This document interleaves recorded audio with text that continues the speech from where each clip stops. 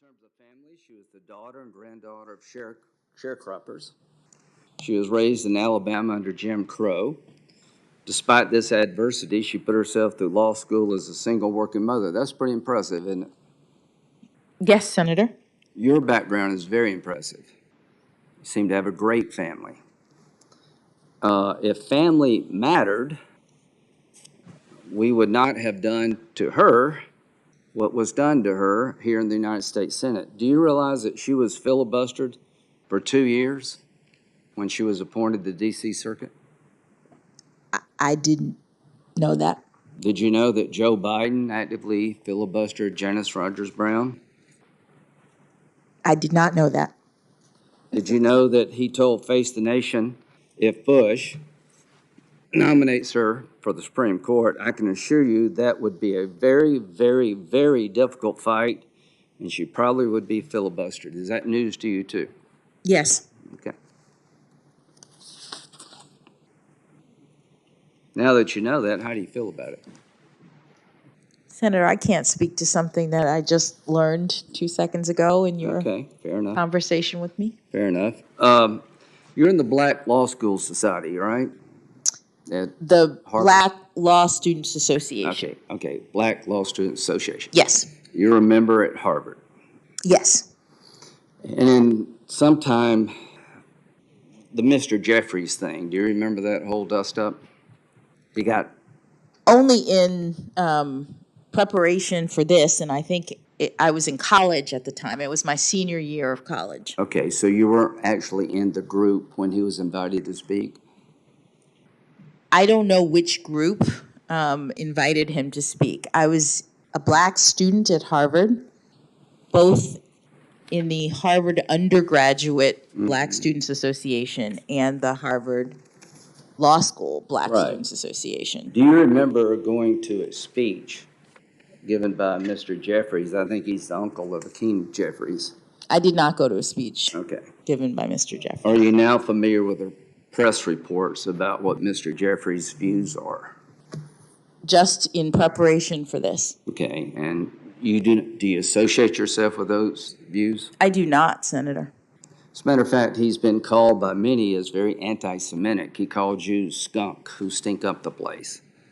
You don't agree with that, do you? I do not, Senator. And it would be wrong for me or anybody else to hold his statement against you because he spoke at some group you're a member of, right? Senator, I don't have... Yes, it would. It would be. Yeah, that's right. That's the right answer. I thought that was the right answer with Judge Alito. When they made a big deal about some group he was in that had views that he didn't agree with and tried to call him basically a racist, and found out that Senator Kennedy, God rest his soul, who beat the crap out of the guy for being part of some supper club that was actually in some organization called the OWL that didn't admit women. So I guess the reason I'm bringing all this up is it gives me a chance to remind this committee in America there are two standards going on here. If you're an African-American conservative woman, you're fair game to have your life turned upside down, to be filibustered no matter how qualified you are. And if you express your faith as a conservative, all of a sudden you're an effing nut. And we're tired of it. And it's not going to happen to you. But it just appalls me that we can have such a system in America, that if a conservative woman wants to stand out and say, I love my family just as much as you love yours, and my faith means just as much to me as it does you, that all of a sudden there comes some kind of weirdo. A guy like Justice Alito, who's in the same type situation you're in, being in a group, doesn't agree with everything they do or what people may say at a meeting he didn't go to, all of a sudden they own it. You know, this stuff needs to stop. Our people deserve better respect, and I hope when this is over, people will say you were at least well treated, even if we don't agree with you. So now let's talk about Gitmo. Being a public defender, did you consider that rewarding? Senator, yes, I did, because public service is very important to me. It is an important family value. It is something that now I've dedicated my career to. Yes. And do you think it's important to the system that everybody be represented? Absolutely. It's a core constitutional value. You'll get no complaint from me. That was my job in the Air Force. I was a area defense counsel. I represented anybody that came in the door, whether I liked them or not. I did my best. Is that what you did? Yes, sir. Okay, good. Now, so the American people deserve a system where everybody's represented, where you like them or not, and anybody that takes up that cause, no problem with me. You're just doing your job, and I think you make our country stronger. But there's the other side of the story that never gets mentioned when I talk about Gitmo. The American people deserve a system that can keep terrorists off the battlefield. They deserve a system that understands the difference between being at war and a crime. Do you consider 9/11, you said, a terrible, tragic event? Would you consider it an act of war? Yes, Senator. Okay, I would too. I think it was an act of war by Al Qaeda and associated groups against the people of the United States. So, as you rightfully are proud of your service as a public defender, and you represented Gitmo detainees, which is part of our system, I want you to understand, and the nation to understand, what's been happening at Gitmo. What's the recidivism rate at Gitmo? Senator, I'm not aware. It's 31%. How does that strike you? Is that high, low, about right? I don't know how it strikes me overall. You know how it strikes me? It strikes me as terrible. Yes, that's what I was going to say. Okay, good. We found common ground. Of the 229 detainees released from Gitmo, of 729 released, 229 have gone back to the fight. Here's some of the notables. Former Gitmo detainee Zakir was named the interim defense minister of Afghanistan. I don't know exactly what his job is today, but during the transition, they made him the defense minister and he was in Gitmo. Of the 5 men we released from Gitmo as part of prisoner swap for Sergeant Bergdale, here's where they're at. Mohammed Fazal was appointed Deputy Minister of Defense. Noor was appointed Acting Minister of Borders and Tribal Affairs.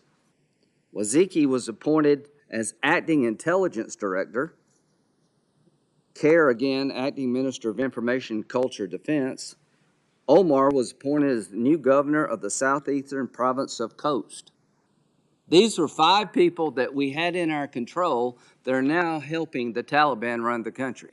Would you say that our system in terms of releasing people needs to be re-looked at? Senator, what I'd say is that that's not a job for the courts in this way. That As an American, does that bother you? well, obviously, Senator, any repeated criminal behavior or repeated attacks, acts of war, bother me as an American. Well, it bothers me. While I will not hold it against you, nor should I, the fact that you represent Gitmo detainees, I think it's time to look at this system new, folks. When 31% of the people are going back to fight to kill Americans and now running the Taliban government, we have gone wrong somewhere. Are we still at war? So the AUMF, the authorization for military force, is still in effect. Congress has authorized the use of force against people in this way. But do you personally believe that Al Qaeda, ISIS type groups are still at war with us? I think yes. I mean, I think we. So we're still in a state of war with certain elements of radical Islam to this very day. I believe that's documented. Yes. Okay. Now, what's the process to determine whether one's an enemy combatant under our law? Well, I believe that the executive branch makes a assessment of whether or not someone is taking up arms against the United States somewhere in the world related to all of this. Okay, so it's an executive branch function to determine whether or not this person qualifies as an enemy combatant Well, I believe that they make a under current law. Under current law, I believe that determination is made by the executive branch and the person is detained. And then the question becomes whether they are able to bring some sort of legal challenge to that They have a habeas determination. right. Yes. Okay, so the law is that the executive branch determines if you're an enemy combatant, and under our law, you can appeal that decision to a federal court through habeas. Is that correct? I believe that's correct. Okay. Is it your view that we can hold enemy combatants as long as they're a threat to the United States? I believe that's what the Supreme Court has determined. Okay. Did you argue that that should not be the case before in an amicus brief? I'm trying to think. I had 2 amicus briefs that I worked on, or 3 technically, but 2 different cases. Well, we'll have another visit tomorrow. So Yes. go back and check. Yes. I'm pretty sure that in your brief you argued that the executive branch should not have the ability to hold an enemy combatant indefinitely. You need to try them through some process or release them. Yes, Senator. As you were talking, my clients, the Cato Institute, the Rutherford Institute, and the Constitution Project, made that argument and asked me to draft their brief. Yes. Well, do you agree with that argument? Senator, my responsibility was to make my clients' arguments, and as a nominee to the Supreme Court, that's the kind of issue. The Supreme Court did not address that issue. They, in fact, the case became moot. Did you organize an effort to get 20 judges to file a brief to the Supreme Court on this issue? Not on that issue, no, Senator. On another issue? Yes, Senator. Okay. Did you actively go out and recruit 20 judges to help you file a brief on another issue regarding law of war detention? Not technically.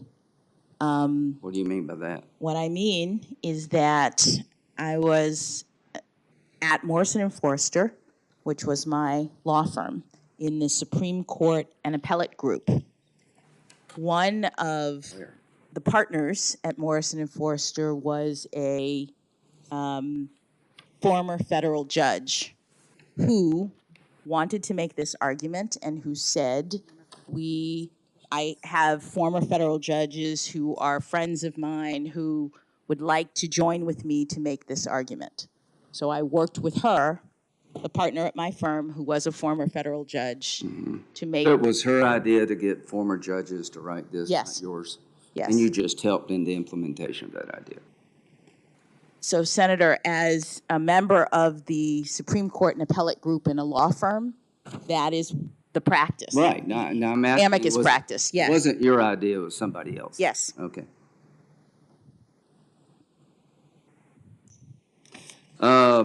So now, there are people still held at Gitmo today. Do you understand that? Yes. Okay. What system is in place regarding their future?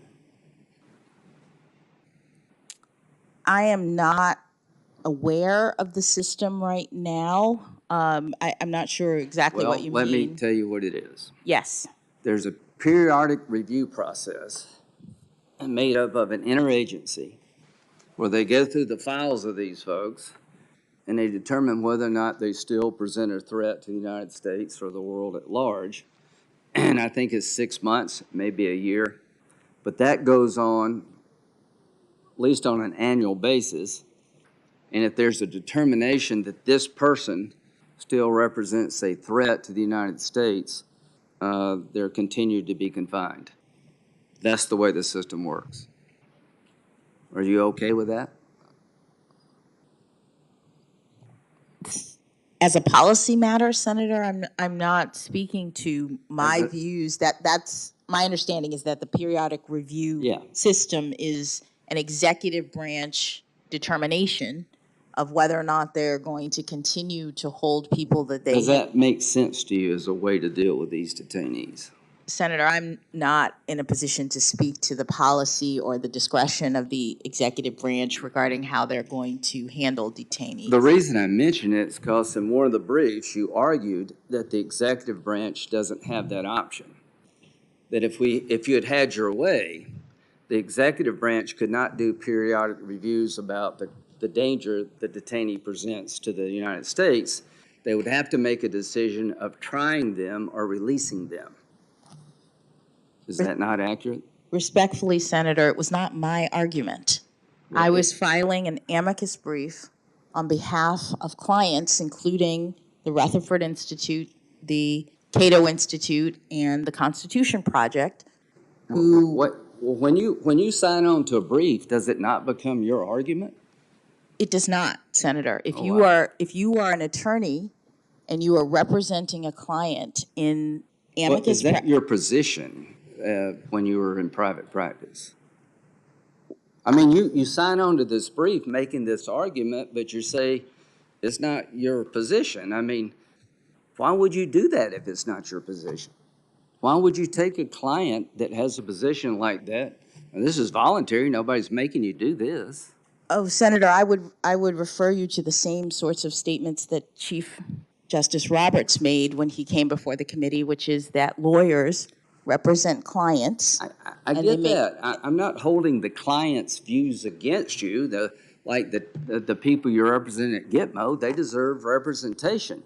But this is a amicus brief where you and other people try to persuade the court to change policy. The policy I described is a periodic review. If the court had taken the position argued in the brief that you signed upon, we'd have to release these people or try them, and some of them, the evidence we can't disclose because it's classified. You're putting America in an untenable position. This is not the way you fight a war. If you tried to do this in World War II, they'd run you out of town. We hold enemy combatants as long as they're a threat. There's no magic passage of time that you got to let them go. So my question is very simple. Do you support the idea, did you support then the idea that indefinite detention of an enemy combatant is unlawful? Respectfully, Senator, when you are an attorney and you have clients who come to you, whether they pay or not, you represent their positions before the court. I'm sure everybody at Gitmo wants out. No, I got that. This is an amicus brief, and I just don't understand what you're saying, quite frankly. I'm not holding it against you because you represented a legal position I disagree with. I mean, that happens all the time. I'm just trying to understand what made you join this cause. And you say somebody hired you, but did you feel okay in adopting that cause? I mean, when you signed on to the brief, were you not advocating that position to the court? Senator, as a judge now, Okay. in order to determine the lawfulness or unlawfulness of any particular issue, I need to receive briefs and information, making positions on all sides. And I got what a judge is all about. Listen, I'm not asking you to decide the case in front of me right here. I'm asking me to explain the position you took as a lawyer regarding the law of war, and I am beyond confused. I know what you said in your brief. Whether I agree with it or not, it's not the point. I just want you to understand that it's important for all of us to know where you were coming from. If that brief had been accepted by the court, it would be impossible for us to fight this war. Because there's some people going to die in jail in Gitmo and never go to trial for a lot of good reasons, because the evidence against them is so sensitive we can't disclose it to the public. That we're not charging them with a crime. What we're doing is saying that you engaged in hostile activities against the United States, that you are an enemy combatant under our law, and you will never be released as long as you're a danger until the war is over or you're no longer a danger. That's the difference between fighting a crime and a war. Uh, did you ever accuse in one of your habeas petitions the government of acting as war criminals for holding the detainees? That the I'm holding of the detainees by our government, that we were acting as war criminals. Senator, I don't remember that accusation, but I will say that Do you believe that's true? That America was acting as war criminals in holding these detainees? Senator, the Supreme Court held that the executive branch has the authority to detain people who are designated as enemy combatants for the duration of the hostilities. And what I was doing in the context of the habeas petitions at this very early stage in the process was making allegations to preserve issues on behalf of my clients. A habeas petition is like a complaint that lawyers make allegations. You know, I've been a lawyer too, but I don't think it's necessary to call the government a war criminal in pursuing charges against a terrorist. I just think that's too far. I don't know why he chose those words. That's just too far. But we are where we are. So let's talk about the nomination process. Have you ever had any interaction with a group called Demand Justice? No, Directly or indirectly? no, Have you ever had any interaction with a group called American Prospect? no. Do you know anything about Arbella? Is that the right term? Have you ever heard of a group called Arbella?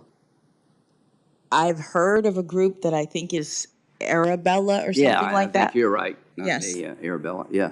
Do you know anything about them? Have you had any contact with them? No. Okay. In your nomination, did you notice that people from the left were pretty much cheering you on? A lot of people were cheering me on, That's Senator. true. That's true. Did you know that a lot of people from the left were trying to destroy Michelle Childs? Did you notice that? Senator, a lot of people were supporting various people for this nomination. So you're saying you didn't know there was a concerted effort to disqualify Judge Childs from South Carolina because she was union busting, unreliable Republican in disguise? Senator, I'm a sitting judge. I was Yeah. focused on my Well, cases. the answer is no, I didn't know that. No, I didn't know that. Would it bother you if that happened? Senator, it is troublesome that people are or were doing things related to I think the that's the nomination. best way to say it. People have a right to speak out and pick the person of their choice. But all I can say is that if you miss the fact that there was an organized effort, well, here's President Biden has only a certain amount of political capital for keeping his party united. If he needlessly angers progressives on this SCOTUS pick, that could create all sorts of problems for him down the line. Jeff Hauser, revolving door projects. Let's see.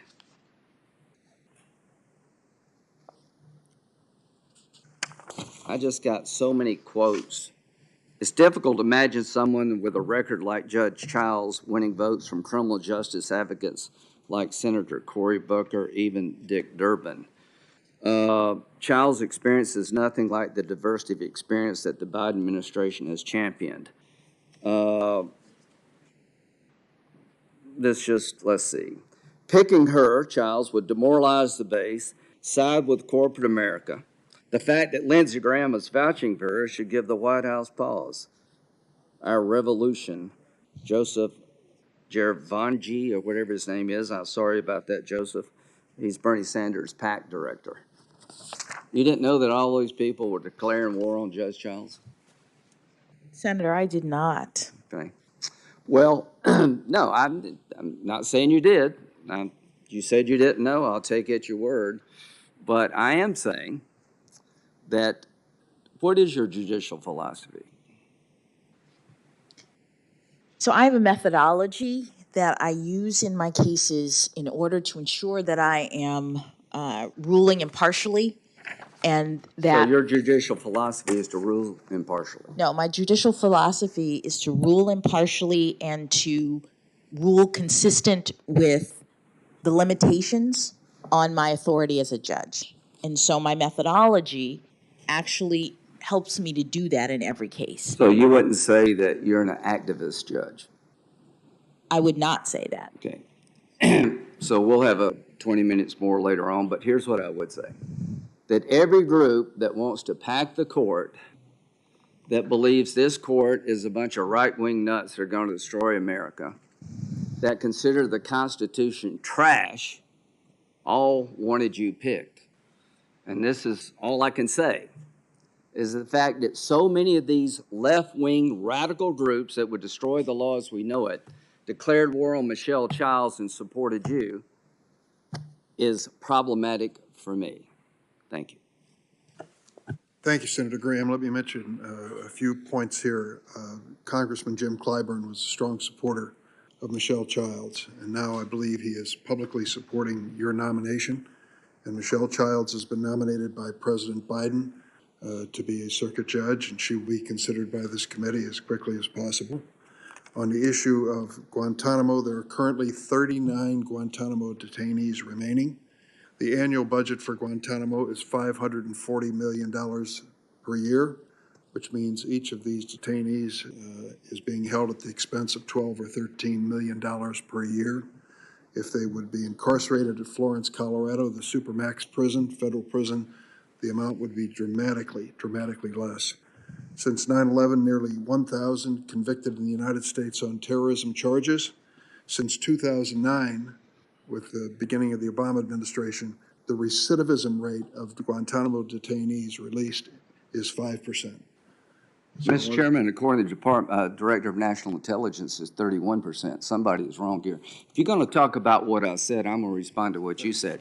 If we close Gitmo and move them to Colorado, do you support indefinite detention under the law of war for these detainees? I would just say I'm giving the facts, and The answer is no. I want to make sure that it's clear. The 31% you referred to goes back to the year 2009? 2000. What does it matter when it goes back to? We had them and they got loose and they started killing people. Well, I could just say that if you're one of the people killed in 2005, does it matter to you when we release them? Suggest that a president of your own party released them in. I'm suggesting the system has failed miserably, and advocates to change this system, like she was advocating, would destroy our ability to protect this country. We're at war. We're not fighting a crime. This is not some passage of time event. As long as they're dangerous, I hope they all die in jail if they're going to go back and kill Americans. It won't bother me one bit if 39 of them die in prison. That's a better outcome than letting them go. And if it costs $500 million to keep them in jail, keep them in jail, because they're going to go back to the fight. Look at the friggin' Afghan government. It's made up of former detainees at Gitmo. This whole thing by the left about this war ain't working. Let me also note that Larry Thompson, who served as Deputy Attorney General under President George W. Bush, Oren Kerr, Special Counsel, Viet Den, who served as Assistant Attorney General for Legal Policy in the George W. Bush administration, John Bellinger, and former D.C. Circuit Judge, Solicitor General, and Independent Counsel Ken Starr were also prominent conservative lawyers signing a letter defending attorneys who represented Guantanamo Bay detainees. I don't believe that we should associate that activity as being inconsistent with our constitutional values. We are going to at this point recognize Senator Feinstein and then take a break after she has completed her questioning. Senator Feinstein. Thank you very much, Mr. Chairman, and I just would like to compliment the witness. I think you're doing very well, and as you can see, this is a bit of a tough place.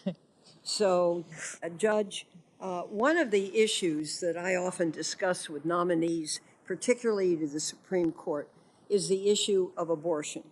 I've asked the three most recent Supreme Court nominees about this issue, and so I'd like to discuss it a bit with you today. In 2017, I asked Justice Gorsuch about this during his confirmation hearing. I asked him to expand on a comment he had made about his belief that precedent is important because it adds stability to the law. In response, Justice Gorsuch reiterated his belief that precedent is important because, and I quote, once a case is settled, that adds to the determinacy of the law, end quote. He also stated that Roe has been reaffirmed many times. I also spoke with Judge Kavanaugh about this issue in 2018. I asked him whether he believes that Roe was settled wrong, and if so, whether it was correctly settled. Justice Kavanaugh said that Roe, quote, is settled as a precedent of the Supreme Court, end quote. He said that Roe, quote, has been reaffirmed many times over the past 45 years, and most prominently, most importantly, reaffirmed in Planned Parenthood v. Casey, end quote. And he described Casey as having the value of a precedent on precedent, end quote. I most recently spoke about this issue with Justice Barrett in 2020. I asked her whether she agreed with Justice Scalia's view that Roe was wrongly decided. She committed to, quote, obey all the rules of stare decisis, end quote, if faced with the question of whether to overrule Casey. She said she had, quote, no agenda to try to overrule Casey, end quote. So here's the question. Do you agree with Justice Kavanaugh that Roe v. Wade is settled as a precedent? And will you, like Justice Barrett, commit to obey all the rules of stare decisis in cases related to the issue of abortion, end quote? Thank you, Senator. I do agree with both Justice Kavanaugh and Justice Barrett on this issue. Roe and Casey are the settled law of the Supreme Court concerning the right to terminate a woman's pregnancy. They have established a framework that the court has reaffirmed, and in order to revisit, as Justice Barrett said, the Supreme Court looks at various factors because stare decisis is a very important principle. It provides and establishes predictability, stability. It also serves as a restraint in this way on the exercise of judicial authority because the court looks at whether or not precedents are relied upon, whether they're workable, in addition to whether or not they're wrong, and other factors as well. So I agree with both of those statements that you read. Well, let me add one to that, and then we'll move on. I'm particularly interested in the case of Roe v. Wade. Roe was decided by nearly 50 years ago, and it's been reaffirmed over a dozen times since then. So my question is this: does Roe v. Wade have the status of being a case that is a super precedent? And what other Supreme Court cases do you believe have that status? Well, Senator, all Supreme Court cases are precedential, they're binding, and their principles and their rulings have to be followed. Roe and Casey, as you say, have been reaffirmed by the court and have been relied upon. And reliance is one of the factors that the court considers when it seeks to revisit, or when it's asked to revisit a precedent. And in all cases, the precedents of the Supreme Court would have to be reviewed pursuant to those factors because stare decisis is very important. Thank you. If you are confirmed, you would be one of only 2 justices who has also served on a federal district court, the other being Justice Sotomayor. In your 8 years as a trial judge on the D.C. District Court, you wrote nearly 600 opinions and presided over 9 jury trials and 3 bench trials. As you know from your service on the district court, it's important for appeals courts, and especially the Supreme Court, to be clear in their decisions. The clarity is necessary, as you well know, for trial judges to effectively do their job and properly apply legal precedents that are fair and consistent. As a district judge, you were responsible for applying precedent from the Supreme Court and the courts of appeal to your case. And now as a judge in the D.C. Circuit, you're drafting those precedents. Your experience as a trial judge is one of your most significant assets. And I just want to add a personal comment. This is a tough place, and you are handling it very well. And I appreciate your directness and think that's important. Here's a question. I have 2 related questions. How did you make sure that you were properly applying the relevant precedents as a district court judge? And if you're confirmed to the Supreme Court, what would you do to make sure your opinions are clear so they could be applied correctly by district courts? Thank you, Senator. As you noted, in my time as a district court judge, I had the opportunity to apply precedents that were handed down by the Court of Appeals and the Supreme Court. The district court is bound by the law as stated by those other tribunals, and I was very focused on making sure that I found the right precedents and applied them faithfully. As I mentioned, with respect to my methodology, part of the process is receiving information from the parties in a case. And the parties write briefs, and in most cases, they identify the precedents that they at least believe are applicable. And then the court does its own legal research as well to determine whether all of the relevant cases have been identified. And then you look to see whether there's anything that directly controls, and if it does, that's your answer. In many cases, the precedents might be a little bit different in certain ways, and you are assessing the parties' arguments and determining within your proper role whether what the appellate courts have said provides the law of decision for the case. But what's important, as you've mentioned, is the clarity by which courts of appeals and the Supreme Court need to operate, and so that the lower courts can actually follow the precedents. And I'm very conscious of that, as you said, as someone who has had to follow precedent, and I would think carefully about that and use my communication skills to ensure that the precedents are clear so that lower courts can follow them. Thank you.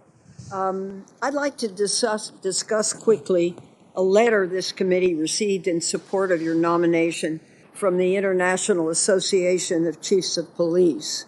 And as you know, this is the world's largest professional association of law enforcement leaders.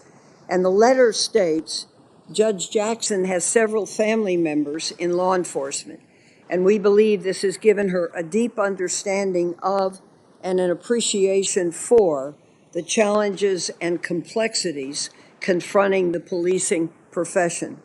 During her time as a judge, she has displayed her dedication to ensuring that our communities are safe and that the interests of justice are served. And so, Mr. Chairman, I'd like to put this letter in the record, if I may. Without objection. Thank you. I understand that your brother served with the Baltimore Police Department for several years. So here's the question. How, if at all, has having several family members in law enforcement impacted your understanding of the law or your approach to your judicial service? Thank you, Senator. Some of my earliest memories, in addition to my father at the kitchen table with his law books, were of my uncles. Two of my uncles were career law enforcement, and one was a detective, uniformed detective. One was City of Miami Police Department officer, patrol officer for a long time before he became the chief. And I remember very well, we would go to my grandmother's house on Sundays, and she would make a big dinner for our family, and my uncles would sometimes come off of their shifts. So I see in my mind their uniforms coming in, and they would always, they'd be carrying their weapons, and they'd take them off and put them way up high on the china cabinet so the kids couldn't get to them. And I remember feeling very proud of them and the service that they provided. And I think it's probably what led my brother, who is 10 years younger than I am, to decide that after he graduated from college, he would want to also be in law enforcement. So I'm very familiar with law enforcement, the important service that they provide, the perils of being out on the street, protecting and serving, and having a family that cares about you and worries about your safety. And so this is not something that is unfamiliar, and I'm very gratified by the support of the group that you mentioned and other law enforcement groups as I go through this process.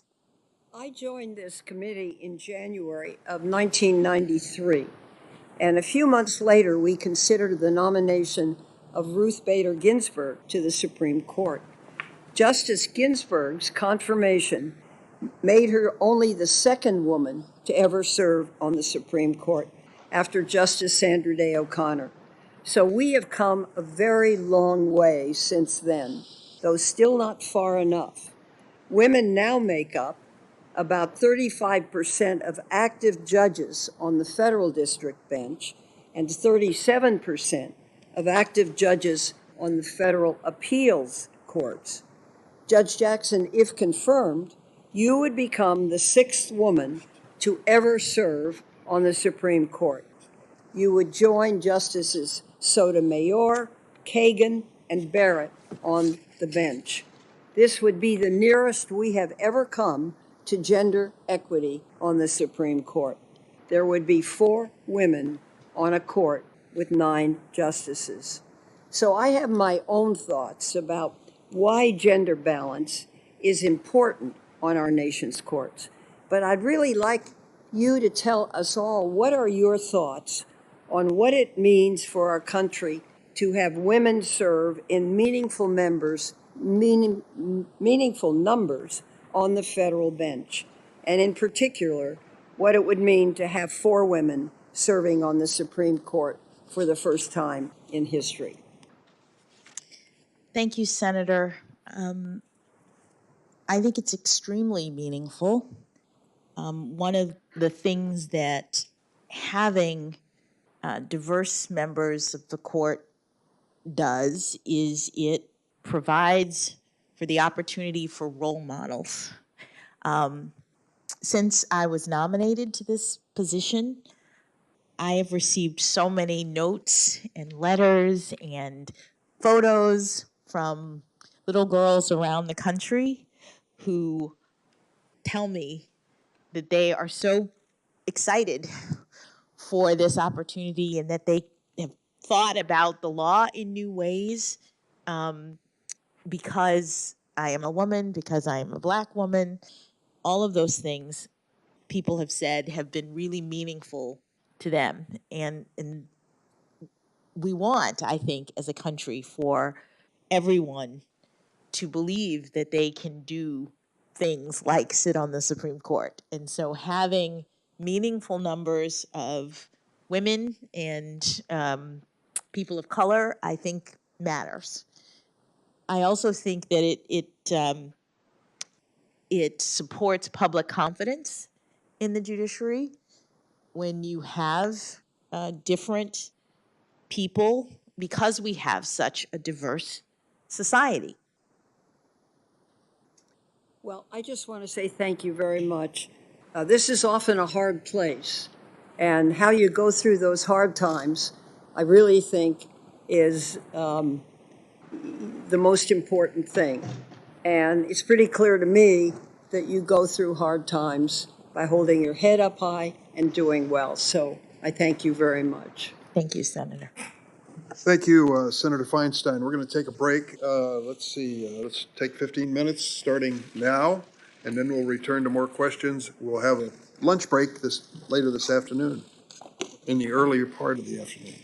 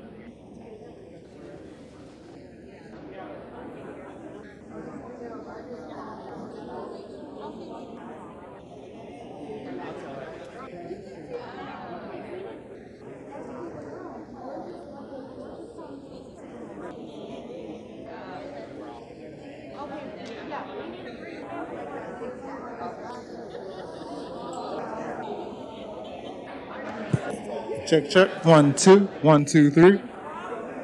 Hey, hey.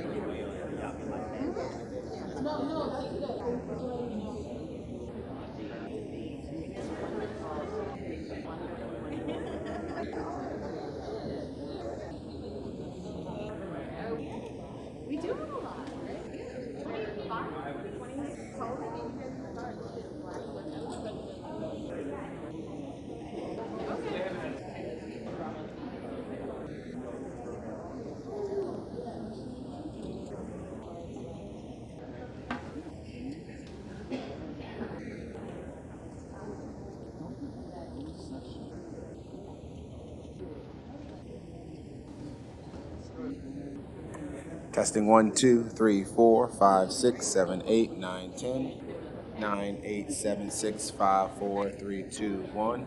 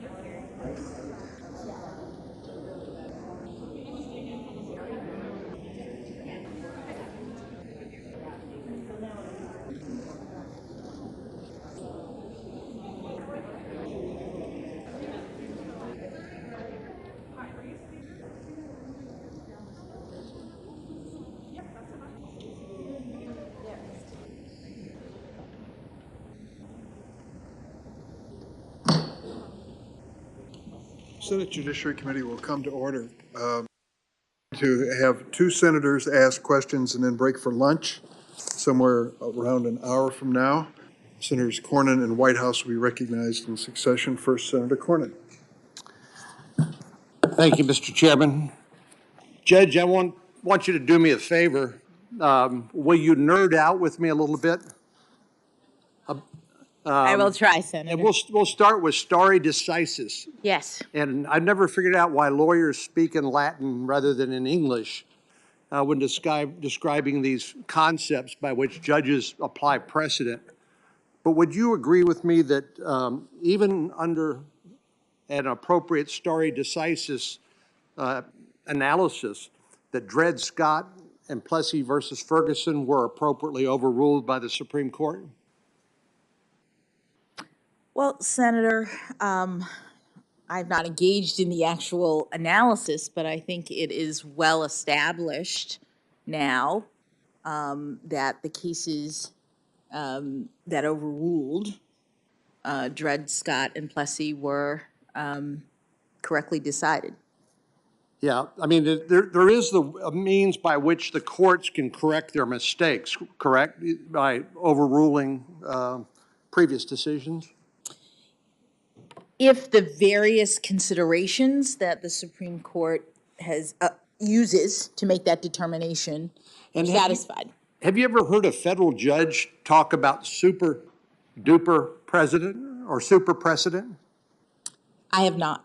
I've never seen it either in any opinion. I've heard it here in the Judiciary Committee on a number of occasions when somebody has a favorite case or outcome that they don't want to see the Supreme Court revisit. Let me ask a minute. Obviously, your nomination by President Biden is historic, and I congratulate you again, congratulated you previously, and I think it's been long overdue. When Clarence Thomas, the second African-American who was nominated to and confirmed by the Supreme Court, was nominated to the court, did you celebrate that as a historic event? I'm trying to remember where I was at the time. I believe I did, yes. When we're talking about staying in your lane, and I appreciate your responses to a number of the questions, even though I'd love to get your answer to the question, but where you've deferred answering, saying you want to stay in your lane and not be seen as a policymaker. Would you agree with me that one of the most important questions under our constitutional form of government and the separation of powers is who decides? In other words, some questions are appropriately decided by judges who are unelected, serve for life, insulated from politics, and other decisions are appropriately within the left up to the legislative branch because we are accountable to the people who can vote for us, they can vote against us if they don't like the policies that we enact in legislation. Would you agree with that? Who decides is an important question in terms of determining the appropriate role for both the judiciary and the legislature? As a general matter, I agree. It rarely comes directly like that as an issue. It's usually not a jump ball between the legislature and the executive. I get it. You don't get a lot of easy questions. Well, but you, as a general proposition, you won't disagree with me.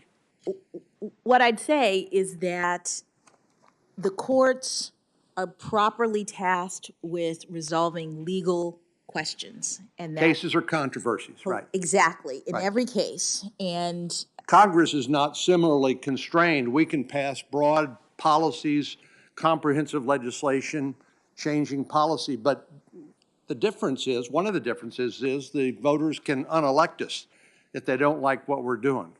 that is true.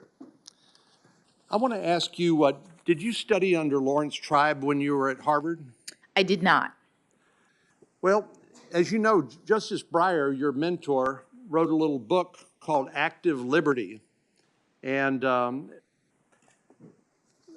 Lawrence Tribe, who was formerly a law professor at Harvard, wrote a review of that book in the New York Times Review of Books, and the title of it is Politicians in Robes.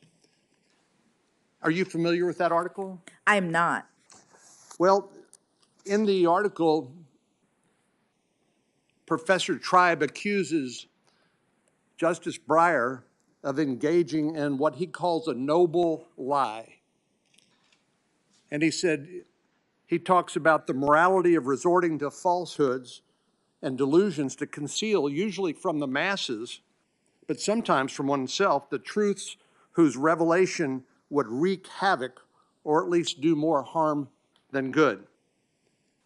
Professor Tribe goes on in criticizing Justice Breyer's book. He says in his stubborn avowal that the court, even with its current far-right supermajority, remains an apolitical body, he perpetuates a lie that is anything but noble. You've talked about staying in your lane, not making policy decisions, not being seen as political. Do you agree with Justice Breyer that, or with Professor Tribe? Senator, I believe that judges are not policymakers, that we have a constitutional duty to decide only cases and controversies that are presented before us, and within that framework, judges exercise their authority to interpret the law and not make the law. So you would agree with me that judges should not be politicians? Yes.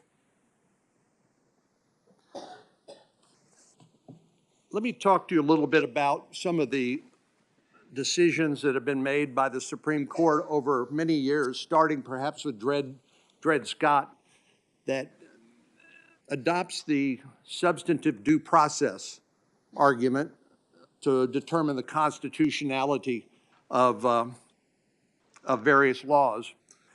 Perhaps the most recent decision by the Supreme Court that was a dramatic departure from previous laws in the states and in the nation was the Obergefell case, which dealt with same-sex marriage.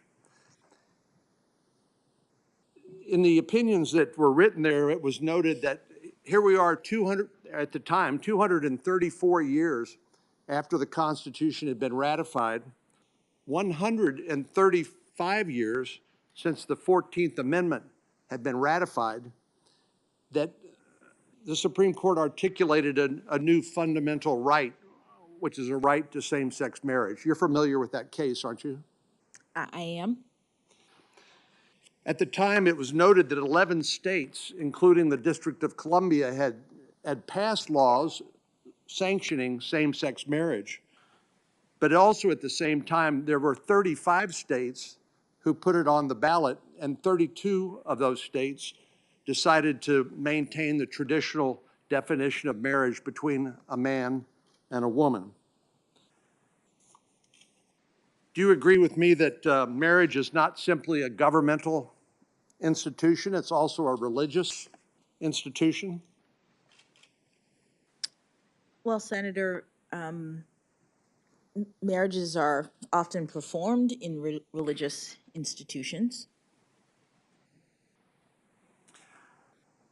Well, you agree with me that many of the major religions that I can think of, and they're Christianity, Judaism, Islam, embrace a traditional definition of marriage, correct? I am aware that there are various religious faiths that define marriage in a traditional way.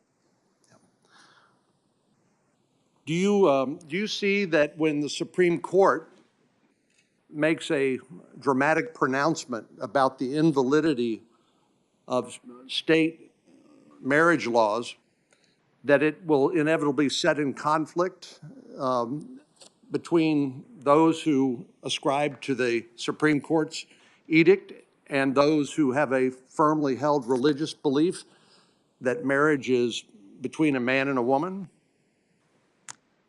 Well, Senator, these issues are being litigated, as you know, throughout the courts as people raise issues. And so I'm limited in what I can say about them. I'm aware that there are cases. Now, I'm not asking you to decide a case or predict how you would decide in the future. I'm just asking, isn't it apparent that when the Supreme Court decides that something that is not even in the Constitution is a fundamental right, and no state can pass any law that conflicts with the Supreme Court's edict, particularly in an area where people have sincerely held religious beliefs, doesn't that necessarily create a conflict between what people may believe is a matter of their religious doctrine or faith and what the federal government says is the law of the land? Well, Senator, that is the nature of a right, that when there is a right, it means that there are limitations on regulation, even if people are regulating pursuant to their sincerely held religious beliefs. Do you agree with marriage is not mentioned in the Constitution, is it? It is not mentioned directly, no. And religious freedom and is mentioned in the First Amendment explicitly, correct? It is. Do you share my concern that when the court takes on the role of identifying an unenumerated right, in other words, it's not mentioned in the Constitution, and creates a new right, declaring that anything conflicting with that is unconstitutional, that it creates a circumstance where those who may hold traditional beliefs, like something as important as marriage, that they will be vilified as unwilling to assent to this new orthodoxy? So, Senator, I understand that concern, and because there are cases that are addressing these sorts of issues, I'm not in a position to comment about either my personal views or whether I'm not asking you to. Justice Alito in the Oberfeld case wrote, he said, "I assume those who cling to the old beliefs will be able to whisper their thoughts in the recesses of their homes. But if they repeat those views in public, they will risk being labeled as bigots and treated as such by government, employers, and schools." So the Oberfeld case, to nerd out with you again, was decided under a doctrine known as substantive due process, correct? If memory serves, yes, substantive due process, and I think there might have been equal protection concerns And mentioned as well. the Supreme Court has applied that somehow fairly mysteriously by saying it's created by the confluence of the Fifth Amendment and the 14th Amendment to the United States Constitution. But historically, it's been applied in ways that seem to sanction explicit policymaking by the courts. For example, the Lochner versus New York case, which I know you talked to Senator Lee about in particular, which it was a New Deal case which set limitations on how long bakers could work in New York. The Supreme Court struck that down and said it violated the right of free contract. Now, Lochner, as you know, was overruled 30-something years later, but it's also been applied in a number of different circumstances. For example, it's been suggested that Dred Scott, which treated slaves as chattel property, was a product of substantive due process. Justice Hugo Black has criticized the doctrine of substantive due process as the arbitrary fiat of the man or men in power, or the court declaring a law invalid because it shocked the consciences of at least 5 members of the court. He went on to say this use of judicial review thus subverts the liberty of government by the people, overturning laws enacted by legislatures who are answerable to the electorate rather than a majority of the Supreme Court. Finally, he said, for the purpose of my question, he said the adoption of such a loose, flexible, uncontrolled standard for holding laws unconstitutional, if ever it is finally achieved, will amount to a great unconstitutional shift of power to the courts, which I believe, Justice Black, that is, and am constrained to say will be bad for the courts and worse for the country.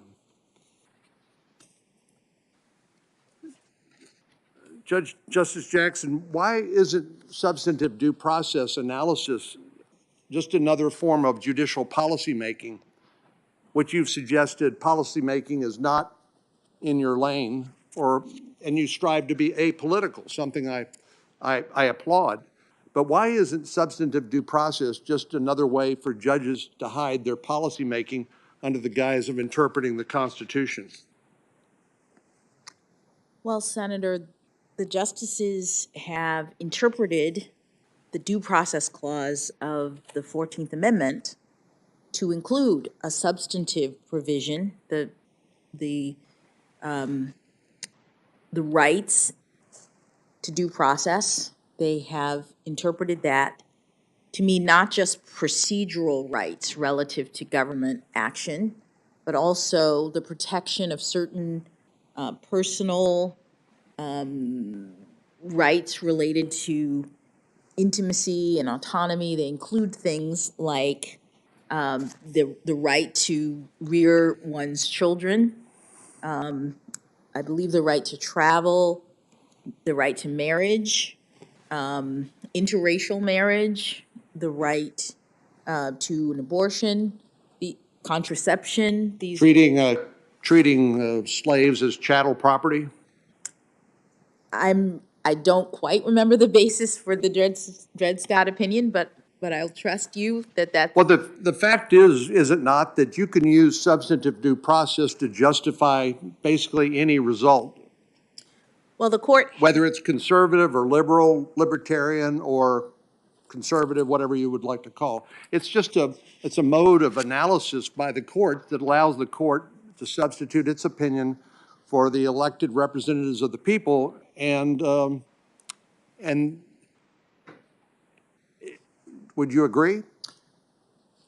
The court has identified standards for the determination of rights under the 14th Amendment substantive due process. And who gives them the right to do that? If it's not mentioned in the Constitution, where does the right of the court to substitute its views for that of the elected representatives of the people, where does that come from? Well, the court has interpreted the 14th Amendment to include this component, the unenumerated right to substantive due process, and the court has said that that the kinds of things that qualify are implicit in the concept of ordered liberty, or deeply rooted in our nation's history and tradition. Those are standards that identify a narrow set of activities. Well, Judge, in the Oberfeld case, Justice Roberts, in his dissent, noted that the court invalidated marriage laws of more than half the states and orders the transformation of a social institution that has formed the basis for a human society for millennia. So that was the basis for the institution of marriage, is the practice for millennia and the recognition that marriage was between a man and a woman. Now, don't get me wrong, I'm not arguing the merits or lack of merits of same-sex marriage. I believe the states and the voters can choose what they will, and that's their prerogative, and I think that's legitimate. But when the court overrules the decisions made by the people, as they did in 32 of the 35 states that decided to recognize only traditional marriage between a man and a woman, that is a act of judicial policy making, is it not? Senator, the Supreme Court has considered that to be an application of the substantive due process clause of the 14th Amendment. Right. And it doesn't, the Constitution doesn't mention anything about substance when it talks about due process. The 14th Amendment and the Fifth Amendment don't talk about substantive due process. It talks about due process of law, correct? Correct. Well, one of the things that concerns me is here is an example of the courts finding a new fundamental right that is mentioned nowhere in the document of the Constitution. That's the product of simply court-made law that we're all supposed to salute smartly and follow because 9 people who are unelected, who have lifetime tenure, whose salary cannot be reduced while they serve in office, they decide, 5 of them decide that this is the way the world should be. What other unenumerated rights do you believe exist? And how could we possibly anticipate what those might be? For example, the 9th Amendment says the enumeration in the Constitution of certain rights shall not be construed to deny or disparage other rights retained by the people, which suggests to me that there are other as yet unidentified rights out there, and somehow, someday, some court is going to tell us we've identified an unenumerated right, and we're going to reject the right of the American people to determine what the policies ought to be as regards that right, because we, the 9 people sitting on the Supreme Court, have decided we've discovered a new unenumerated right, and it shall be the law of the land, and no legislature can pass any law that conflicts with it. What other unenumerated rights are out there, or can you say? Senator, I can't say. It's a hypothetical that I'm not in a position to comment on. The rights that the Supreme Court has recognized as substantive due process rights are established in its case law. But, Your Honor, this is not a trick question.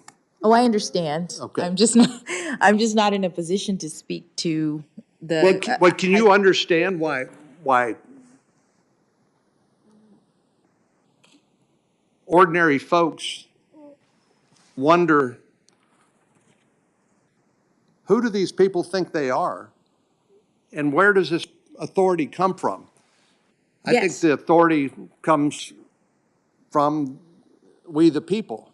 That's the source of legitimacy of government. But when the courts decide to identify an unenumerated right and negate anything that conflicts with it, can't you see how they might feel that this is illegitimate, or a sort of policy making that you have disavowed by saying that you don't want to make policy, you want to stay in your lane? Can you understand the concern?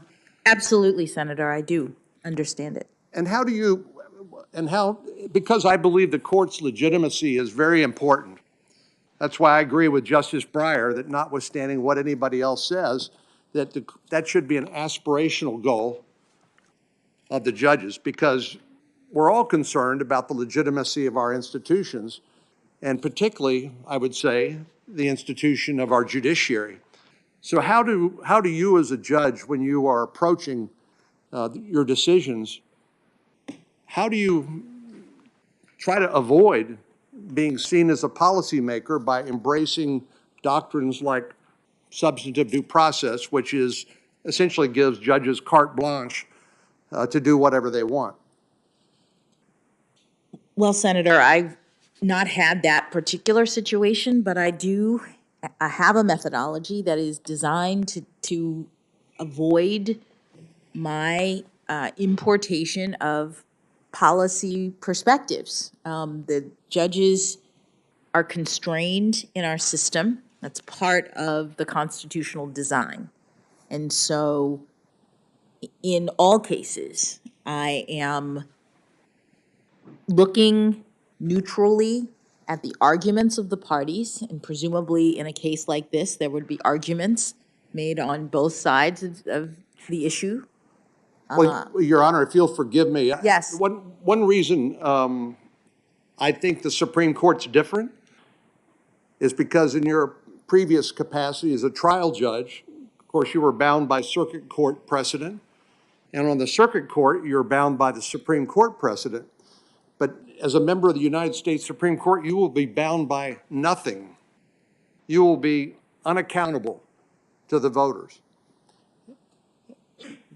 And so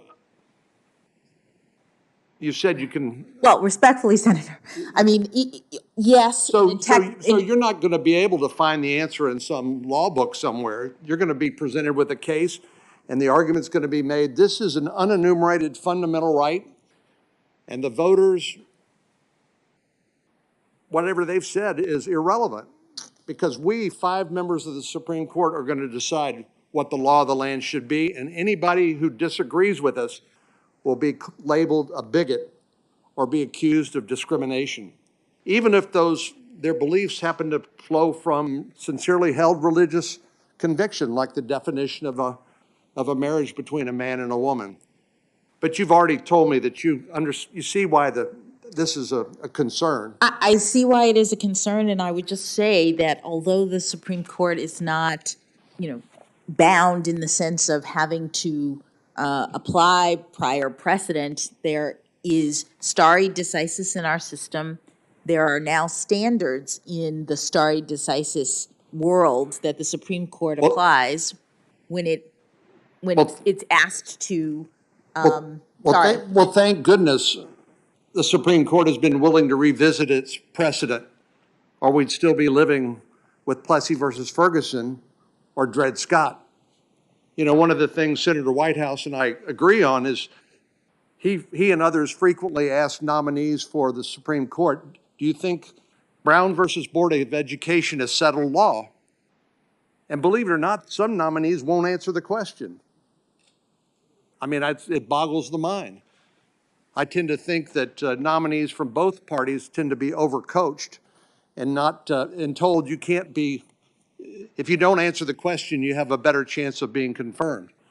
But some of these things are obviously settled, and I wish we had a more candid conversation about the source of the power that unelected lifetime tenured judges have to basically rule America when they decide that something is an unenumerated fundamental right. Let me, in the 48 seconds I have, ask you about a specific case. You remember U.S. versus Brown? This was a guilty plea, and where you were asked to assess a punishment. And at one point in the proceedings, you said, I'm going to state for the record, however, that this court has a long-standing policy disagreement with the criminal history guidelines with respect to the application of the 2-point enhancement. Do you remember when you said that? I don't remember that particular statement. How is that policy disagreement different from other disagreements where you said that you're not going to get out of your lane, you're not going to get into the policy lane? Yes, Senator. The Supreme Court in the sentencing realm has made the guidelines, the sentencing guidelines, advisory. They used to be mandatory. Judges used to have to calculate the guidelines for sentencing purposes and then essentially apply a sentence within the guideline range. In a case called United States versus Booker, the Supreme Court determined that the guidelines are advisory now, so they don't have to be applied in every case. You have to calculate them, but judges have more freedom to give effect to Congress's the various provisions in the statute related to sentencing. In Booker and in its progeny, the Supreme Court made clear that judges at sentencing. Judge, I only have a limited amount of time, so let me just close on one other question, and forgive me for interrupting Yes. you, but there's such a thing as a judicial filibuster too. Sorry, I was trying to get to the point. Let me just ask. I don't know you well, but I've been impressed by our interaction, and you've been gracious and charming.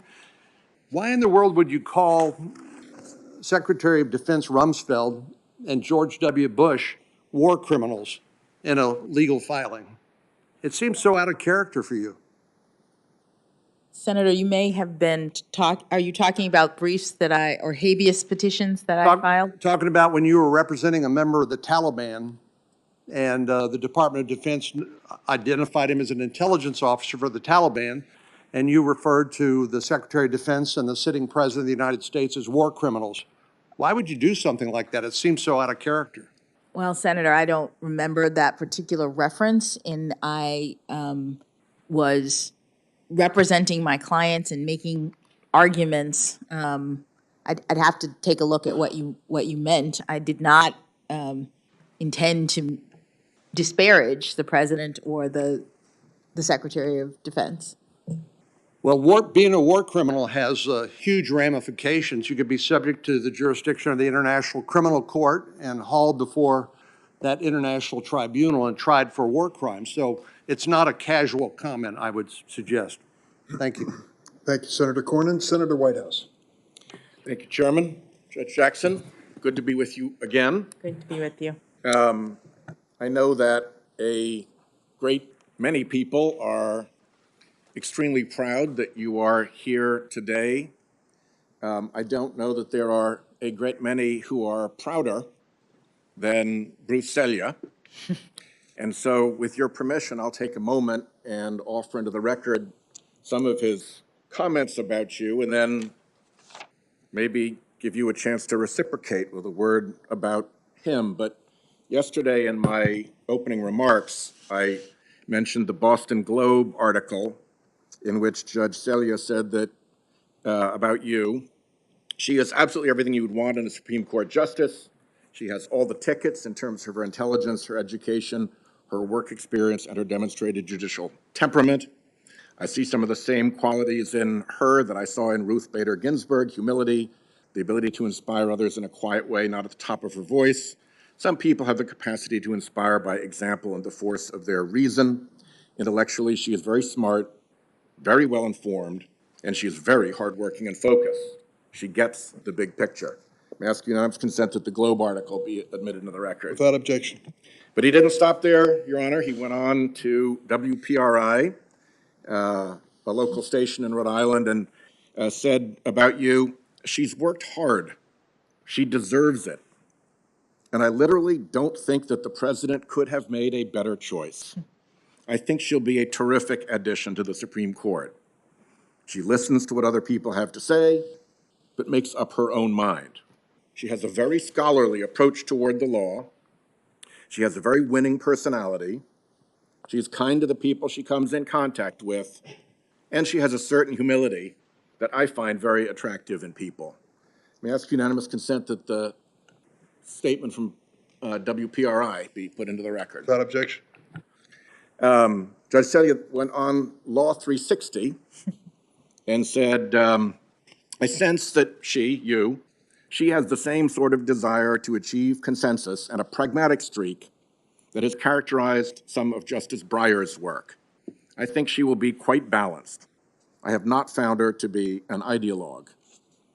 She understands what the job of being a judge or being a justice is. She wants very much to do it in the right way, and she will bend her considerable talents to that direction and won't get distracted by any extraneous considerations or side issues.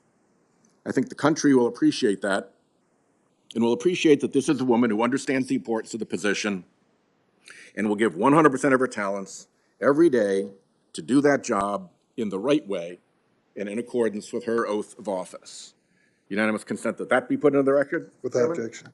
And then finally, the Providence Journal, our home state newspaper, Katie Mulvaney, in an interview, heard Judge Selya say, "I think it's a terrific appointment. She's a very thoughtful person and wonderfully well qualified. I'm happy not only for her, but for the whole country. She listens well, she gets the whole picture, has great respect for the rule of law. I think she's got the whole package." Unanimous consent that that article be put in the record. Without objection. So, any reflections on Judge Selya? Oh, well, that was very moving. Thank you, Senator, for reading his lovely remarks.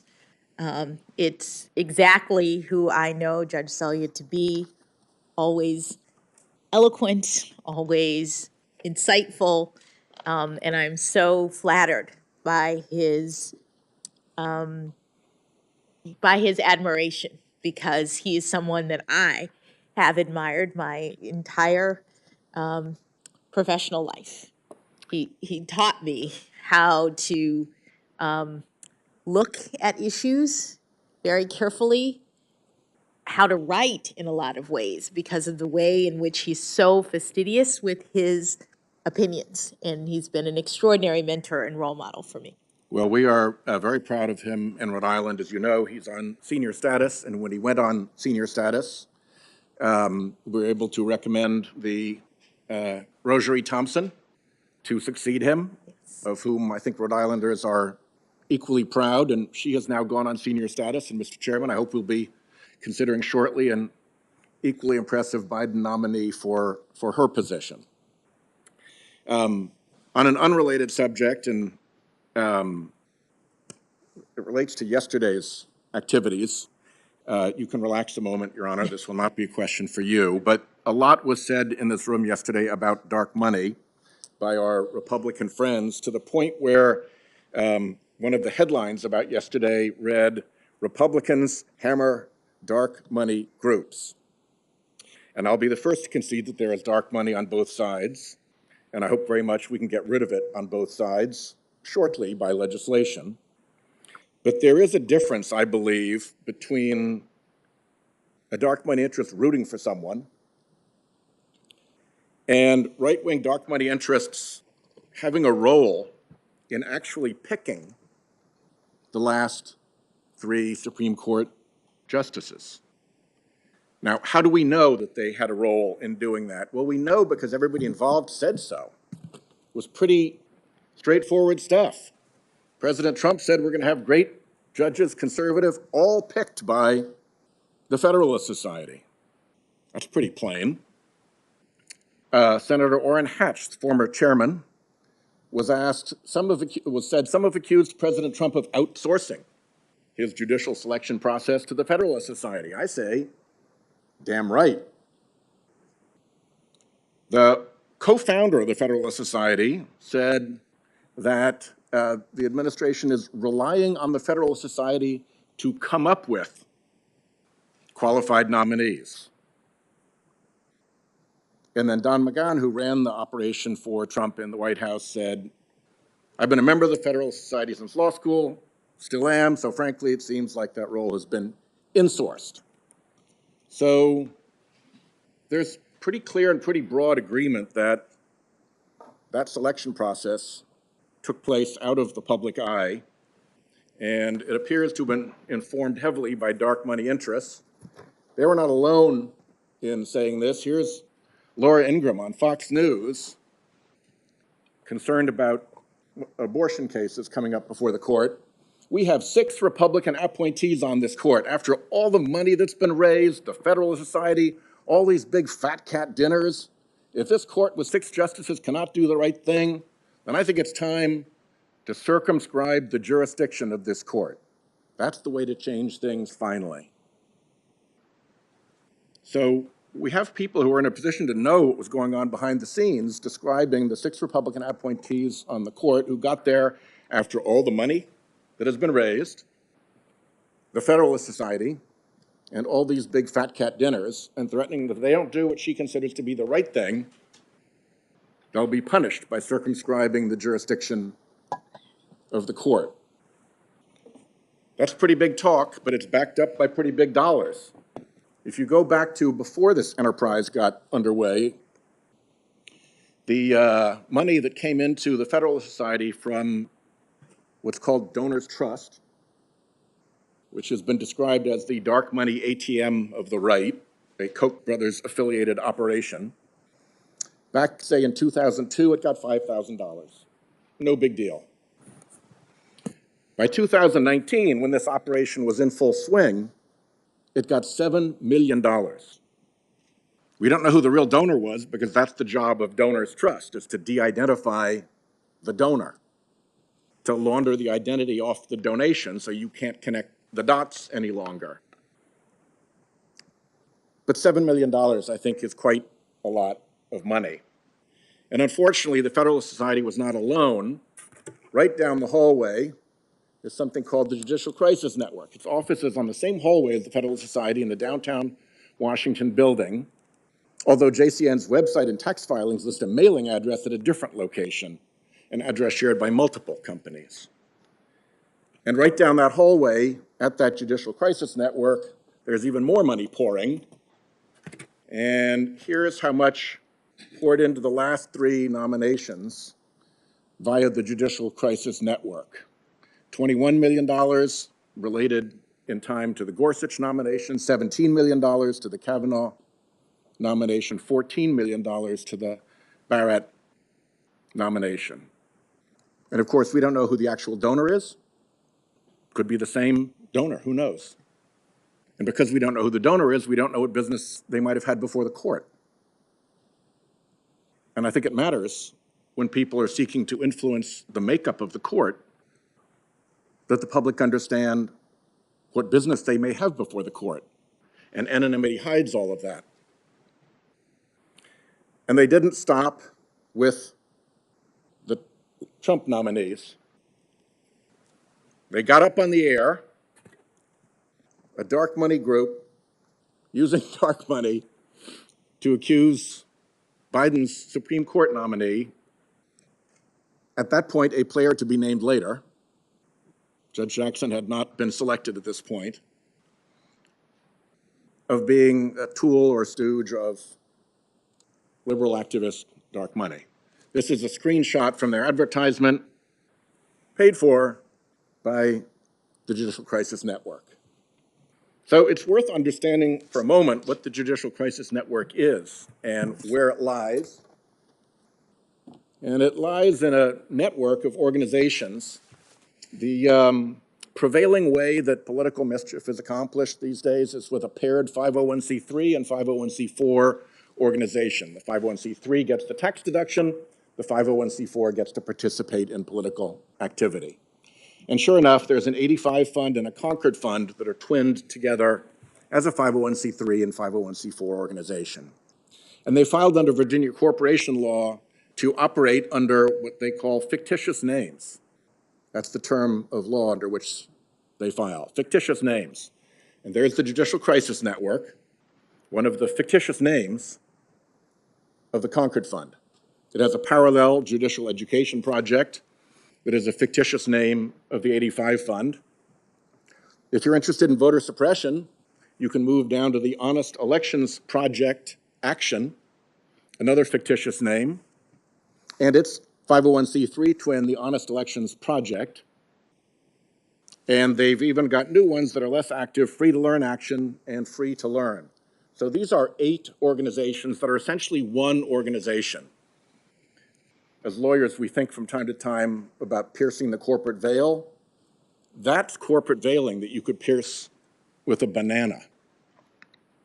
And it runs back and forth with 3 groups called CRC Advisors, CRC Strategies, and CRC Public Relations that take and send money to these organizations as part of the sort of planning element. you might say that CRC advisors, CRC strategies, and CRC public relations, this trio, is the command center, and this is the operational torso of the creature. So I show this all because it shows considerable effort when somebody goes to that much trouble to create that many organizations to hide how much money they've spent to control the nomination process to the court. And it's no small amount of money. In the original Washington Post research, they pegged it at $250 million. Further research led to testimony in my court subcommittee that the number was actually $400 million.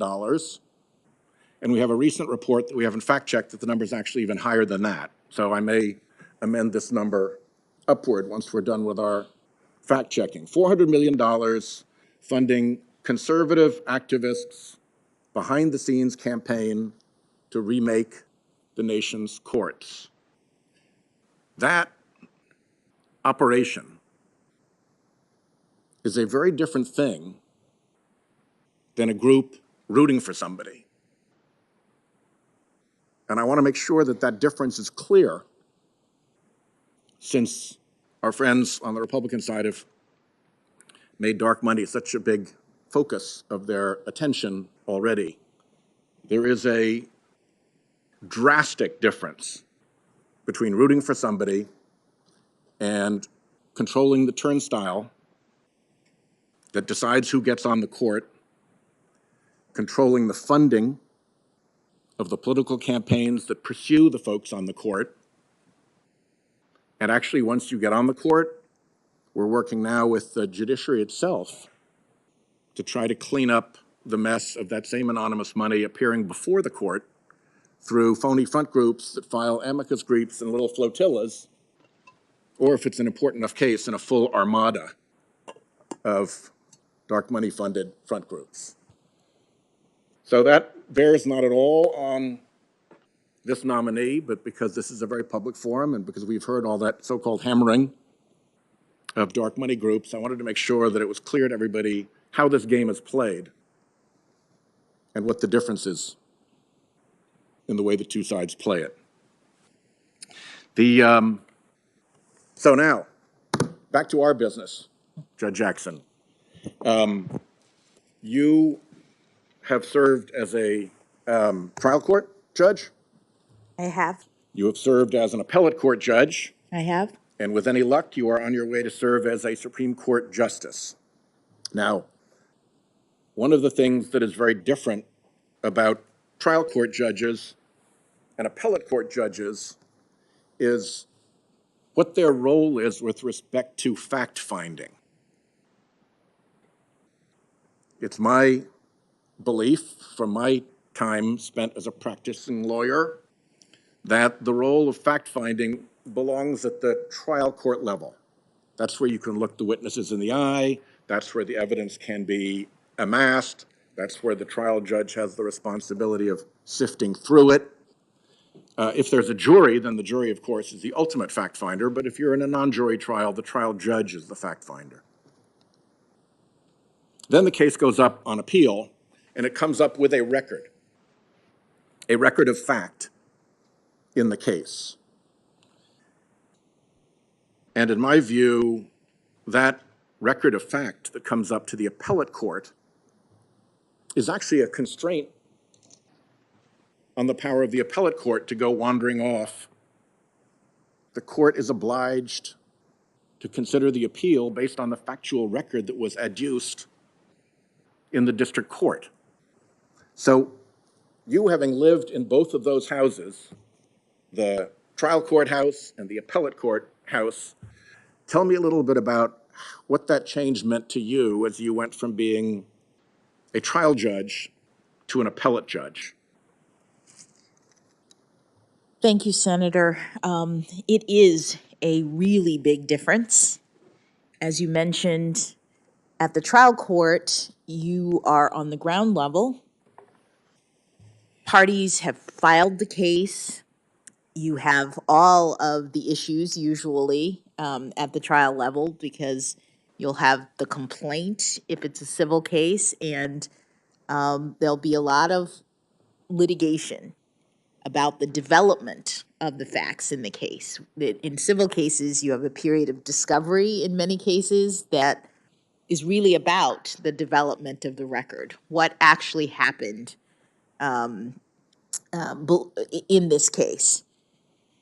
Sometimes there's even a trial, and that too is a part of the development of the facts in the case, because a jury will be charged with the responsibility of determining what happened, who's guilty, for example, if it's a criminal case, or who's liable, if any, if it's a civil case. And sometimes there are even questions presented to the jury that they have to determine the facts.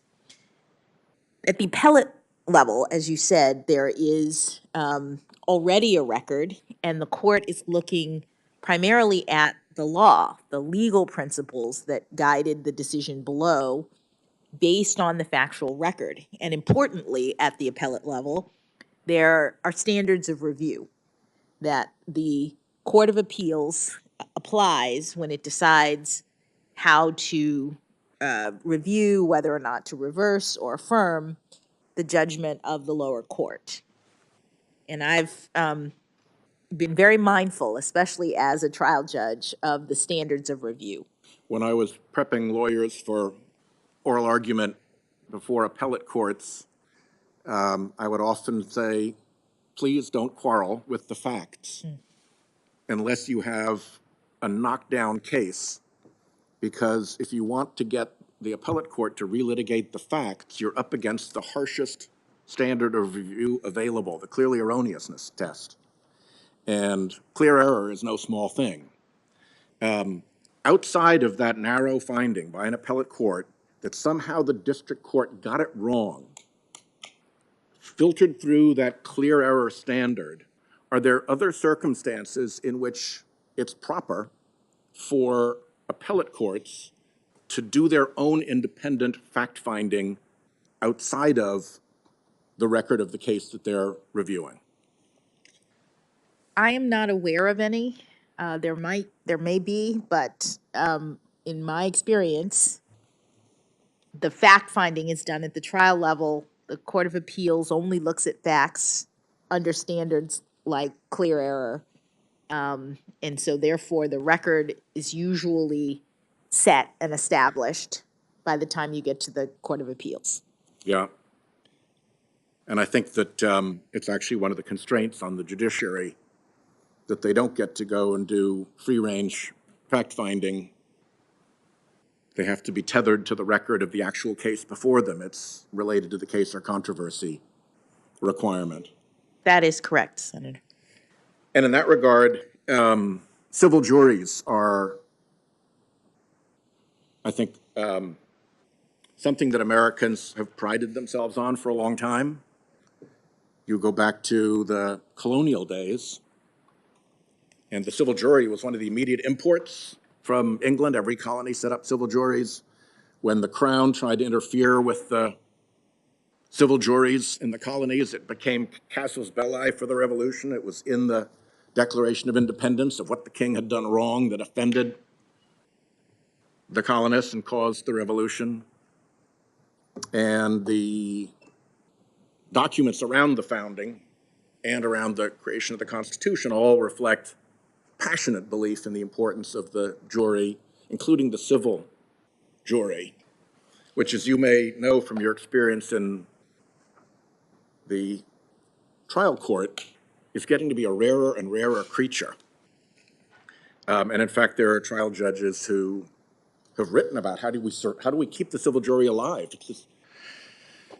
And I'd like to hear your thoughts about whether there's more to the civil jury than just a fact-finding appendage of the trial judge, whether it was seen by the founders and whether it belongs in our constitutional structure as a part of the responsible self-governance that was established by our Constitution. Yes, Senator. It is part of our ordered liberty. It is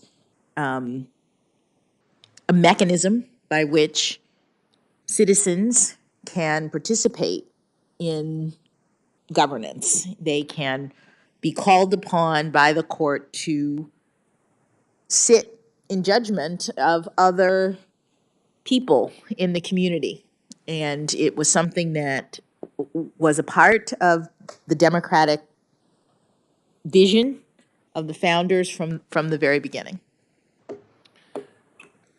Blackstone was one of the legal experts who the early lawyers of the United States relied on. I suppose there were lawyers who had nothing but Blackstone's commentaries and the Bible on their shelf. And Blackstone described the jury as having a role to make sure that the power and clout of big and powerful interests could be protected against, that it was a refuge from the power of what he called the more powerful and wealthy citizens. There was long experience in government of corruption, whether it was getting to a chief executive and getting them to do things your way for improper reasons, or whether it was controlling a legislature, a legislative body. But the jury is fundamentally different because they don't stick around. They're there for one case and one case only, and then they disappear. You can't fix them so that they decide your way over time. And if in that one case you try to fix them, you've likely committed a criminal offense. Tampering with a jury is a pretty significant thing, is it not? It is. If anybody tampered with a jury of yours, how would you respond? Oh, very seriously. So the jury lives in a protected environment from a lot of the political power and the danger of corruption that the elected branches often suffer. And do you have thoughts about the importance of the civil jury in that regard, as the bastion where people can go, where they'll get a square deal from regular citizens and can stand toe-to-toe with the lawyers for however big or mighty an opponent they may have, with almost no danger, let's put it that way, little danger, lessened danger of the fix being put in? Well, certainly the jury system is designed in that manner, that citizens are brought in from the community. When we pick juries, we ask as judges, do any of you in this pool have any connection to anyone? You know, I've So you screen them for conflicts of interest. you screen them heavily. That's part of the what we call the voir dire, the sort of. We don't do that with people who come to Congress. Well, in the court They system, come with their conflicts of interest, often right on their lapels, sometimes hidden in their back pockets. But juries, not so, correct? not so. And in fact, that would be a reason to exclude someone from the jury. And we even ask, do any of you, as judges, we say, do any of you know me? And if you do, you'll have to let me know and be removed. Because the idea, as you've indicated, is to get people from the community who have no connection to the case and can hear the evidence that's presented in the courtroom and the arguments of the lawyers and make a decision that is unconnected to any sort of personal interest they might have. Protecting the jury against the dangers of bias or corruption, giving the parties before it a clean and fair shot. Yes, Senator.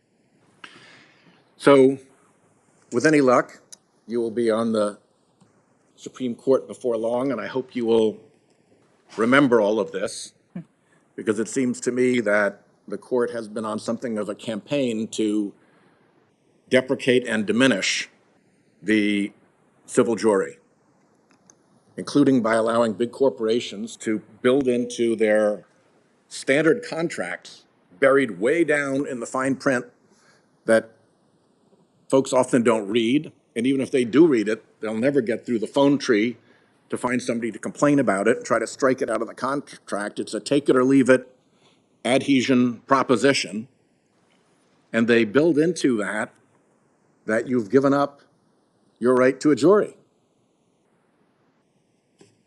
your Seventh Amendment right to a civil jury. It's right actually in the Bill of Rights. And I cannot think of another right that the court pays less attention to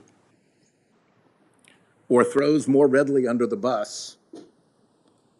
If you read the mandatory arbitration cases, there's rarely a mention of the Seventh Amendment. And it seems to me that it flies in the face of the purpose of the jury to allow the citizens of the greatest power and wealth, who are today corporate citizens, to actually be able to take on the ability on their own through contracts that the customer has no chance to negotiate, the employee has no chance to negotiate, to actually take away that right that was at the heart of our founding without a squeak of objection or even notice by the court. And I think it's created a dramatic shift in power towards big corporations. And I think it has harmed innumerable employees and customers. So I am extremely happy that you have been able to answer these questions with such clarity about the role and the history and the value of the civil jury and its importance, not just as your fact-finding adjunct, but as an important part of our constitutional structure, part of our structured liberty as Americans. I wish you well. I'll see you again tomorrow. And thanks so much for your patience with all of us here today. Thanks, Senator Whitehouse. And let me just say a positive word to follow up. This committee, in the last few weeks, has passed legislation signed into law by President Biden, which in cases of sexual harassment provide that individuals who are complaining have the option of a jury trial, despite efforts to steer them into mandatory arbitration. It is the decision of the complainant, the venue that they will seek. I think that is a step in the right direction, and we've passed out of this committee on a bipartisan basis. And so I'd like to ask everyone to consider returning promptly at 1:30 for the much anticipated Senator Lee of Utah.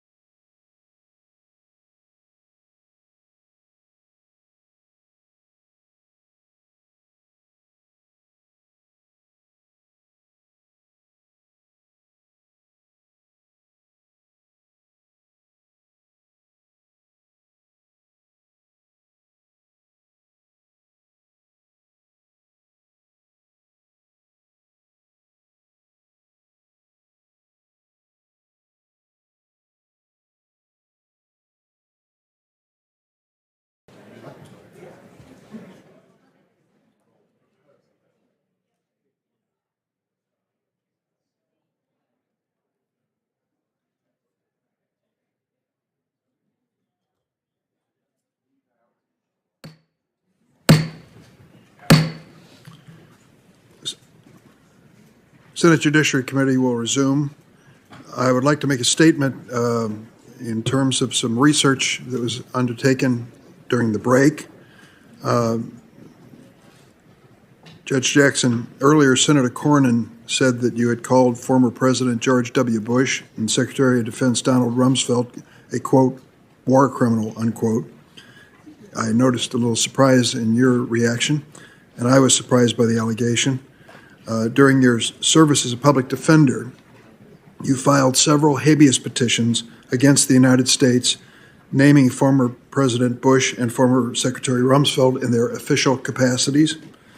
You were advocating on behalf of individuals who argued they were civilians wrongly classified as enemy combatants of the United States, and your filing was part of your professional responsibility to zealously advocate for your clients. In those petitions, the individuals raised more than a dozen claims for relief, one of which was an allegation that the government had sanctioned torture against the individuals, which constituted war crimes under the Alien Tort Statute. The Alien Tort Statute allows courts to hear cases for alleged violations of the law of nations or the treaties of the United States. Apparently, this is what Senator Cornyn was referencing. So to be clear, there was no time where you called President Bush or Secretary Rumsfeld a, quote, war criminal, close quote. Did you want Correct, to respond? Senator. No, Okay. thank you. That was correct. Thank you very much. We now recognize Senator Lee. Thank you, Mr. Chairman. Thank you, Judge Jackson, for being here. I want to talk today about some things you heard about yesterday. There was a lot of talk from members of this committee about judicial philosophy. I want to talk a little bit about what that means and why it's important. We'll start with what it means, at least to me.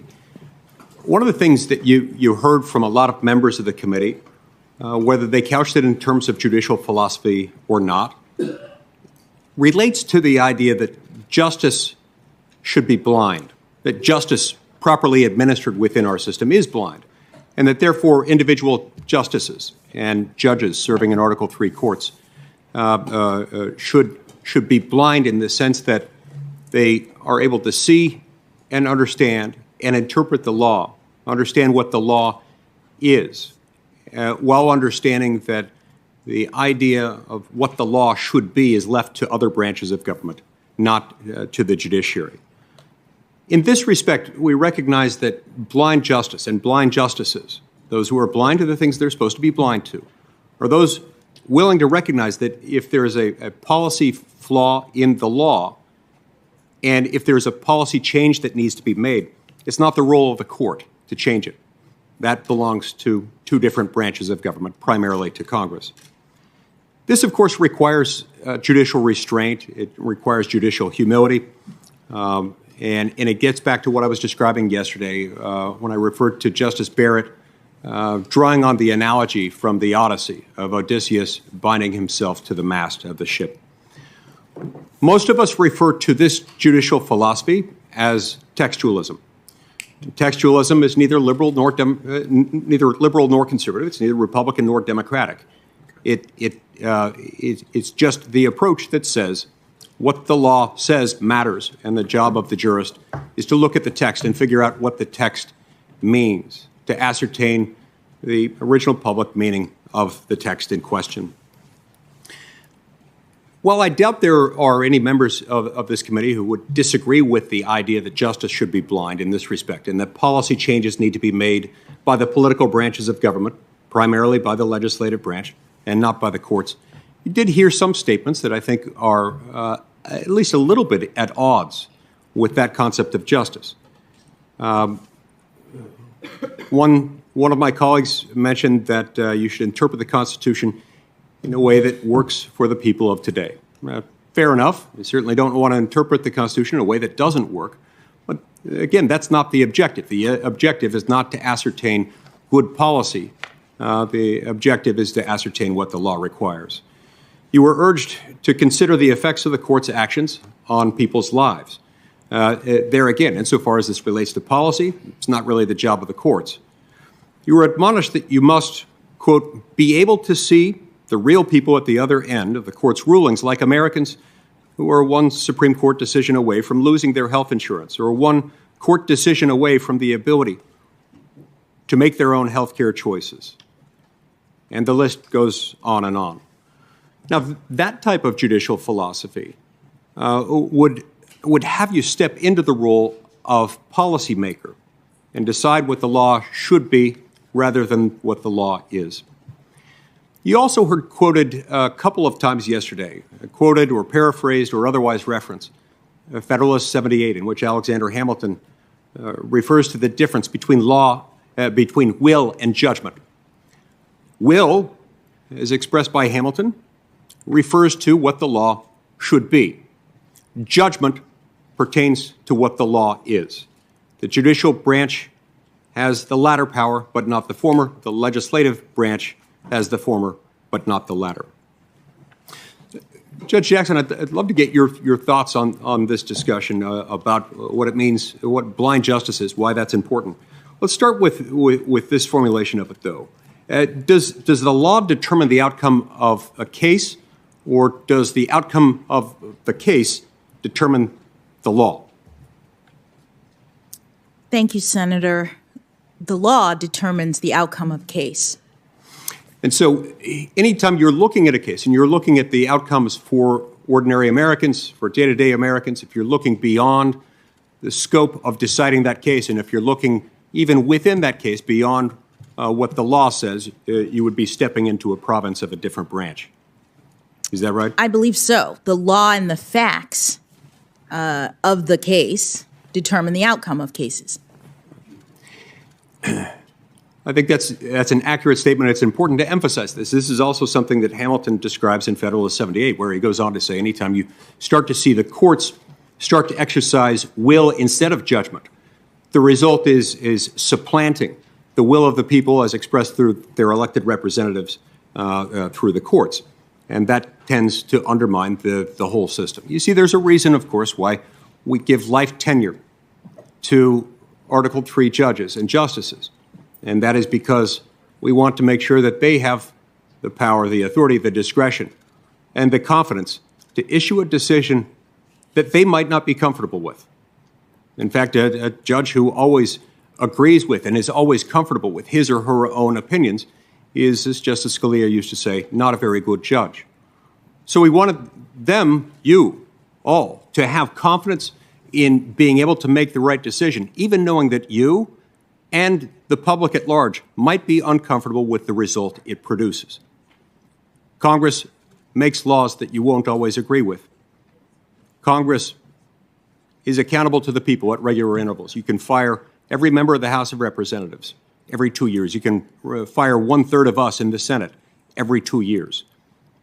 We insulate judges and Supreme Court justices from that same accountability precisely for this reason. It's because political accountability is so important. This is borne out in the judicial oath, one of the oaths that you'll take if confirmed to this position as an associate justice, in which you'll swear or affirm that you'll administer justice without respect to persons, and that you'll do it faithfully and impartially. I read this to mean that you do it without consideration of external circumstances, external considerations, policy considerations, or otherwise. Now, this relates to some interaction that you and I had when you came before this committee for your confirmation to the U.S. Court of Appeals for the D.C. Circuit, where you now sit. In connection with that hearing, I submitted some questions to the record in which I asked you whether, to what extent, the Constitution protects rights that are not enumerated in the Constitution itself, and if so, to specify what those rights were. You responded by citing a number of cases, including Griswold versus Connecticut, Roe versus Wade, Loving versus Virginia, and a handful of others. You also suggested that the Ninth Amendment was a source for such rights, unenumerated rights. The Ninth Amendment, of course, states, quote, that the enumeration in the Constitution of certain rights shall not be construed to deny or disparage others retained by the people. Judge Jackson, what specific rights has the Supreme Court identified as flowing from the Ninth Amendment? And by that I mean specifically from the Ninth Amendment, rather than in sort of an also-ran list of other features of the Constitution that might back up a particular ruling. What rights has the Constitution identified as flowing specifically from the Ninth Amendment? Thank you, Senator. The Supreme Court, as I understand it, has not identified any particular rights flowing directly from the Ninth Amendment, although, as you said, the text of the amendment suggests that there are some rights that are not enumerated. Right, right.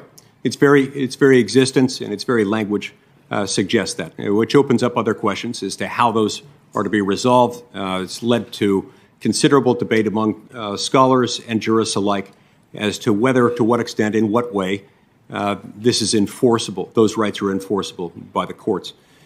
But how would we go about deciding that? How would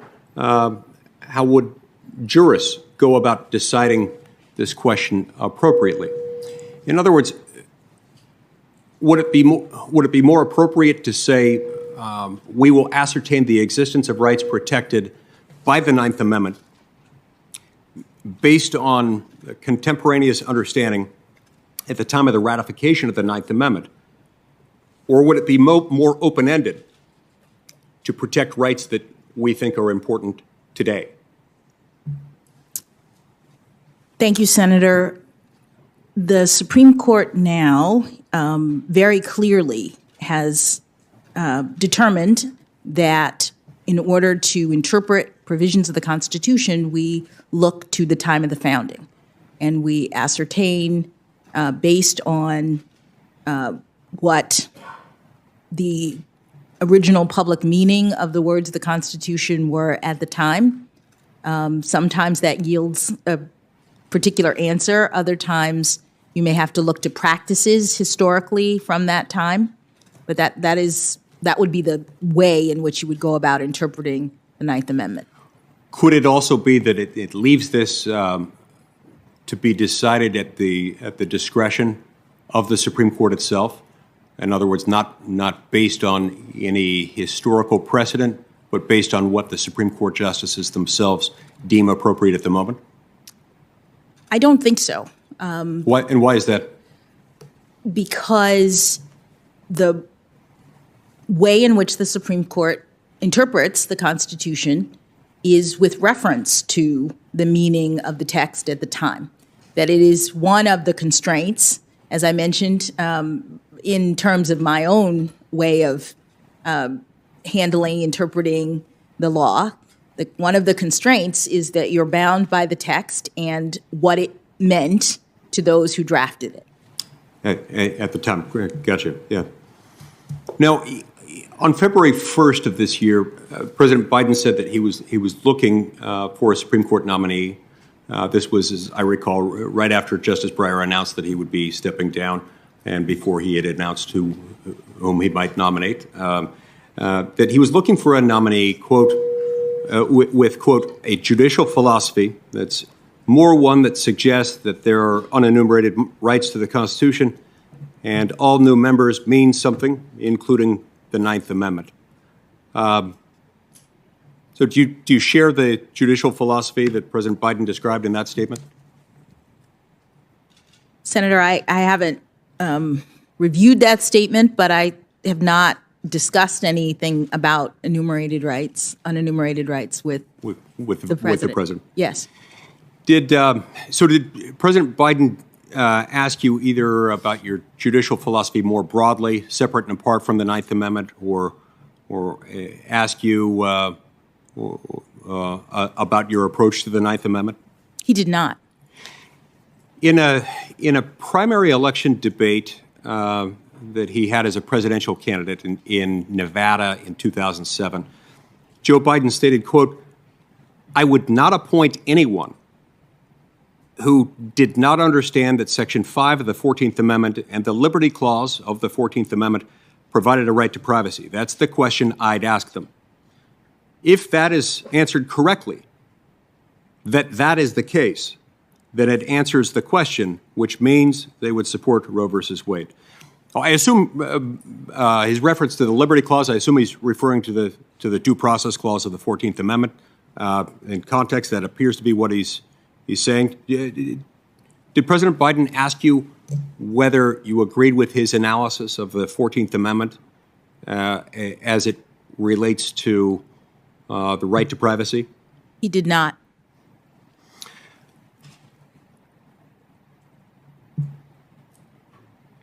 Tell me this. When we look at any provision of the Constitution, one of the many reasons it's helpful to look at the original understanding, in addition to the fundamental reason that you described, it can help us understand what motivated it, and it can help us understand the actions of those who voted within Congress to propose text to be amended to the Constitution and those who voted to ratify it. We've got a number of amendments, including the amendment that he referred to in that last quote I read, that had an understanding, at least an understanding that included certain thou shalt nots for government. The Equal Protection Clause, I think, is a provision of the 14th Amendment that people understood.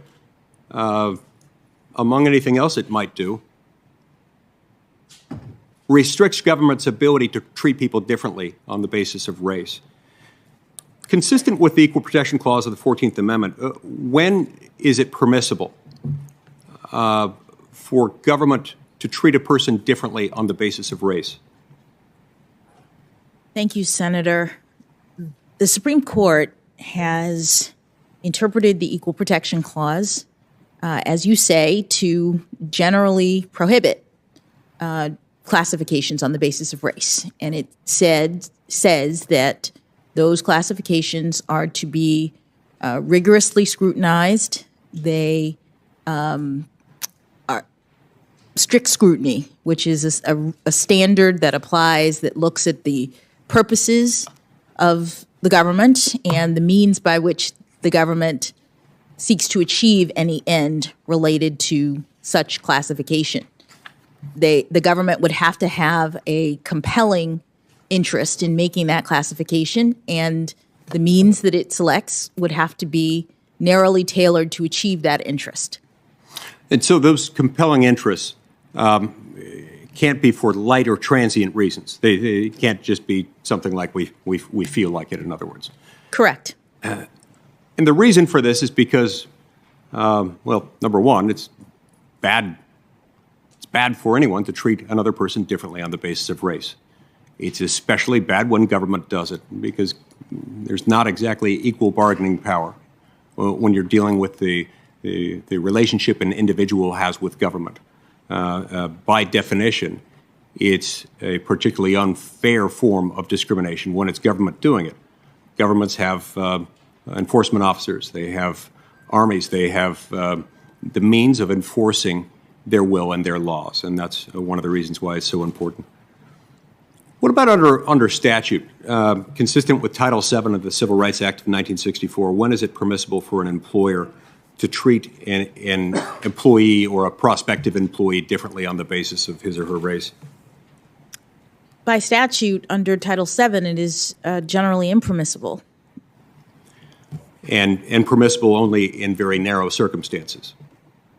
I believe so. And the statute itself has some restrictions in terms of to whom it applies, right. The employers. And some exclusions in terms of religious employers, for example, not being able to discriminate on the basis of race, but it exempts religious employers within certain spheres in order to be able to protect that religious employer's discretion to operate within its faith and the rules of its faith. And by doing that, it makes that much clearer. By making that distinction, it makes that much clearer that discrimination on the basis of race in employment is not something that the law smiles upon, nor should it. Let's talk about the Commerce Clause for a minute, if that's all right. Now, at the time of the founding, our founding fathers didn't foresee, and almost certainly could not have foreseen, the invention of radios, televisions, airplanes, the internet, and telephone networks. And yet, all of those things are governed by federal law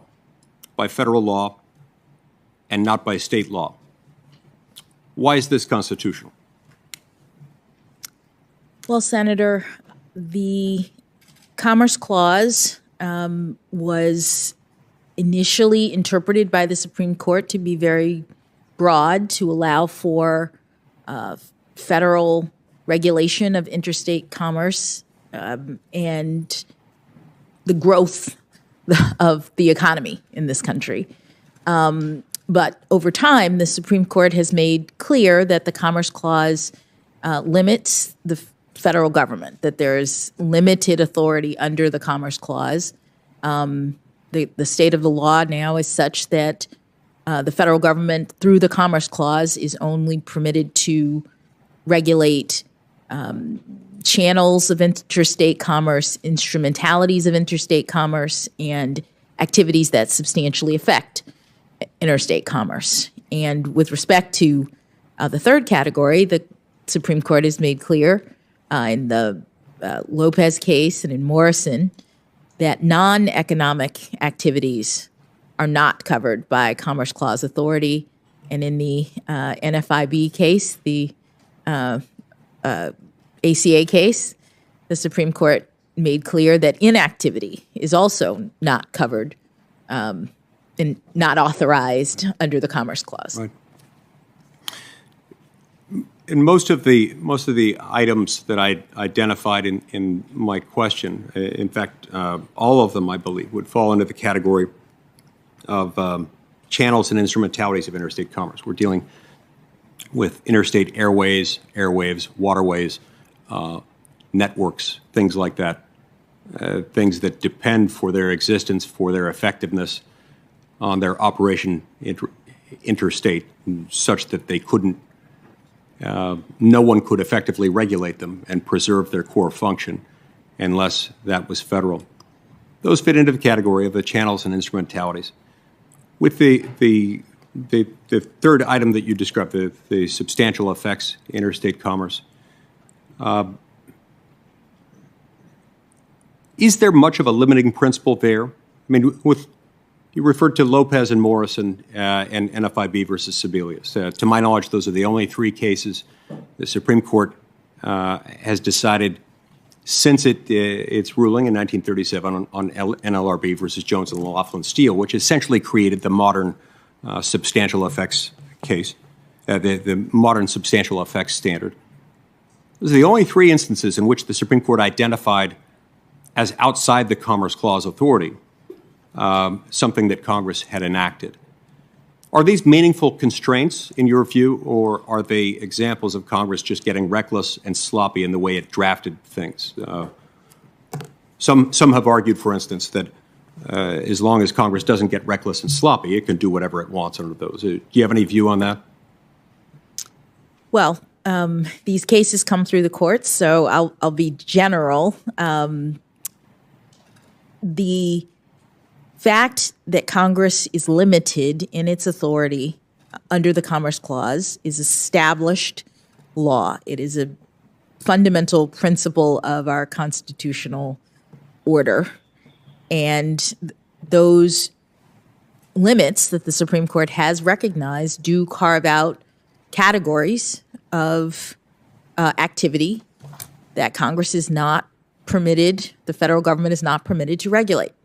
Non-economic activity is a category. Inactivity is a category. Now, the Supreme Court has also, through the Commerce Clause, established rules for things that the states may not do. This is referred to as the so-called Dormant Commerce Clause. The Dormant Commerce Clause acknowledges the power of Congress, the exclusive domain of Congress as being regulating interstate commerce But there's no federal cause of action to allow for the invalidation of a state law under the Commerce Clause. It's been something that's been adopted by the courts. Is that an appropriate exercise of the court's judicial power, or does that amount to de facto legislation on the part of the courts? Well, Senator, I wouldn't characterize it. I know that that's what the Supreme Court has permitted. The Dormant Commerce Clause is a principle that supports the interstate nature and regulation and authority of the federal government. And so states are not permitted under that doctrine to discriminate against other states, to preference their own commerce in a way that interferes with interstate commerce. I want to turn back for a moment to a line of inquiry you had with Senator Durbin earlier today when you were talking about your sentencing in these child pornography cases. I want to make sure that I understand your answer there. If I understand it, you were making the argument that your concern was that the laws in this area didn't adequately take into account the transfer of these materials by electronic means to be transmitted, received, and stored through computers. Am I understanding that correctly? Well, Senator, the point that I was making was that the Sentencing Commission, back when I was part of it and even since, tasked with the responsibility to evaluate and make recommendations and look at the data and information about cases, has looked at the operation of the child pornography guideline.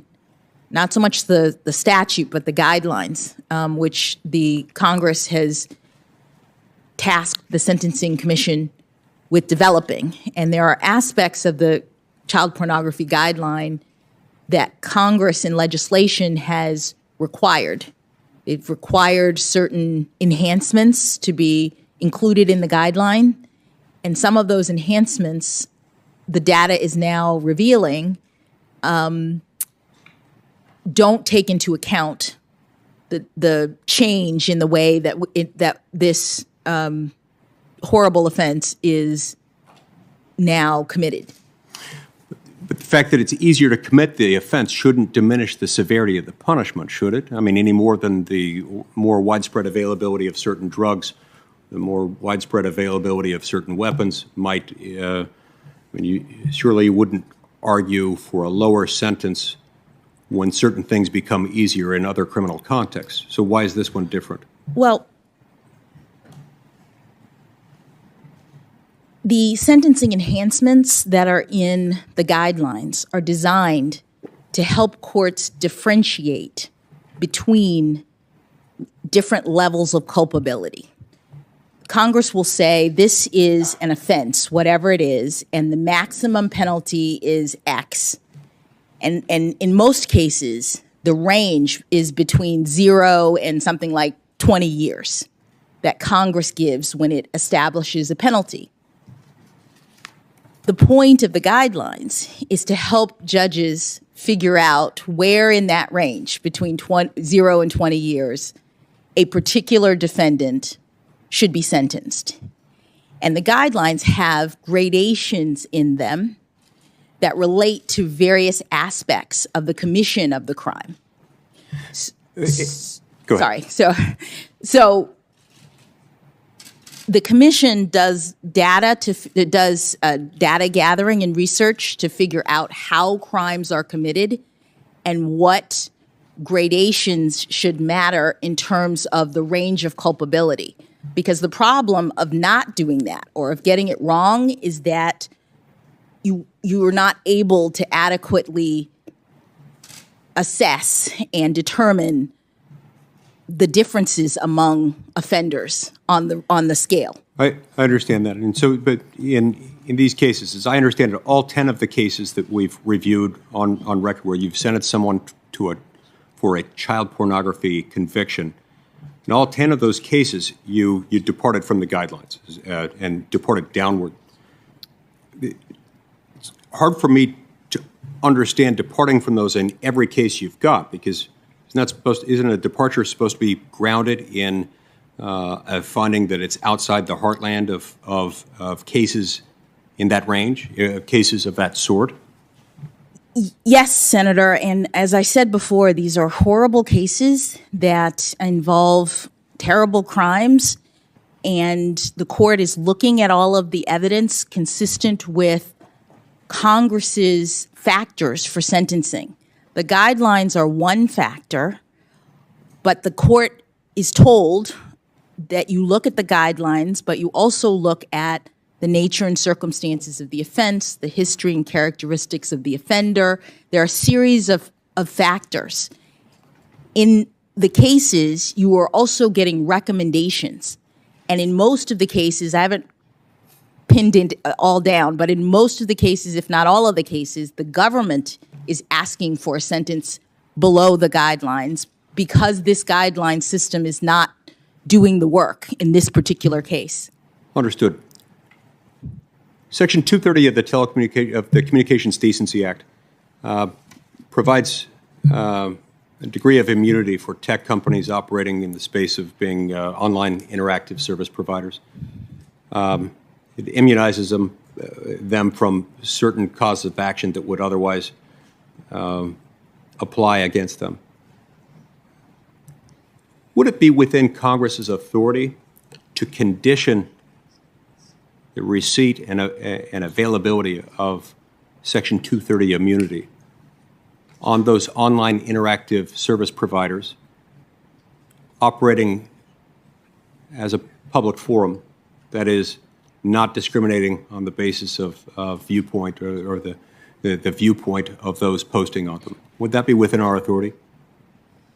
Senator, I can't comment on a particular issue about whether or not it is constitutional or not, but the criteria that you identify, it would be relevant, I think, as to whether or not the government is seeking to regulate along viewpoint lines under the First Amendment. That is something that is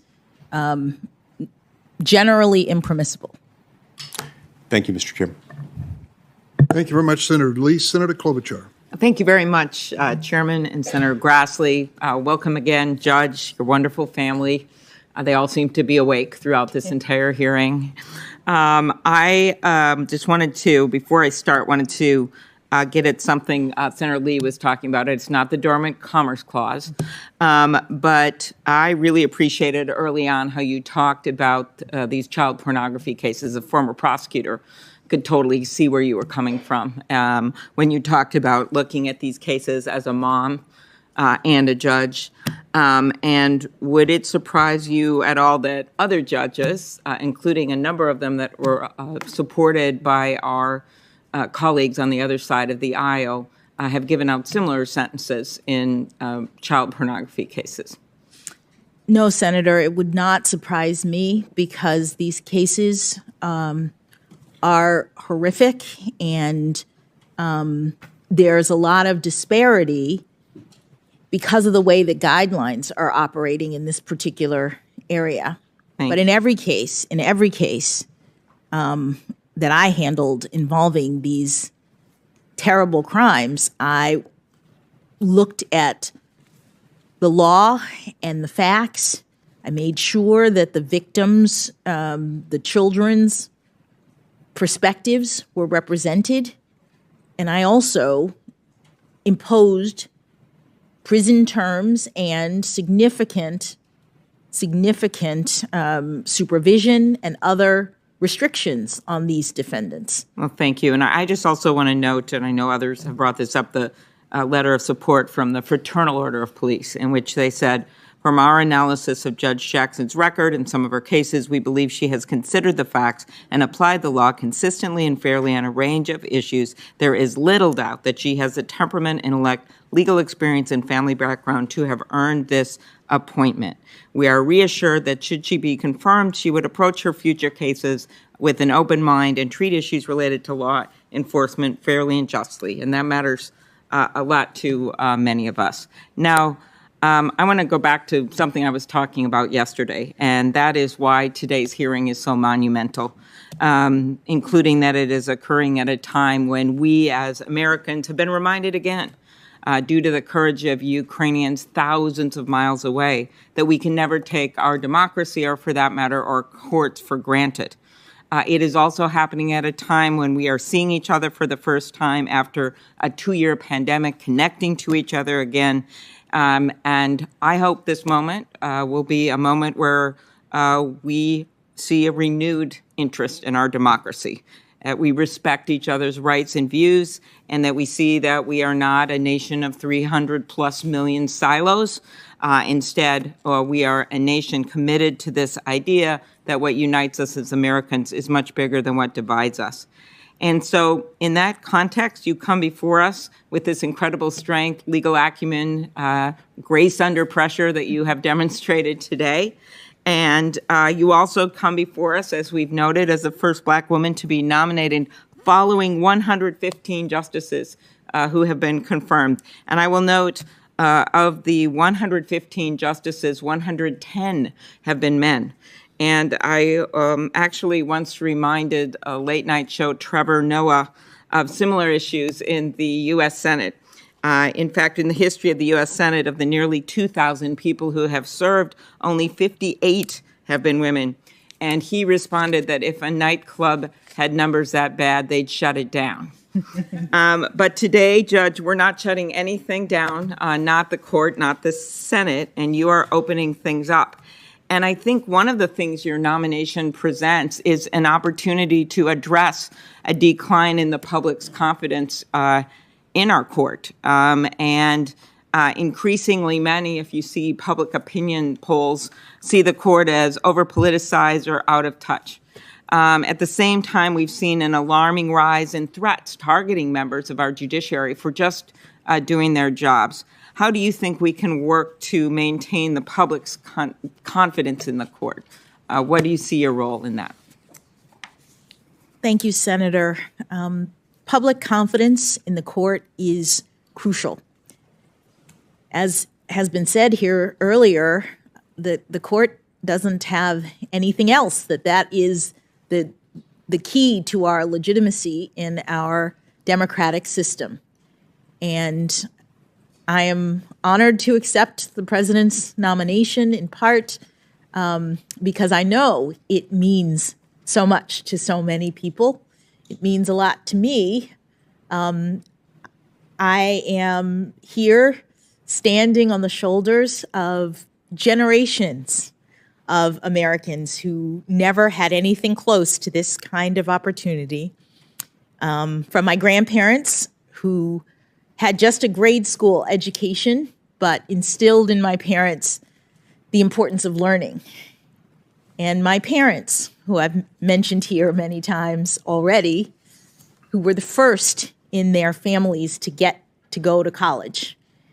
So this nomination, against that backdrop, is significant to a lot of people. And I hope that it will bring confidence. It will help inspire people to understand that our courts are like them, that our judges are like them, doing the work, being a part of our government. I think it's very important. Very good. I think along those lines, your wonderful mentor, Justice Breyer, I quoted him about how he said, we can help maintain public acceptance of the court, and these are his words. We can do it best by helping ensure that the Constitution remains workable in a broad sense of the term. Specifically, the court can and should interpret the Constitution in a way that works for the people of the day. Like, as you know, it's, I think, Article 2, Section 2 doesn't refer to the Air Force because we didn't have an Air Force back then. So are there things about the Constitution that, of course, as we've gone along, have been interpreted to meet the moments of our time? What do you think Justice Breyer means when he says the Constitution should be interpreted in a way that works for the people of today? And do you think a justice can be both pragmatic and objective and respect history? I do, and I think that the justices have demonstrated that. Some of their recent opinions have had to deal with modern technologies that did not exist at the time of the founding. So, for example, the Riley case, the Carpenter case, these were Fourth Amendment decisions in which the court was asked to determine whether or not it violated the Fourth Amendment for the police to search someone's cell phone without a warrant, or for the police to use GPS location data to determine where someone had been without a warrant. And obviously, those technologies did not exist. But what the court did was it looked back at the time of the founding and determined what the reasonable expectations of privacy were related to the term unreasonable searches and seizures, which appears in the Constitution. And having assessed what that meant back then, they could use those principles to decide whether or not a cell phone is like someone's home these days, with all of the information and all of the things that are stored there. And the court determined that it was a violation of the Fourth Amendment, that the police officers needed a warrant, and they did so with reference to what the Constitution meant in history. Mm-hmm. Very good. You were viewed as a judge, and you talked about this a bit yesterday, that writes lengthy opinions, that believes you should spell things out, and believes in being transparent. Is that a fair characterization? I don't want to put words in your mouth. That is. Okay, good. I'm sure your clerks know that. I want to talk to you about something, to me, that's a bit the opposite, and that's something that some have termed the shadow docket. And that includes decisions that the court makes on an expedited basis that are usually unsigned and issued without oral argument or full briefing. In the last few years, we've seen the court increasingly deciding cases in this way, often over the dissent of maybe 3 or 4 of the justices. Last term, the court granted 20 requests for emergency relief, a historically high number. 10 years ago, in the October term of 2011, the court granted only 6 requests in an entire year. When do you think it's appropriate for the Supreme Court to grant emergency relief, use this docket? When are the circumstances that warrant this? And I think these decisions have a profound effect on people's lives. I'll just use one example. Last fall, in a 1-paragraph decision, a majority of the court refused to stop the enforcement of a Texas law that severely restricts a woman's access to abortion. In that case, even Chief Justice Roberts objected to the court's decision to let the law take effect, calling the statutory scheme not only unusual but unprecedented. As someone who believes in transparency, could you talk in general about when you think this shadow docket should be used, when emergency relief should be given, and how, if it's overused, it could undermine public confidence in the court? Thank you, Senator. Well, there's a balance that the court has to consider, and that it, insofar as, on the one hand, it has always had an emergency docket, the need for flexibility, the ability to get answers to the parties at issue is something that's important in our system. On the other hand, the court has also considered the interest in allowing issues to percolate, allowing other courts to rule on things before they come to the court. And I am not privy at the moment to the justices' views and why and how they're using the emergency docket in these cases. If I was fortunate enough to be confirmed, I would look at those issues. But it's an interesting and important set of issues. Okay. I think just another example of this, by the way, is the day before Wisconsin's primary election on April 6, 2020, right as the first beginnings of some of the health orders that came out with the beginning of the pandemic. The court issued a 5-4 decision halting a district court's order allowing voters extra time to cast their absentee ballots so that they could avoid waiting in line to vote. And back then, people literally got COVID with election workers and the like because of this. And again, I'm not going to belabor this point, but I think some of this is these decisions that are made that don't reflect some of the careful consideration that you have made in many of your decisions as a judge. But speaking of voting, I'll ask you one question on that front. Since the Supreme Court gutted the Section 5 preclearance regime of the Voting Rights Act in its decision in Shelby County, the D.C. Circuit has not seen many voting rights cases. However, as you know, Justice Ginsburg dissented in that case, describing the right to vote as the most fundamental right in our democratic system. Do you agree that the right to vote is fundamental?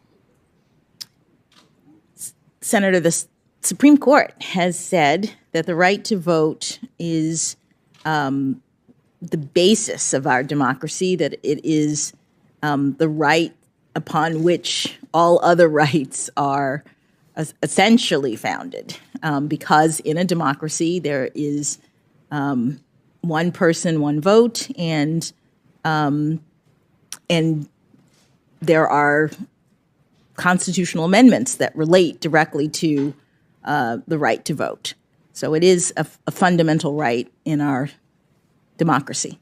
Yes, I know that's how Justice Barrett answered that question as well in her recent hearing.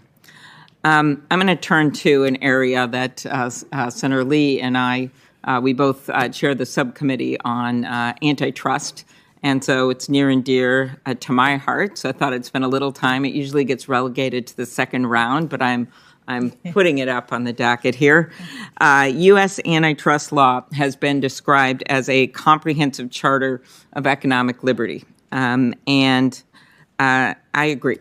And effective antitrust enforcement plays a critical role, as you know, in protecting consumers and workers, promoting innovation, ensuring new businesses have an opportunity to compete. It actually, from really early on in our country's history, has been a very important part of assuring that capitalism works. And in January, for the first time since the dawn of the internet, the Senate passed a tech competition bill out of the Judiciary Committee. It's a bill that Senator Grassley and I lead. Many of the members of this committee supported the bill, 16-6 vote. It's called the American Innovation and Choice Online Act. It's now headed to the Senate floor. I'm not going to ask you about that bill, obviously, but I want to put this in some context. While tech monopolies have seized from 50 to 90% market share in major parts of their business lines, it is clear to me when you look at the plain language of the Sherman Act, Clayton Act, laws that are in place, that these monopolies are not okay. However, court rulings for decades in antitrust have created some major obstacles to taking on these cases. And it's not just court rulings. It is on us with, as I said, the dawn of the internet, decades having passed. It is on us, this Senate and the House, to update our laws this year to give enforcers the resources to do their jobs, something you, if confirmed, would not have a role in. But the role of the courts is also very critical. You have been nominated to replace Justice Breyer, who came to the court with a strong background in antitrust law. I know you handled a case. You and I discussed it in my office. I think it got decided the merger was abandoned, so you didn't have to rule on the merits of it. It was back in 2017, a FTC challenge. But I'll just quote something that Justice Breyer once said. He told this committee, if you're going to have a free enterprise economy, then you must have a strong and effective antitrust law. Do you agree with Justice Breyer's statement, and how would you characterize the goals of our antitrust laws? Well, thank you, Senator. The antitrust laws protect competition and, as you said, therefore protect consumers and competitors and the economy as a whole. And the Sherman Act and the Clayton Act are broad in their in their statements, in their protections, and there's a lot of precedent in this area. If I were confirmed, I would use my methodology to look at the precedents in these areas to ensure that any legislation that I was considering is interpreted according to the text, consistent with Congress's intent. And in the area of antitrust, that is ensuring that there is consumer protections. Mm-hmm. Very good. And just to play it out a little bit, since the 1980s, the court in cases like Trinco and Credit Suisse, Ohio v. American Express, has really made it increasingly difficult to enforce the antitrust laws and protect competition. And during that same time, and I know many of my colleagues know this, we have seen a rise in industry consolidation, market power, not only in tech with companies like Google and Amazon and Facebook and Apple, but also across our economy, really in everything from pharma to cat food to caskets. What role do you think that congressional intent should play in the court's interpretation of the antitrust laws? And I say that because I think that we're dealing with some cases where justices have actually substituted their own ideologies for the intent of Congress in originally passing the laws. And I think it was Justice Souter who once said before this committee, when we are dealing with antitrust laws, we are dealing with one of the most spectacular examples of delegation to the judiciary that our legal system knows. And he added this, certainly a respect for legislative intent has got to be our anchor for interpretation. So what role do you think congressional intent should play in the court's interpretation of the antitrust laws? Thank you, Senator. So I've interpreted a number of statutes in my near decade on the bench. And in every case, the text of a statute is what the court looks at in order to ascertain what the legislature intended. And that is important because, as I've said, courts are not policymakers, and judges should not be importing their own policy preferences. Judges are restrained in our constitutional scheme in order to affect the will of Congress in terms of their interpretation of the laws. Okay, thank you. I'm going to turn to another topic, and that's freedom of the press, New York Times v. Sullivan, 1964 case. We have recently witnessed, as you know, unprecedented attacks on journalists and journalism, whether it's violence overseas, recently losing, sadly, members of the press just in the last month in Ukraine, or threats and intimidation at home. This is very concerning to me, given the important role of the First Amendment. My dad was a newspaper reporter, so the issues hit home for me. Can you talk about your view of the role of journalists in our democracy? Thank you, Senator. Journalists, freedom of the press is protected by the First Amendment. It is about the dissemination of information, which is necessary for a democratic form of government. The Supreme Court has held as much, and that was the basis for the court's determinations in protecting the press from liability in New York Times versus Sullivan and its progeny. Okay. As you know, that ruling was a unanimous ruling in support of the First Amendment, and the court held that when newspapers report on public officials, they're only liable for untrue statements that are published with knowledge or reckless disregard for whether the statement was false. The court in Sullivan based its decision on our country's, quote, profound national commitment to the principle that debate on public issues should be uninhibited, robust, and wide open. That's their quote. And it recognized that, quote, erroneous statement is inevitable in free debate, end quote, must be protected if the freedoms of expression are to have the breathing space that they need to survive.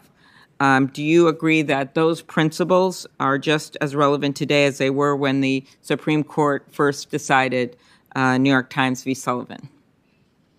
New York Times v. Sullivan is the continuing binding precedent of the Supreme Court, and it does state the principles that the court has determined are undergirding the First Amendment right to free press. Okay. And last summer, actually, in Berisha v. Lawson, the Supreme Court declined to review a case in which the 11th Circuit applied New York Times v. Sullivan. Justice Thomas and Justice Gorsuch each dissented from the decision not to grant cert, arguing that the court should reconsider its holding in Sullivan. How would you approach a case that sought to limit or overturn the central holding in New York Times v. Sullivan? Thank you, Senator. Anytime the court is asked to revisit a precedent, there are criteria that the court uses to decide whether or not to overrule a precedent. New York Times versus Sullivan is a precedent, and stare decisis is very important. The principle that the Supreme Court should maintain its precedents for predictability and stability in the law. If the court is asked to revisit a precedent, its criteria, what it looks at, are whether the precedent is wrong and, in fact, egregiously wrong, the court has said, whether there's been reliance on that precedent, whether there are other cases that are similar to the precedent or that relied on the precedent that have now shifted so that the precedent is no longer on firm footing. Whether or not the precedent is workable. Sometimes the Supreme Court will issue a ruling and determine later that it's not actually doing what the court intended, and whether or not there are new facts or a new understanding of the facts. Those various criteria are what the court looks at to decide whether or not to overturn a precedent, and they would be what I would look at if I were confirmed to the Supreme Court. Thank you. I was recalling as you spoke about stare decisis at one of your first nominations hearing for the district court, and you actually, in response to one of my questions, you said stare decisis is a bedrock legal principle that ensures consistency and impartiality of judgments. And I think, as you know, by how you've talked more broadly about this, moving off of the First Amendment questions, throughout the court's history, stare decisis has been so key, and the court has relied on it to maintain stability in the law, reaffirm its impartiality. As a former justice, I know Senator Durbin just read a very famous book about him, Minnesotan, Justice Harry Blackmun, who actually Justice Breyer succeeded on the court, said in his concurrence in Planned Parenthood v. Casey about the court's decision to uphold Roe v. Wade, he said, "What has happened today should serve as a model for future justices and a warning to all who have tried to turn this court into yet another political branch." What role do you think that stare decisis plays in protecting the independence of the judiciary and avoiding the perception that the court is acting as another, quote, political branch? I think it plays a very important role as a doctrine that keeps shifts from happening in the court. That, as I previously mentioned, it's very important to have stability in the law for rule of law purposes, so that people can order themselves and predict their lives given what the Supreme Court has already said. And if there were massive shifts every time a new justice came on, or every time new circumstances arose, there would be a concern that public confidence would be eroded. And so stare decisis is a very important doctrine that the Supreme Court has established, and it's one that furthers the rule of law in this country. Thank you very much. Well, that's a good way to end, Judge Jackson. And I do see Senator Cruz waiting in the wing. So by coincidence, and it looks like he has things he's putting up of charts. By coincidence, I was going to put on the record, and since he's here, it makes a lot of sense from the judge that you clerked for, Senator Cruz, Judge Luttig, who's now retired, and I know you were very close to him. And he actually submitted a letter on your behalf, Judge Jackson, and said in this letter, and he's an appointee of George H.W. Bush, similar to Judge Griffith, who introduced you yesterday, and I've been very impressed by the support you've had from retired judges, obviously not appropriate for current judges, but retired judges appointed by both Democratic and Republican presidents, as well as the bipartisan votes that you have gotten through the U.S. Senate for your other positions. But in this letter, the former Judge Luttig says that you are eminently qualified to serve on the Supreme Court of the United States. And then he actually says Republicans and Democrats alike should give their studied advice and then their consent to the president's nomination. And he adds Republicans in particular should vote to confirm Judge Jackson. So I thought that might be a good segue, Senator Cruz, to your question. So I ask Chairman that the letter of support from former Judge Luttig, who employed Senator Cruz as a trusted law clerk, be admitted to the record. Without objection. Thank you very much, Judge Jackson. Thank you. Senator Klobuchar finds a Minnesota connection to almost everything. Very proud of the fact, but Justice Blackmun was born in Nashville, Illinois. Okay, he was a lawyer at the Mayo Clinic, as we know, and spent a lot of time. I'm going to lose this battle. A lawyer in Minnesota when he was chosen to the Supreme Court, but thank you for pointing that out. And now to the great state of Texas, Senator Cruz. Thank you, Mr. Chairman. Judge Jackson, welcome. Thank you. Congratulations. Thank you. You and I have known each other a long time. We have. We went to law school together. We were on the law review together. We were a year apart. Happily so, I hope, Senator.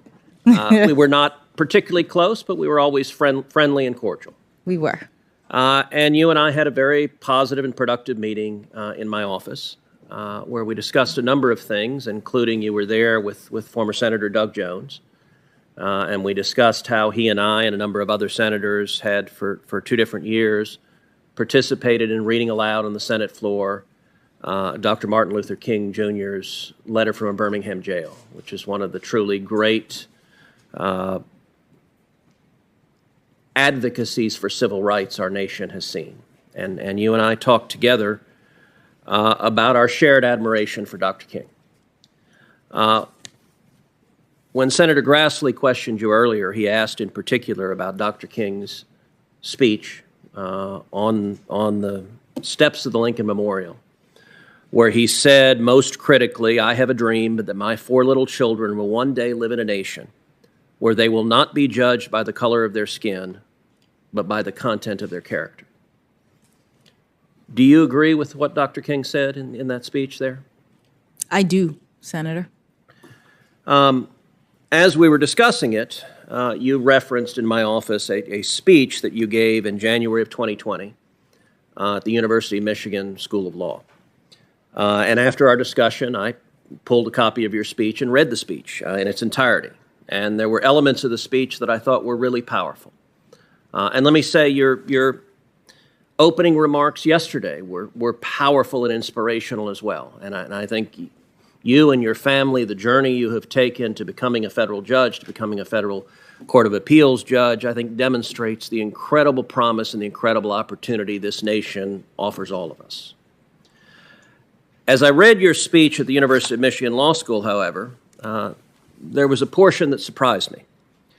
And in particular, in that speech, you referenced the work of, quote, acclaimed investigative journalist Nicole Hannah-Jones, and her, and again, this is a quote from the speech, provocative thesis that America was born in, provocative thesis that the America that was born in 1776 was not the perfect union that it purported to be.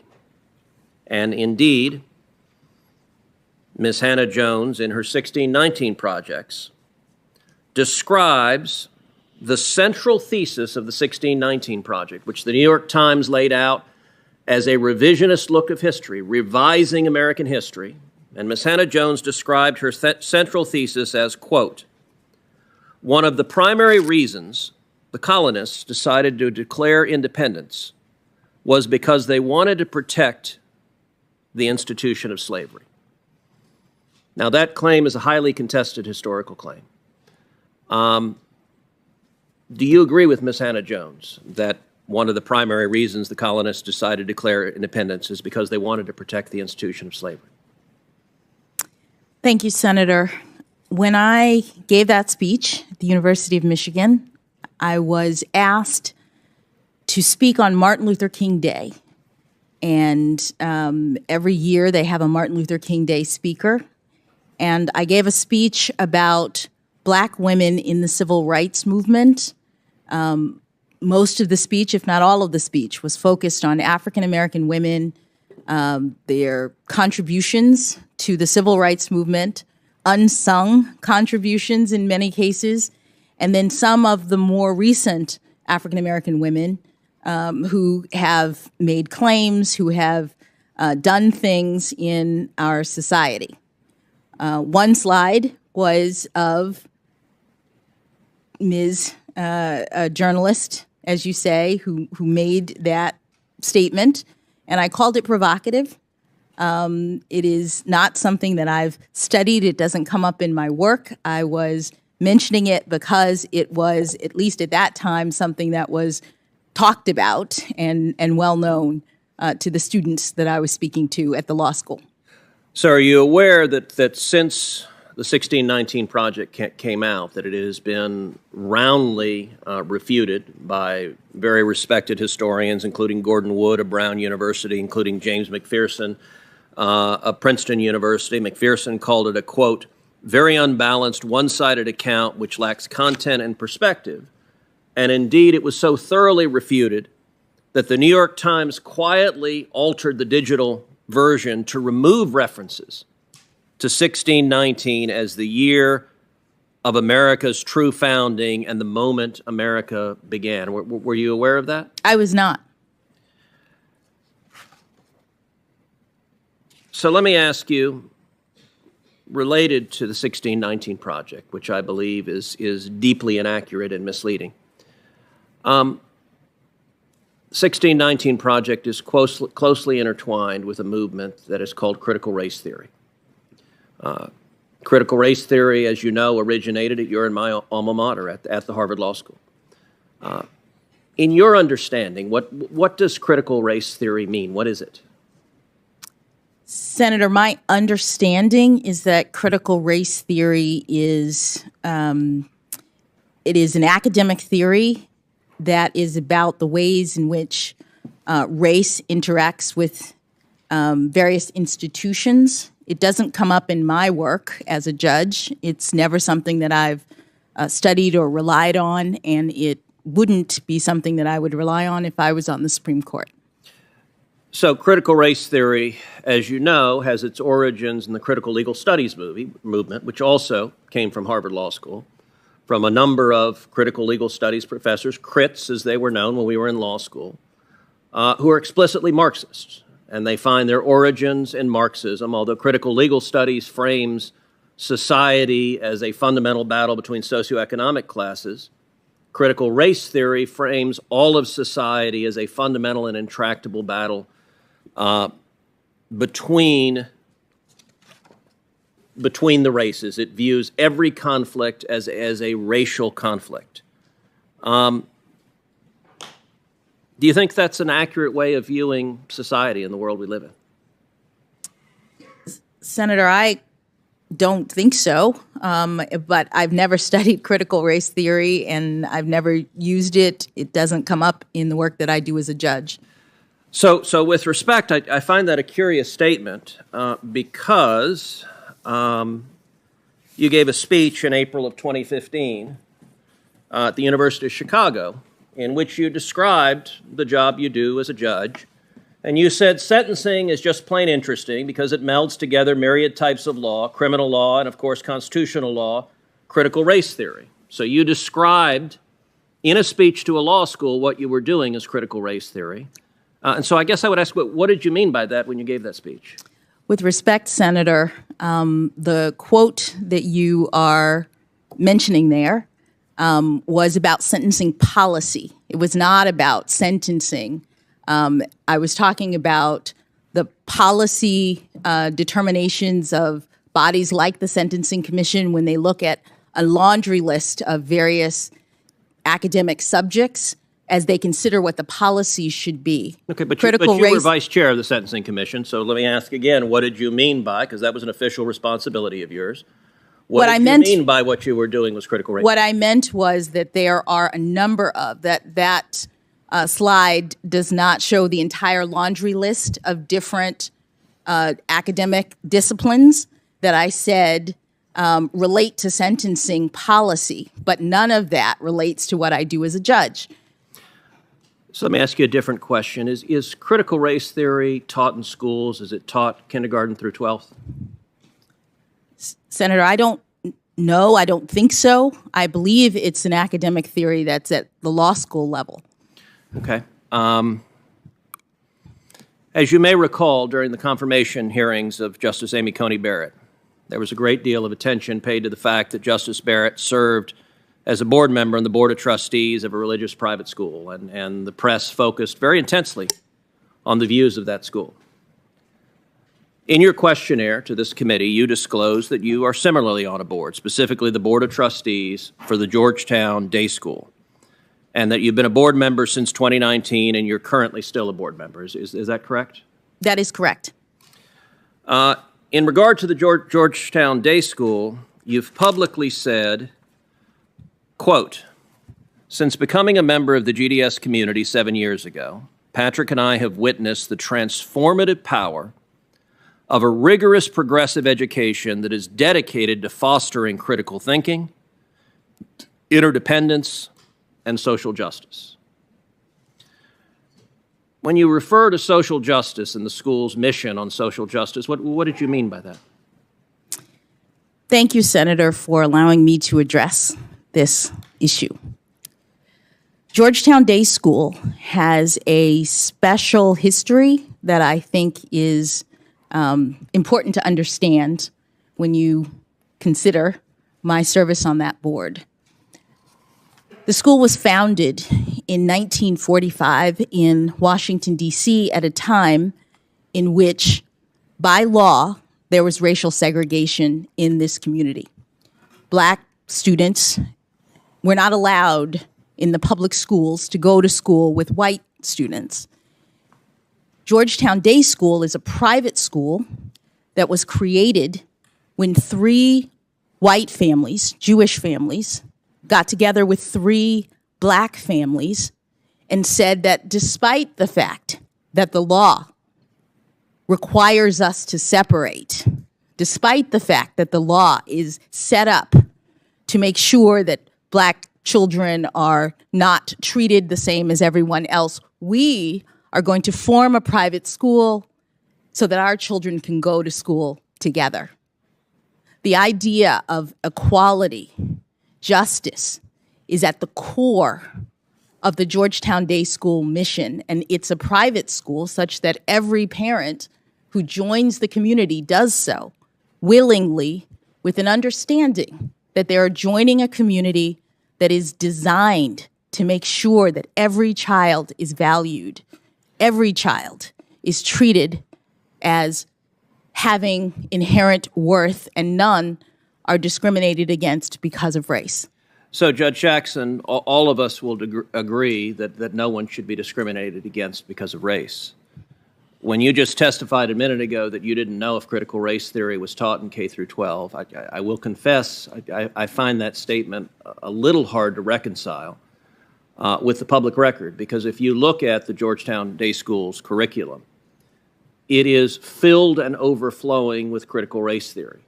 That among the books that are either assigned or recommended, they include Critical Race Theory, an introduction. They include The End of Policing, an advocacy for abolishing police. They include How to Be an Anti-Racist by Ibram Kendi. They include literally stacks and stacks of books, and I'll tell you two of the ones that were most stunning. They include a book called Anti-Racist Baby by Ibram Kendi. And there are portions of this book that I find really quite remarkable. One portion of the book says babies are taught to be racist or anti-racist. There is no neutrality. Another portion of the book, they recommend to babies confess when being racist. Now, this is a book that is taught at Georgetown Day School to students in pre-K through second grade, so 4 through 7 years old. Do you agree with this book that is being taught with kids that babies are racist? Senator,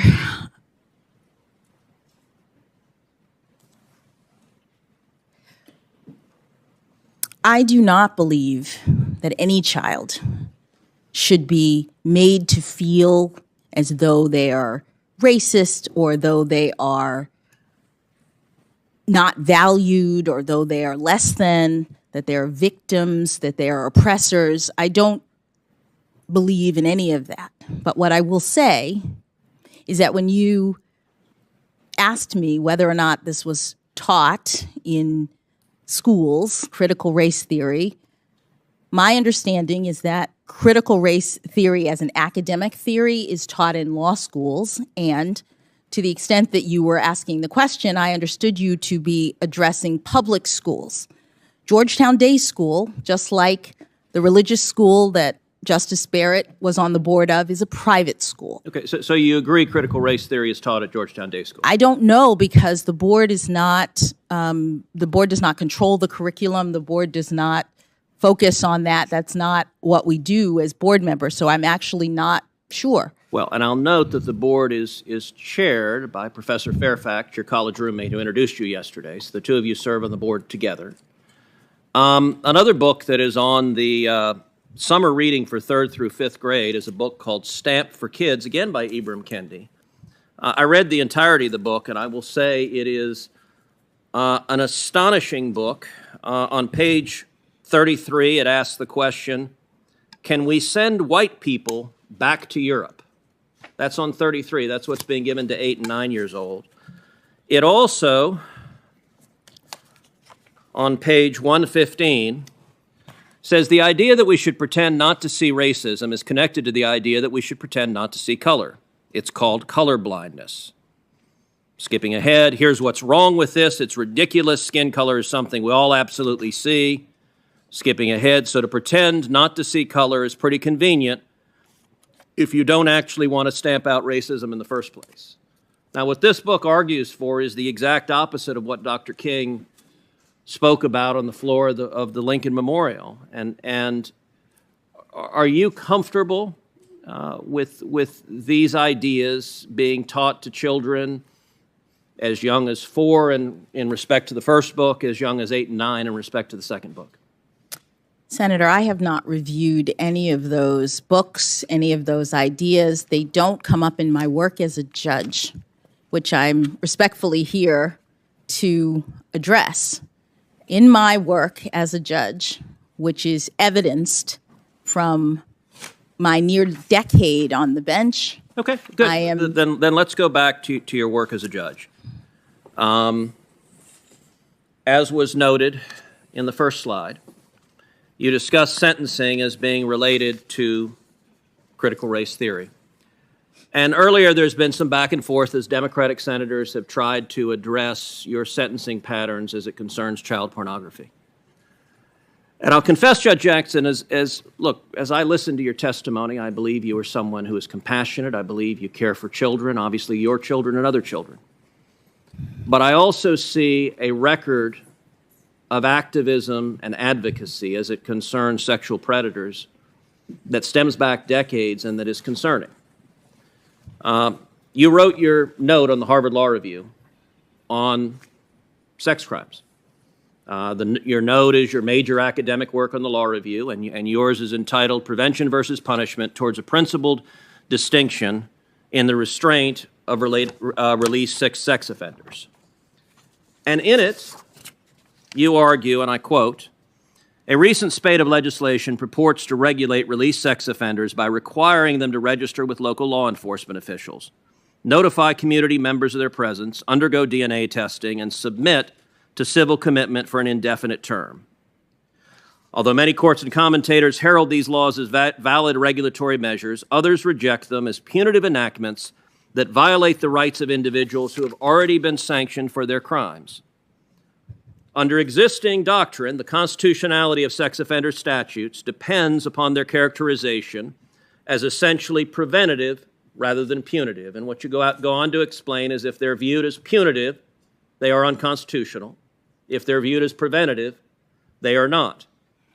And throughout the course of your note, you argue they should be viewed as punitive and therefore unconstitutional. Indeed, in the second to last page, you go through each of those 4 categories.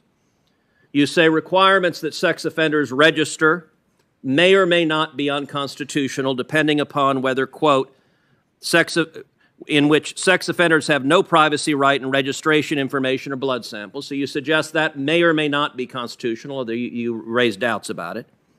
And then you raise very significant doubts about community notification, and you heavily suggest that civil commitment for sexual predators is unconstitutional.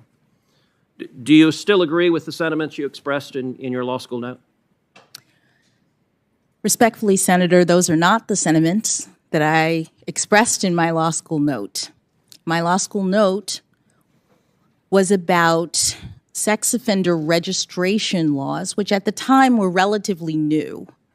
As you know from our time in law school, one of the things that law school students do is they look for new developments in the law and they try to analyze them. That's something that makes for good fodder for a law school note.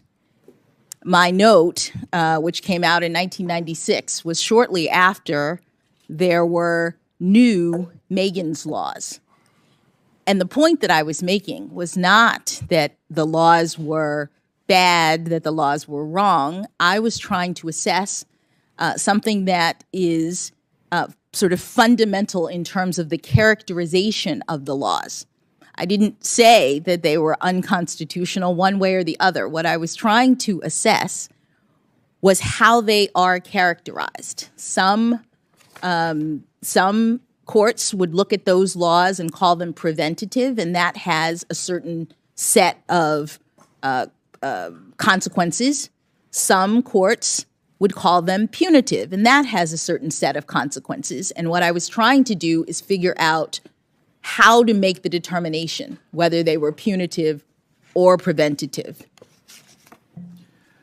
Well, your note argued that they were punitive, and I would note that view, there have been some on the bench that have advocated that. The Supreme Court in 1997 decided a case called Kansas versus Hendricks, in which it upheld Kansas's civil commitment statute.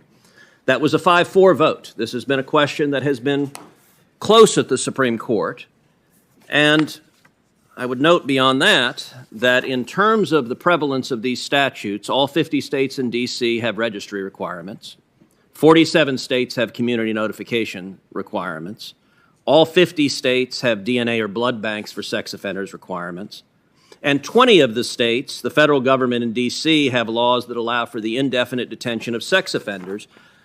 I would note in the state of Texas, a state court of appeals, relying on very much the same sort of reasoning you advocated in your note, struck down Texas's sexually violent predator civil commitment law.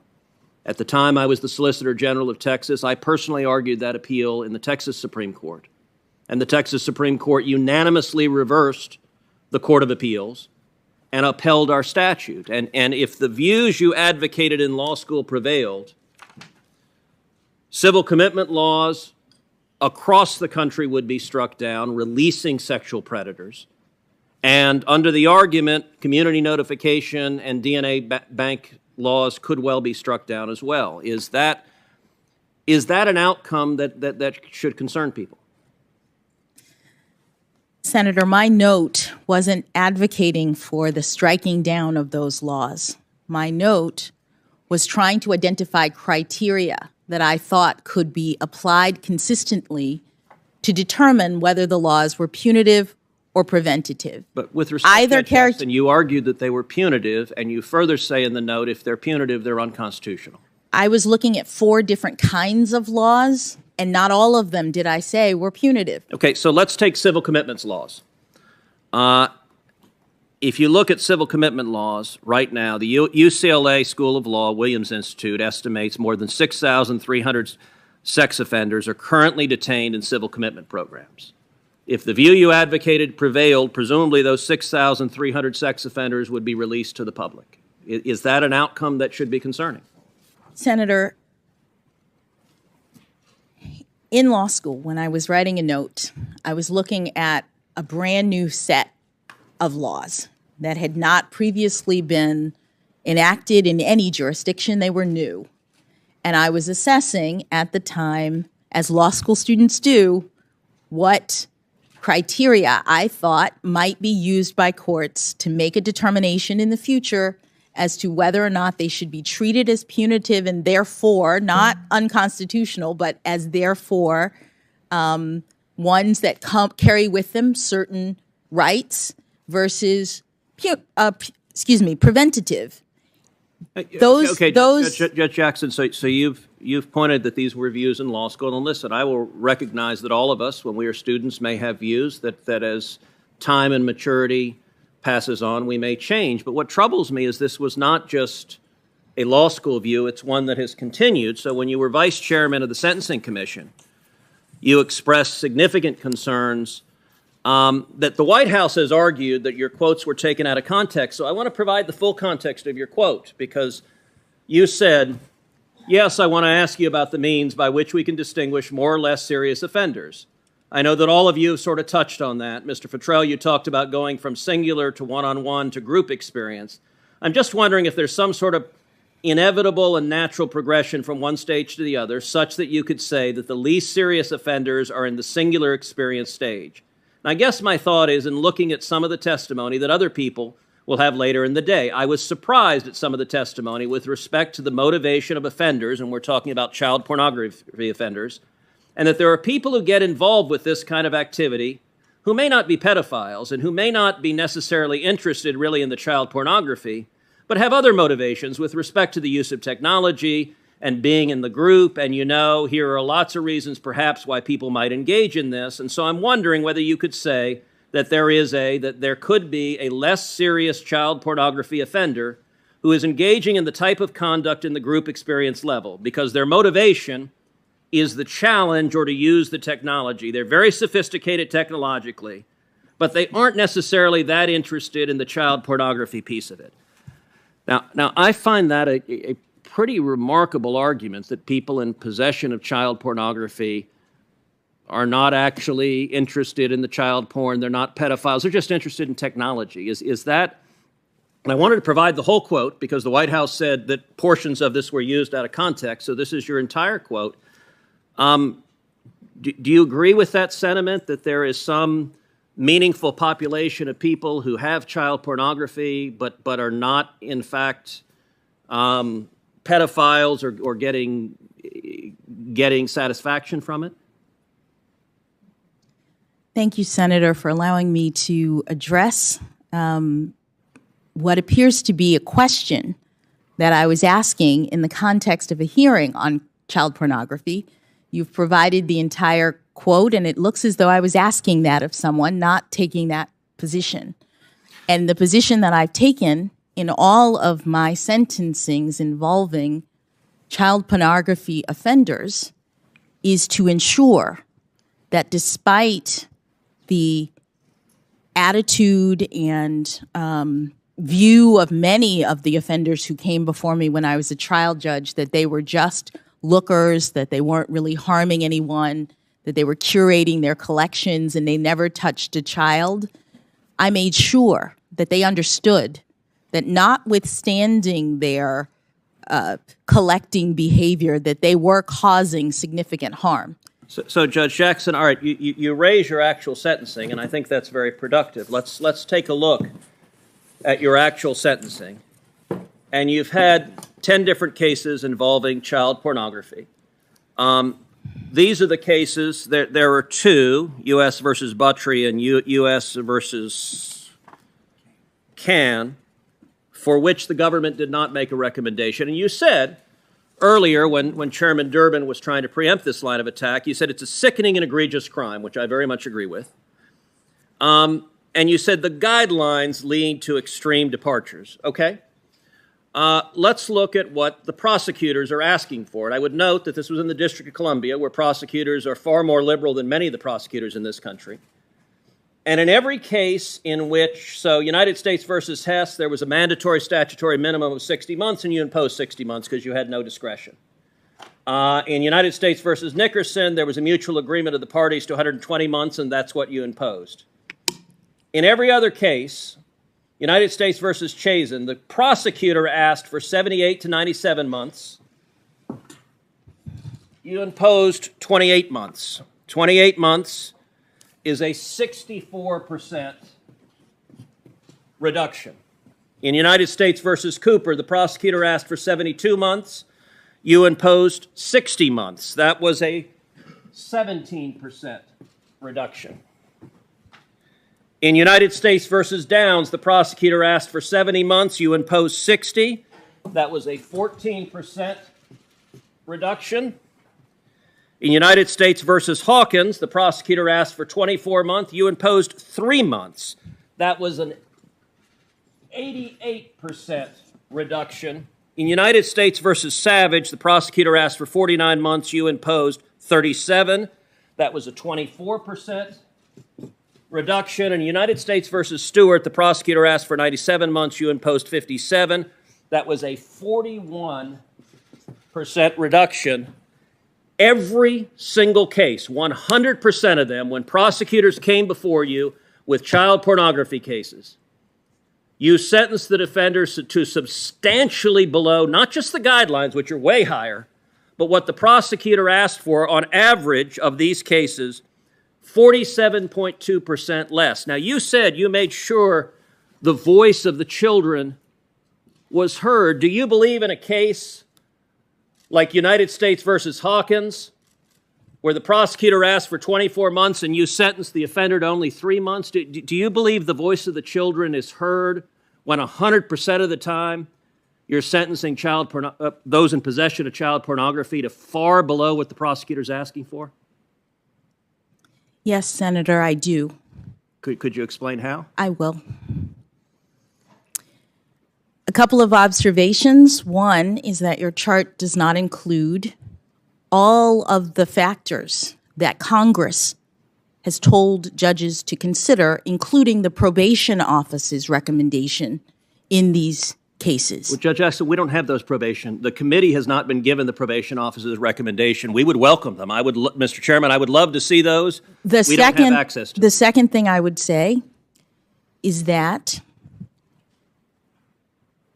I take these cases very seriously as a mother, as someone who, as a judge, has to review the actual evidence in these cases and, based on Congress's requirement, take into account not only the sentencing guidelines, not only the recommendations of the parties, but also things like the stories of the victims, also things like the nature and circumstances of the offense and the history and characteristics of the defendant.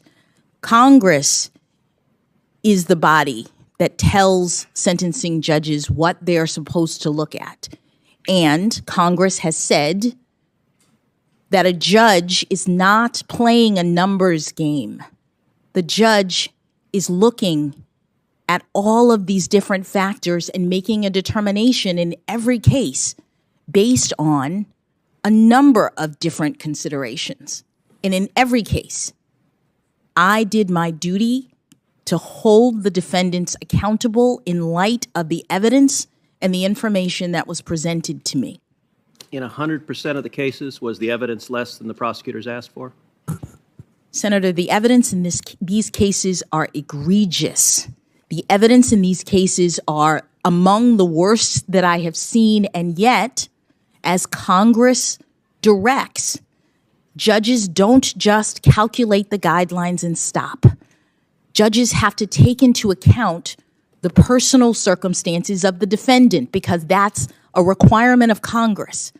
Judges have to consider things like the victims, and when I was talking about making sure that victims' circumstances are heard, it was about my sentencing practices. Well, that I show victims being heard with respect. Thank you, Mr. Chairman.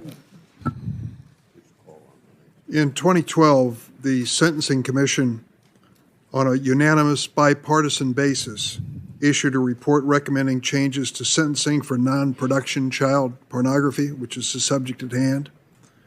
Offenses because of widespread concern among judges and other stakeholders. For example, 70% of surveyed judges said the guideline ranges for possession and receipt offenses were too high. 71% said the mandatory minimums were too high. Notably, the report was supported by every member of the commission. I believe the question which Senator from Texas was referring to was part of the proceedings that led to that commission report, unanimous bipartisan basis commission report. Mr. Chairman, very briefly, I would ask unanimous consent that the books I referenced be entered into the record. Without objection. Senator Coons. Thank you, Chairman Durbin, Ranking Member Grassley. Judge Jackson. Good to be with you. Good to be with you, Senator. I'd like to take a few minutes, if I could, and just give you a chance to address some of the issues just raised. My colleague suggested that you've never sentenced a defendant in a child pornography case consistent with what the government requested, what the prosecution requested. But according to my staff's research, that's just not true. So let me briefly ask you about three specific sentencing cases. Do you remember U.S. v. Nickerson? You sentenced Charles Nickerson Jr. to 10 years in prison, exactly what the government requested. I do, Senator. Do you remember U.S. v. Fife? You sentenced him to 20 years in prison, exactly what the government requested. I do, Senator. And do you recall U.S. v. Nguyen? You sentenced him to 37 months in prison, exactly what the prosecution requested. I do, Senator. So in these three cases, it's also true that the government, the prosecution, requested below guidelines sentences. Would that seem surprising to you at all? It would not. And is that because overwhelmingly, nationwide, in 70% of cases, and in your district, 80% of cases, downward departures from the guidelines are the norm? That is correct, Senator. So to the extent there seems to be some concerted effort to try and characterize you as being soft on crime or somehow unconcerned about child safety, I just wanted to take another moment and give you a chance to respond to that. As a parent, as the member of a family that's had several members who've served your brother, your uncles in law enforcement. Could you share a bit about how having loved ones who serve as law enforcement officers, in one case a detective on a sex crimes unit, has had an impact on your sense of the balance of justice and mercy in the case of ensuring that we hold to account those who commit crimes against children? Thank you, Senator. As a mother, these cases involving sex crimes against children are harrowing. What I think is important to understand is that trial judges who have to deal with these cases are presented with the evidence or descriptions, graphic descriptions. These are the cases that wake you up at night because you're seeing the worst of humanity. When there are victim statements that are presented, when people talk about how their lives have been destroyed as children, how the people who they trusted to take care of them were abusing them in this way, and then putting the pictures on the internet for everyone to see. I sometimes still have nightmares about the main witness, the woman I mentioned earlier who cannot leave her house because of this kind of fear, the vulnerability, the isolation. These crimes are horrible. And so I take them very seriously, just as I did all of the crimes, but especially crimes against children. So, Your Honor, if I could, the characterization that was just presented in a recent column in the National Review, a conservative publication, has characterized that view of you as a smear that appears meritless to the point of demagoguery and characterizes your approach in sentencing in these cases as mainstream and correct. And I'll just remind my colleagues and those watching that two of the largest, most substantial law enforcement advocacy organizations in our country, the National Fraternal Order of Police and the International Association of Chiefs of Police, have spoken up in support of your qualifications and your capabilities. The FOP letter says there's little doubt you have the temperament, intellect, legal experience, and family background to have earned this appointment. That sentiment was echoed by the IACP. In their letter, they said, you believe you have a deep understanding of and appreciation for the challenges and complexities confronting the policing profession, and you have, during your time as a judge, displayed your dedication to ensuring our communities are safe and that the interests of justice are served.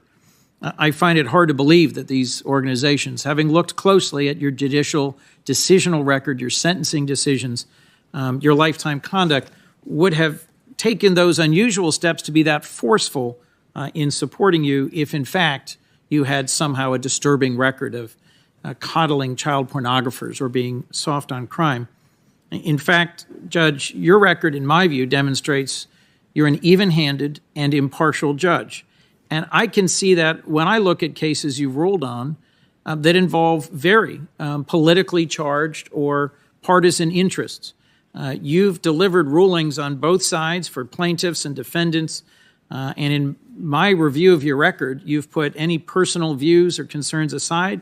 You've based your decisions on the argument of the parties, the facts in the record, the applicable law and precedent. And the well-reasoned and thorough opinions you've written show to me a judge striving to make even-handed decisions based on facts and law, not on some caricature of a leftist agenda. But don't just take my word for it. We've received an outpouring of support for your nomination. As we'll hear on Thursday, a very wide range of groups and individuals have sent letters or testimony to this committee in support of your nomination. It's no surprise to me that your legal mind, your experience, your temperament inspire strong support from some of the best and brightest of our legal community. And I think it's worth highlighting that among those many who have written to us are included well-respected conservative and Republican lawyers, and Republican-appointed judges who agree with my characterization that you're an even-handed and impartial judge. We've received a letter from 24 conservative lawyers who held positions in Republican administrations or are well known for their conservative political or legal views, who wrote this committee to urge your speedy confirmation.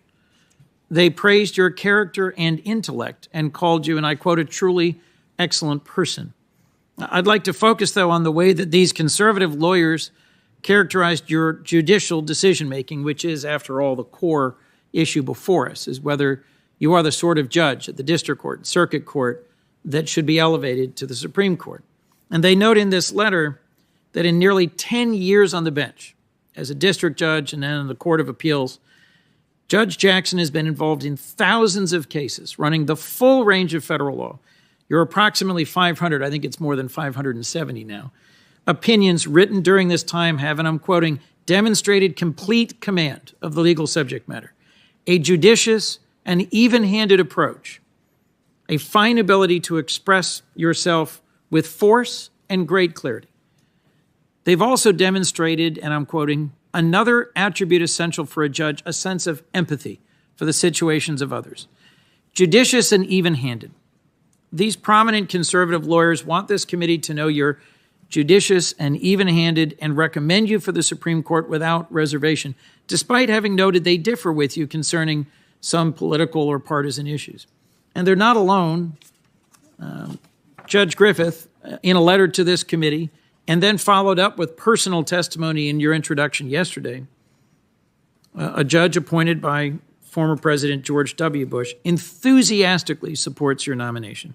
I was struck by his description of your intellectual capacity, your keen legal mind, as well as your character and judicial approach. And now I'm quoting from his testimony to this committee yesterday. Judge Jackson, he told us, is an independent jurist who adjudicates based on the facts and the law, not as a partisan. He went on, as Justice Scalia taught us, an indispensable feature of the republic the Constitution created is an independent judiciary of judges who've taken an oath not to a president or a party, but to the American people and to God, that they will be impartial. And he concluded that you, Judge Jackson, have demonstrated an unwavering commitment to that oath. That's a conservative judge appointed by a Republican president who told this committee he's confident you'll decide cases based on the facts and the law, not as a partisan. Now, I value the working relationships I have with my colleagues on both sides of the aisle. We can and do at times have fierce policy disagreements, but we also work together to try and find ways as lawmakers and individuals to respect each other. And I take it as a personal sort of badge or a source of pride when someone with whom I really disagree on one issue is able to legislate with me on another.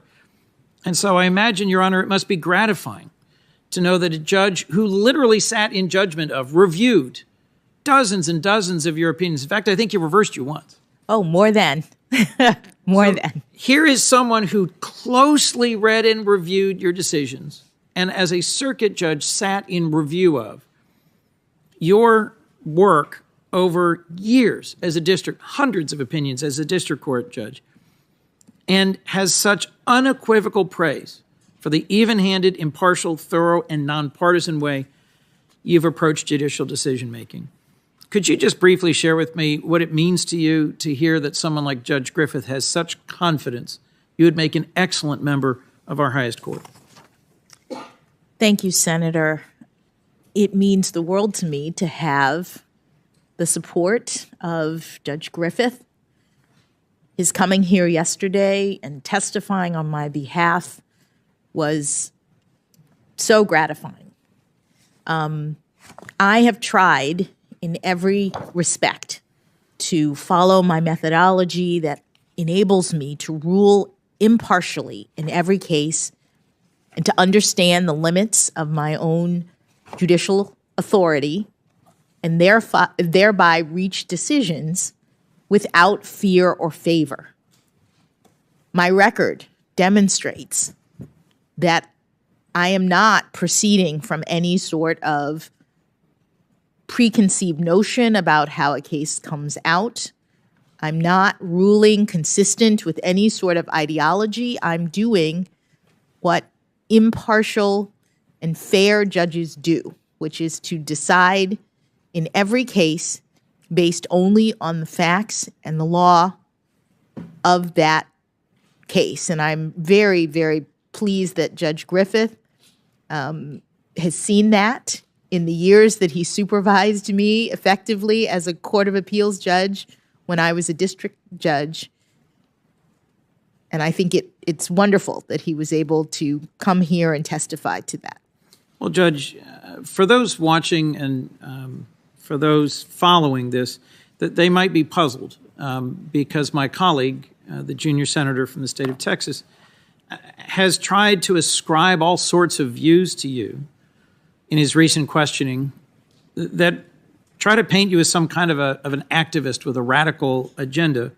And in my review of your experience and your record, these letters from judges and scholars, I don't see anything that remotely substantiates that claim. We are here to evaluate your qualifications, your judicial decision-making. But so let me get at a few of these points specifically, if I could.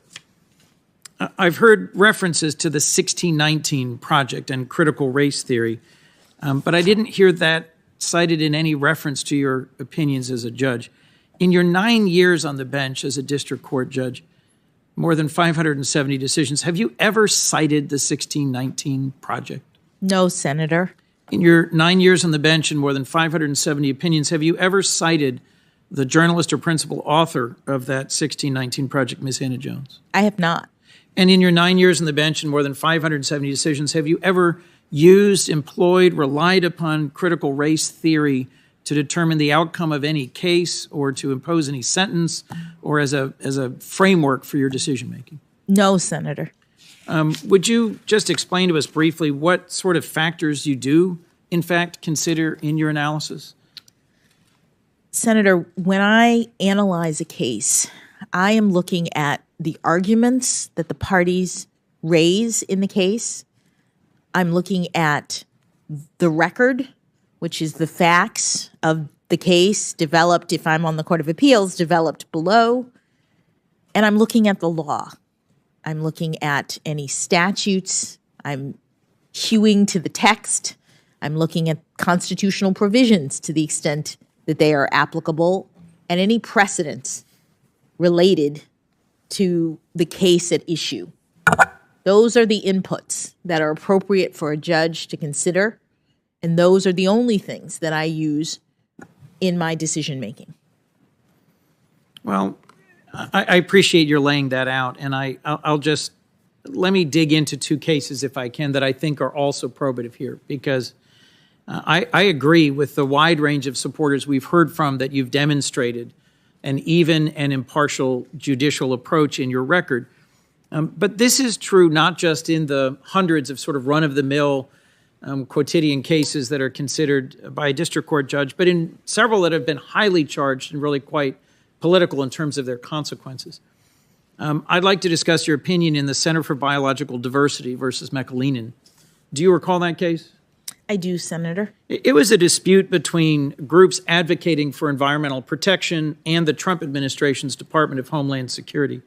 The dispute was about President Trump's efforts to quickly construct a physical border wall between the United States and Mexico. I'm sure I don't need to remind you or anyone here that at the time, Democrats were just about unanimous in thinking that physically building a wall from coast to coast was not the wisest use of resources to secure the border. There were other ways to do it, and with Republicans pretty much unanimously willing to defend it. So it was a policy matter with some sharp divisions and some political consequences. You ultimately ruled in favor of the construction of the wall and against an attempt by environmental groups to halt its construction through a legal case. Can you discuss what you recall just briefly of the claims presented and how you came to a decision in favor of the Trump administration? Senator, the claims in that case, which, as you say, were brought by an environmental organization, related to the Administrative Procedures Act, which is something that we often see in the District of Columbia, and whether or not the agency could waive certain environmental laws pertaining to the construction of the wall, whether or not the agency's determination to do so was lawful. And I looked at the relevant circumstances, and I ended up, I believe, dismissing that case on threshold grounds before getting to that point in the analysis. But consistent with what you've said, I was guided by my understanding of the law and what it required, and not by anything else. I could spend a lot of time on the details of this case, but let me try and summarize it this way. You analyzed the statute. You concluded Congress had clearly blocked the courts from hearing non-constitutional challenges. There was no jurisdictional bar to the constitutional claims. To decide them, you considered whether the plaintiff's claims were viable. You looked for precedent. You found one. While not controlling, you thought it was legally sound and persuasive. But there was no controlling circuit court or Supreme Court precedent that stopped you. If you were in fact an activist judge, a motivated partisan determined to let these plaintiff environmental groups proceed, you certainly could have. There was no clear precedent that barred that from happening. You analyzed the statute. You applied the best precedent you could find, and you reached a result without regard to the political consequences. That is correct, Senator. So in my view, I wanted to talk about this case because there's really nothing unusual or special about it from your perspective. That is correct. For those of us up here, there was a lot special and important about it. It was a highly charged partisan and political issue, but you looked at the statute, you found persuasive precedent, you applied it, you went on to the next case. Well, let me ask about another decision. In a case addressing another very politically charged issue, and specifically this involves the emails of former Secretary of State Hillary Clinton. Now, the Republican National Committee, or the RNC, is opposing your nomination, publicly accusing you of being a partisan Democrat. And they argue you could not possibly be an impartial justice. But ironically, back in 2016, you presided over a case brought by the RNC against USAID related to then presidential candidate Clinton, and you ruled in favor of the RNC. Both the substance and the timing of the case are really quite striking. I did. The RNC made Freedom of Information Act requests for certain emails involving the former secretary, and despite what the RNC would have us now believe, in this case, you reinforced your deserved reputation for following the law, not a partisan agenda, because you ordered USAID to produce thousands of pages of documents related to Secretary Clinton. Do you recall when you issued that decision, that order? I actually don't. Well, I'll tell you, it was just before the presidential conventions. So if there was a moment when the RNC had a political objective, it was right before the convention, and you actually issued a ruling that they were entitled to email production from the USAID on the basis of legal arguments presented to you, the statute at issue, and the evidence. Is that correct? That is correct. Well, Your Honor, I'm frankly really struck at the fact that, for all the back and forth in Senate hearings and academic circles about the judicial philosophy of Supreme Court nominees, you've shown what the experience of nearly a decade overwhelmingly spent on the district court has produced: a methodology, an approach that looks at the Constitution, the statute, the facts, the arguments of the parties, and reaches a result without fear or favor, without taking into account the partisan issue at stake. I don't believe that a judicial philosophy is always all that meaningful. The judge for whom I clerked on the Third Circuit had spent years as a district court judge, and when I asked her, what's your judicial philosophy, she looked at me and said, I just call balls and strikes. I'm a judge who rules on the case before me in exactly the same frame that you offered. A judicial philosophy does not in and of itself constrain a judge. What constrains a judge is a judge who is willing to be constrained, who understands that the role of the federal judiciary is a limited one. And so the real question I think a president should consider when they make a nomination, the question that we as senators need the answer to in order to perform our function of advice and consent, and the question that I think resonates best with the American people who are concerned about this hearing and this nomination and how it will impact the country and their lives is sort of, what kind of justice will you be? We want to know if you'll be fair. We want to know if you'll be faithful to the Constitution and to the rule of law. You've been a judge almost 10 years, and you've written more than 570 opinions. I'd say your record as a judge is the best answer to the question, what kind of justice you will be. How would you say, Your Honor, that your approach to judging on the district court relates to the way you are now judging on the circuit court?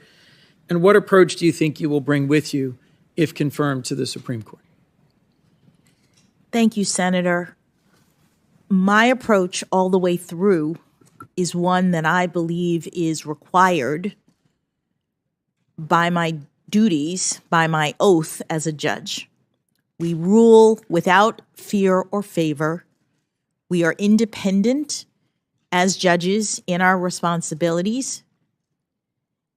We understand at the district court level, at the Court of Appeals level, and at the Supreme Court that judges are restrained, are constrained in the exercise of our power under our constitutional scheme.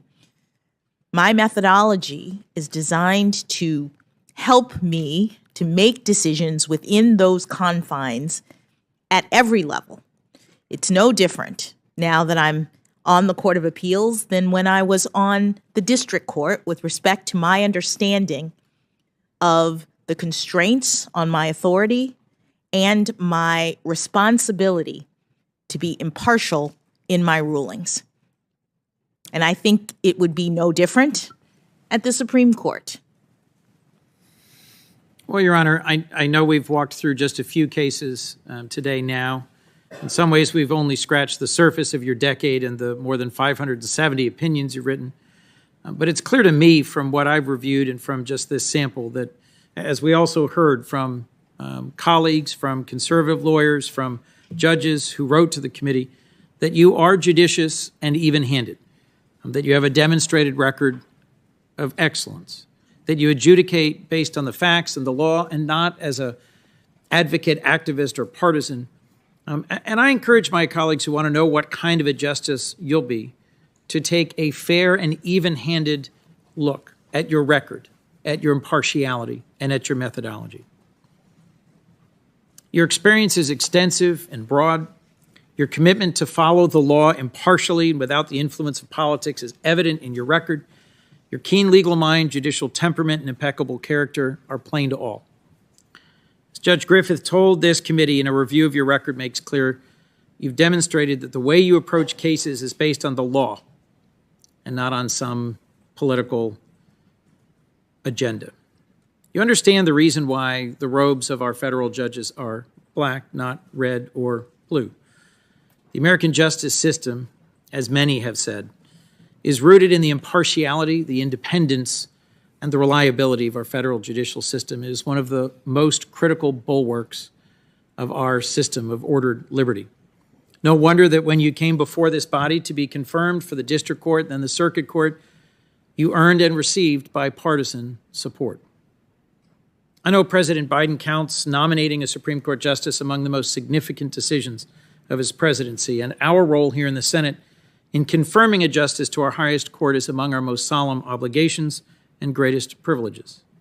So in nominating you, I believe our president has met his mission, and it will be my honor to join, I hope, the overwhelming majority of my colleagues in supporting your confirmation as an Associate Justice of the United States Supreme Court. Thank you, Your Honor. Thank you, Senator Coons. Last week, the committee received a letter, Judge, from the National Coalition Against Domestic Violence, representing survivors of domestic violence, urging the Senate to swiftly confirm you to the Supreme Court. The committee also received a letter about your nomination from 9 separate organizations representing both survivors of domestic violence and sexual assault. The letter said, and I quote, Judge Jackson is highly qualified for the position as her career and record demonstrate. Her historic confirmation as Supreme Court's first black woman and the sixth woman overall will represent monumental progress toward a nation. It is charged to serve, and that values all of its citizens equally. The organizations also noted, quote, Judge Jackson's rulings reflect the judicial consensus. I move to enter these letters into the record. Without objection, they will be. Senator Sass, you're next up, but we're on the cusp of a vote. So I want to be fair to you. We're going to take a break at this point. I'm going to hope. I thought we were taking a break and going to go vote, but if you want me to go first, I'm good. No, I think we ought to go over there and pray that it comes along and we can return quickly. So why don't we declare this break time for 20 minutes, 4:05, back in the room.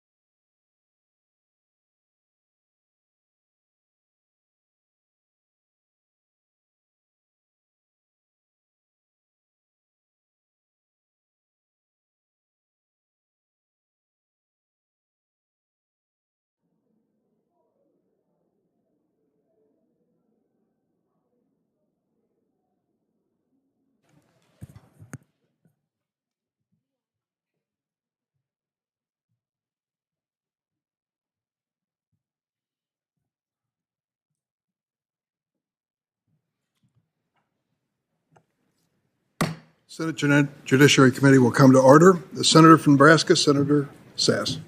Thank you, Chairman. Judge, welcome back. By my quick eyeballing count of this, you are 51% done as of this moment, which feels more like curse than blessing, but I meant it as a good thing. Thank you. I think I'm number 12 of 22, so you're just past halfway done on the downhill. Thank you as well for spending time with me in my office, and thank you for answering the questions of the committee today and tomorrow. What you've said in public matches what you've said in private, and that's obviously a testament to your character. That also can be helpful to rebuilding public trust. So thank you for the ways you've engaged thus far. Judge, you are likely to go on to serve a lifetime appointment on the Supreme Court, which means that this is very likely the last job interview you ever have. And the most public, Senator. Yeah, these processes are a lot like a proctology exam. That means that it's an opportunity for you to explain to the American people how you view a Supreme Court justice's job and the limits and bounds on that job. So I want to go back to a topic that you and I have discussed a few times, which is how you approach cases.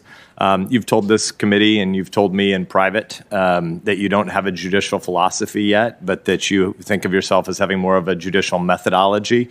I'd like to understand that a little bit more. And I think it would be helpful for the American people to understand that argument and that distinction a bit more as well. Earlier today, you said that you, quote, do not believe there is a living constitution. And you also said that you're constrained to interpret the text and that I think you said sometimes that's enough to resolve the issue. So I think I've heard you pay partial tribute to the judicial philosophy of originalism, but you've not adopted it or embraced it as a philosophy or label that applies to you. So maybe one of the places we could tease that out a little bit more is trying to dig into whose jurisprudence you most admire.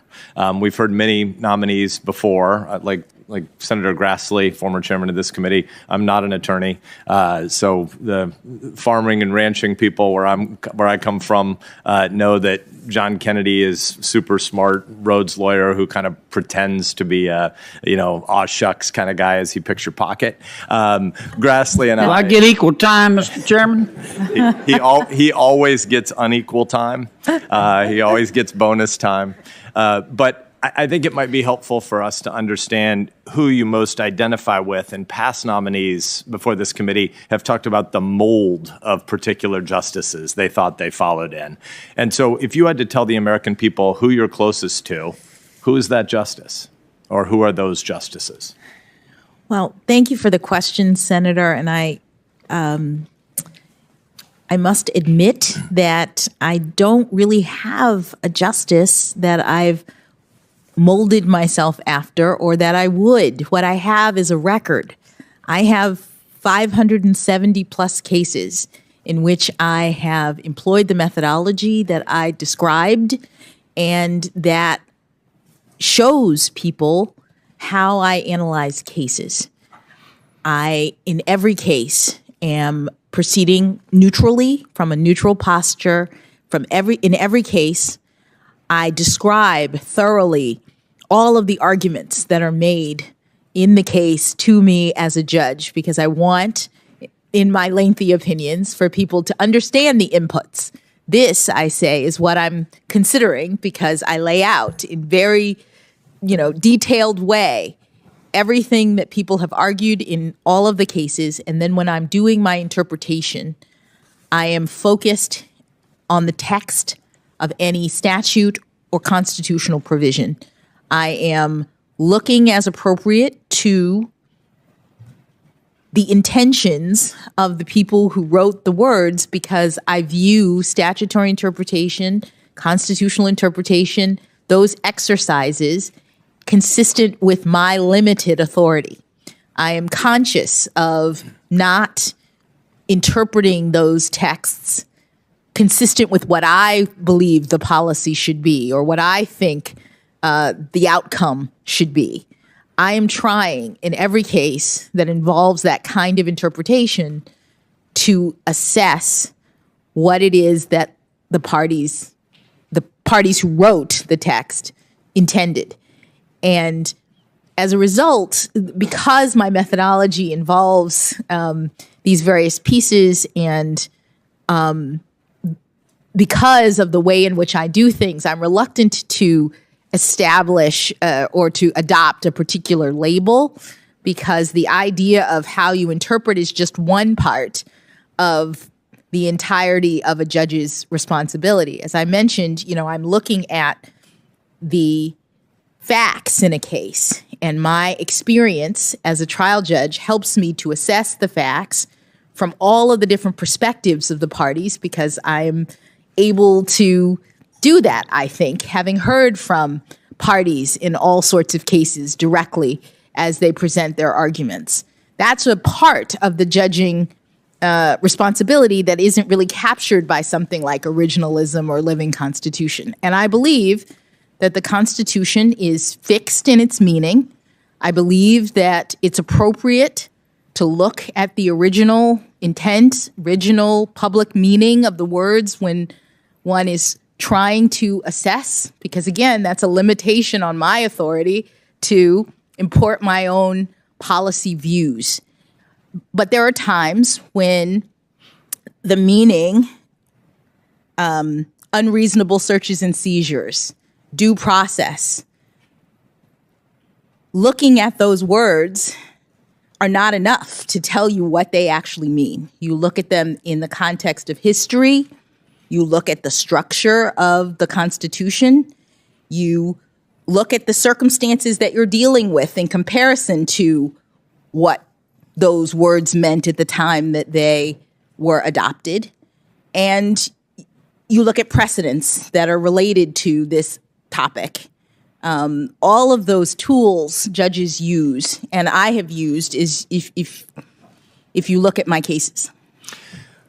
But when you say that you look at the intent of the authors of a statute, sometimes courts have to say the people who wrote this statute, whether they meant to or not, have done something that we, the judiciary, decides, speaking in the voice of you, is unconstitutional. And deciding that something is unconstitutional requires an interpretive framework for how you get there, right? And so you and I talked in my office about the differences between Justices Kagan, Breyer, and Sotomayor's judicial philosophies. And you told me that you needed time to study that issue further. So assuming that you've had a chance to think about that a bit more, I guess I'd ask you again, what are the differences among the three of their judicial philosophies? With respect, Senator, I have not actually had time with all of my meetings with senators and the work that I've done to appear before you today. I would say that there are differences, as you see from the various opinions that they have issued. I'm not sure which one I would necessarily follow, because it depends on the case. I think their differences indicate that they are looking at different provisions. They are using the various tools that judges use and that I have used in my cases. The idea of striking down a statute as unconstitutional is daunting and should be daunting, I think, for any judge or justice, and would have to be looked at very carefully because of the limited nature of the judicial role and the fact that the policies have been adopted by the branch of government that has that authority under the Constitution. So I guess I'm surprised after 9 years on the bench that, I mean, you're super smart. Nobody disputes that. And having worked for Justice Breyer and knowing of some of the fights, some of the philosophical arguments he and Justice Kagan had, it just seems surprising that you wouldn't be able to at least not speculate, but reflect a little bit on the nature of those disagreements. Because to say it depends on the particular case, that's fine, but they have different philosophical and hermeneutic approaches to the text. So maybe another way to get at it. I think Justice Breyer, again, for whom you clerked, and Justice Scalia used to travel together and have lively debate circuit conversations. Can you tell the American people a little bit about what Breyer-Scalia roadshow looked like? What were they arguing about? Well, my understanding is they were arguing, or at least presenting, two different viewpoints as to how the Constitution should be interpreted. And I would say, just as an aside before talking about their positions, that while I have been on the bench for 9+ years, the issue of constitutional interpretation in that sense doesn't come up very often. It comes up to the Supreme Court for sure, but it doesn't come up very often in the lower courts.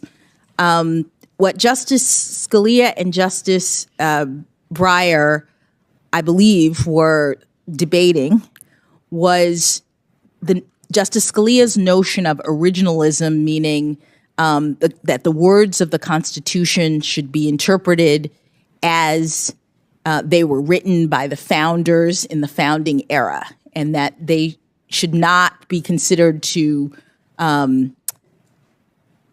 essentially to establish principles that modern justices could now apply based on their own view of the needs of society.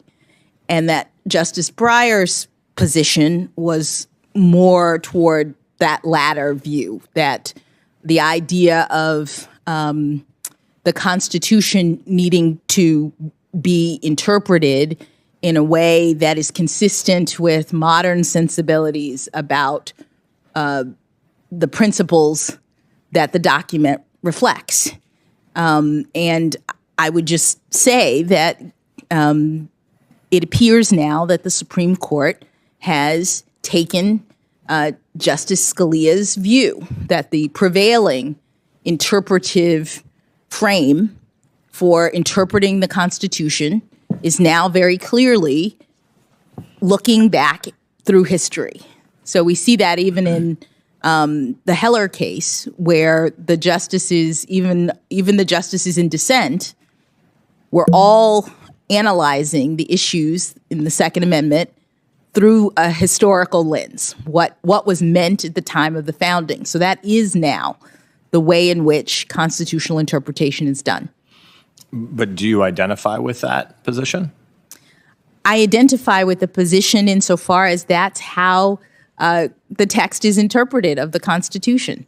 That I am a strong believer, as I said, in precedent, in stare decisis, in predictability, in the rule of law, and the way that the law now interprets the Constitution is through this historical frame.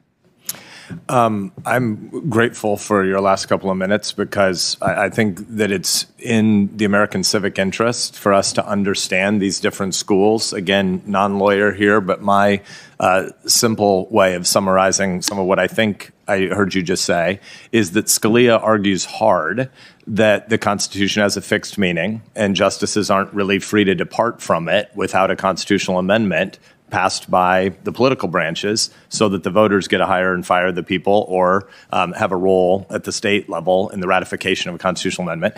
And Breyer's position seems to me, and I won't get it precise enough in technical legal terms, jurisprudential terms probably to satisfy him, but that the Constitution is speaking to more abstract principles, and therefore there's a lot more play in the joints of what a justice's job is. And I think the way you summarized their debate was pretty fair. And I also think it's fair for us to want to understand what your position is about it, because you're obviously, as I've said, incredibly smart and incredibly likable and winsome and on the stage for a lot of Americans to look up to. I'm at the rah-rah, hear side of that debate. At the level of what is a Supreme Court justice's job, I think that's why a lot of us are still trying to tease out the philosophical distinction, which I think is more than just a methodology, but want to thank you for that answer. You've also brought up the Fourth Amendment a number of times in our conversation, and I would like to talk a little bit more about the Constitution and whether its meaning changes. And so I'd like to go back to the Fourth Amendment topic you brought up in my office. You said, I think, that and correct me if I'm missummarizing your position, you said that originalism wouldn't have much to say about the Fourth Amendment because the Founding Fathers never conceived of a tool, a piece of telecommunications equipment like this. And so I think during our conversation, you said that the original meaning of the Fourth Amendment won't tell you much about what to do with a new technology. My guess is that originalists, and Scalia in particular, would disagree. So what do you do if the text of the Fourth Amendment doesn't answer a question? Where do you go next? Well, Senator, just to clarify what I intended to say, and I may well have misspoken, there is an originalist take, I think, on the question of what happens with a cell phone. As the Supreme Court held in the Riley case, there was a way in which you assess principles of the Constitution, the text of the Constitution, and apply it to modern technology. And you have to, because there's no question that cell phones didn't exist at the time of the founding. So if the originalist principle is we look only at the Constitution as it relates to things that existed at the time of the founding, there would be no answer to what to do about a cell phone. And so what the Supreme Court has said and done is to determine that the principle of the Fourth Amendment with respect to searches is to determine whether there is a reasonable expectation of privacy. They also have looked at property interests with respect to whether or not there's an invasion of privacy, and then determined from history what that reasonable expectation of privacy related to back at the time of the founding, and analogized to current circumstances related to things like cell phones.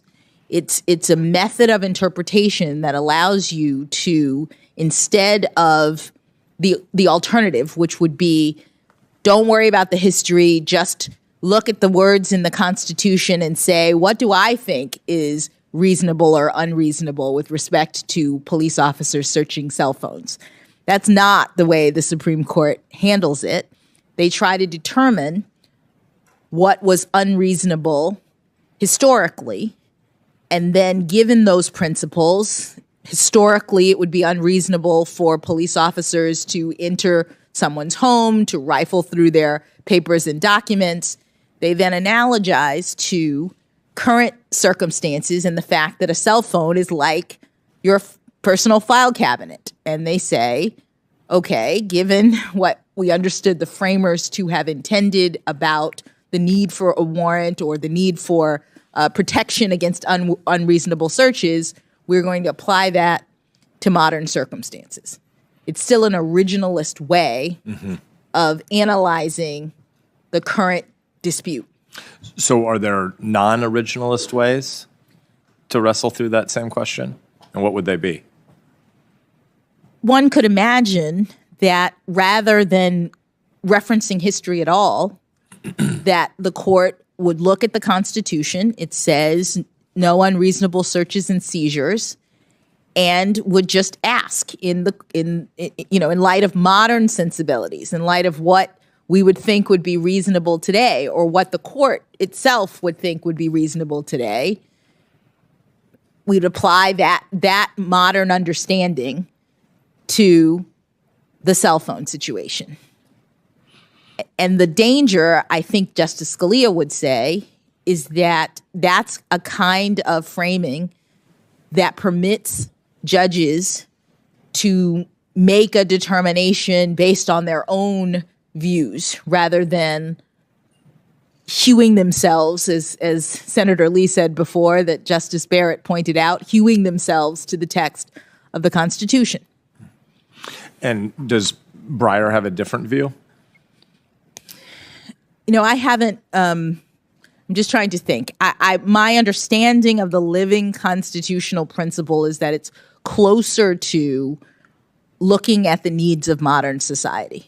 But I'm not well versed in it, in part because the Supreme Court has now so clearly taken the historical perspective, the originalist perspective in its interpretations. You brought up the cell phone example with me, but I know you have others. What are some other areas of life where the original meaning seems to be 2.5 centuries removed? What are places that the Constitution seems to not speak to? Well, Senator, I'm reluctant to spell out different circumstances. What I will say is that when you look at the language in the Constitution, there are some provisions that are completely clear on their face without any question of what was intended. The age of the required age of senators, the required age of the minimum age of the president. These kinds of provisions, all you need is the text, and there you are. But there are provisions of the Constitution that are broader than that, and therefore some interpretive frame is necessary. And to the extent, every question the Supreme Court gets that involves new technology, for example, that relates to constitutional provisions will require some kind of analogy, I think. But, I can't speak to anything more than that. You have described Justice Breyer's constitutional approach as pragmatic. What does that mean? I understand it to be, and his approach to be about ensuring that the rules that follow from the Supreme Court's determinations are ones that make sense and are workable.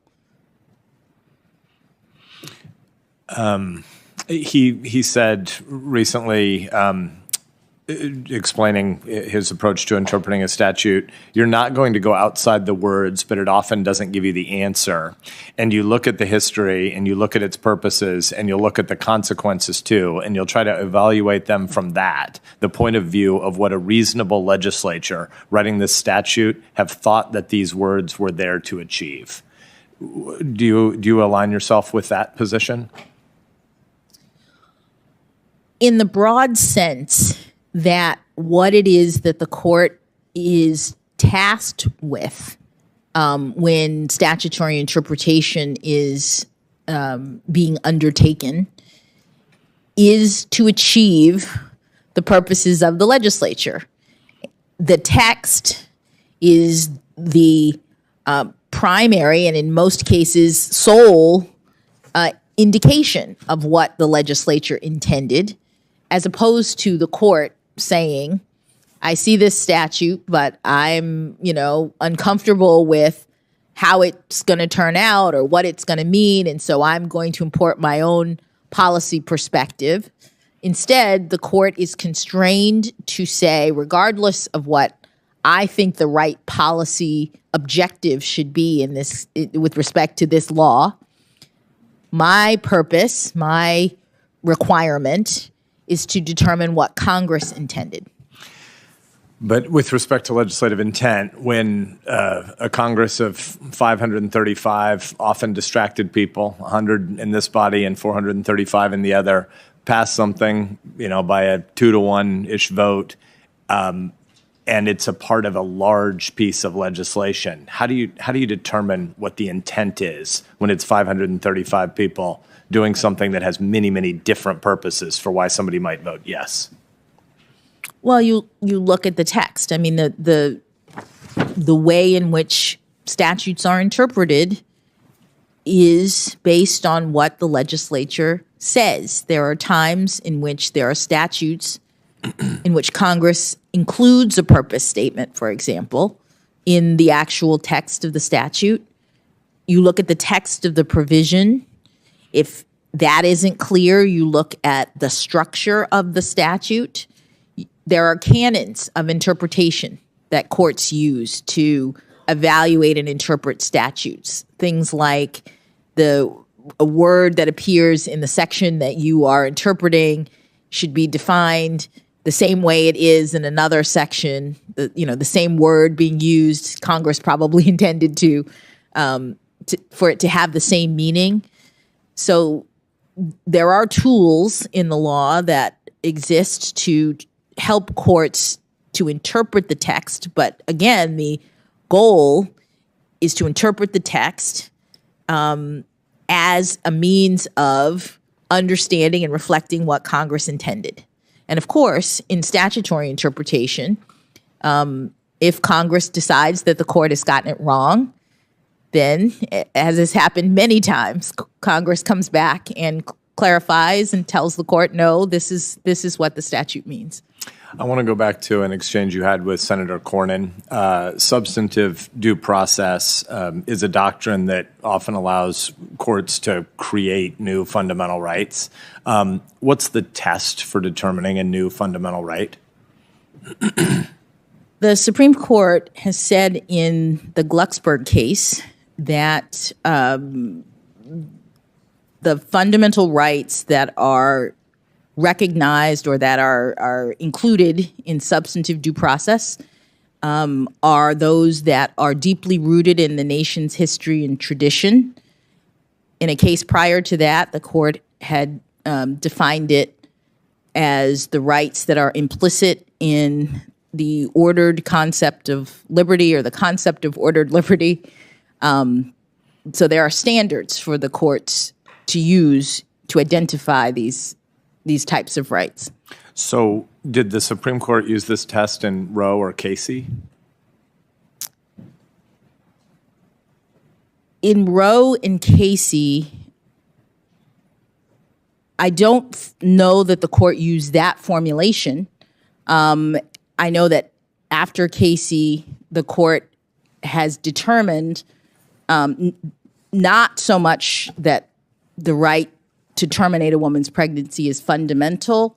The right exists, and it's subject to the framework in Casey that allows for regulation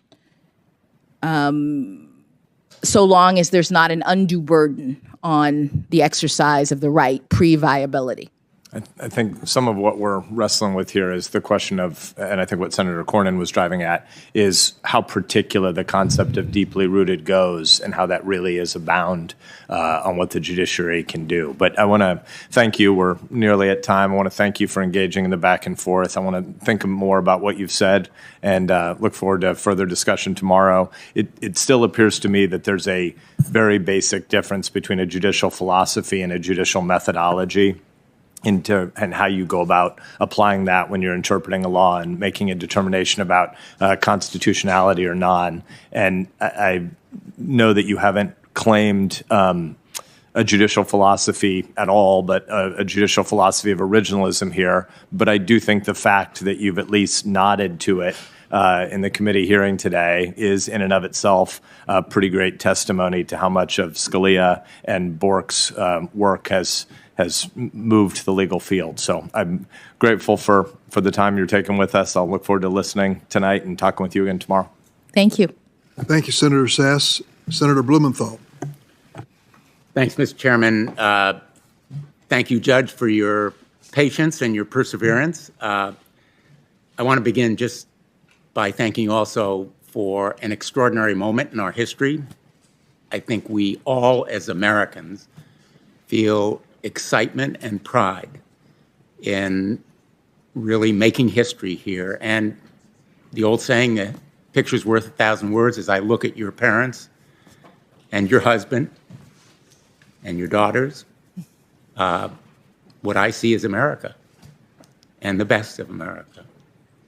So I think we should all feel that excitement and pride in this moment and the extraordinary journey that has brought you here. You will make the court look more like America, but also think more like America in the obstacles and challenges that you've overcome to be here. We don't know all of them, but you will provide a very important perspective, indeed a unique perspective that the court needs more than ever at this moment in its history. There are a lot of people who are book smart. There are not as many people who are person smart, and you are both. That kind of emotional intelligence is what our courts need, not just our Supreme Court. So I want to really begin by asking you, as a role model for others, to talk a little bit to the young women and girls of America, particularly Black young women and girls, about those challenges and obstacles that you've had to overcome to be here and what's helped you do it? Thank you, Senator. I am humbled and honored to have the opportunity to serve in this capacity and to be the first and only Black woman to serve on the United States Supreme Court. I stand on the shoulders of generations past who never had anything close to this opportunity, who were the first and the only in a lot of different fields.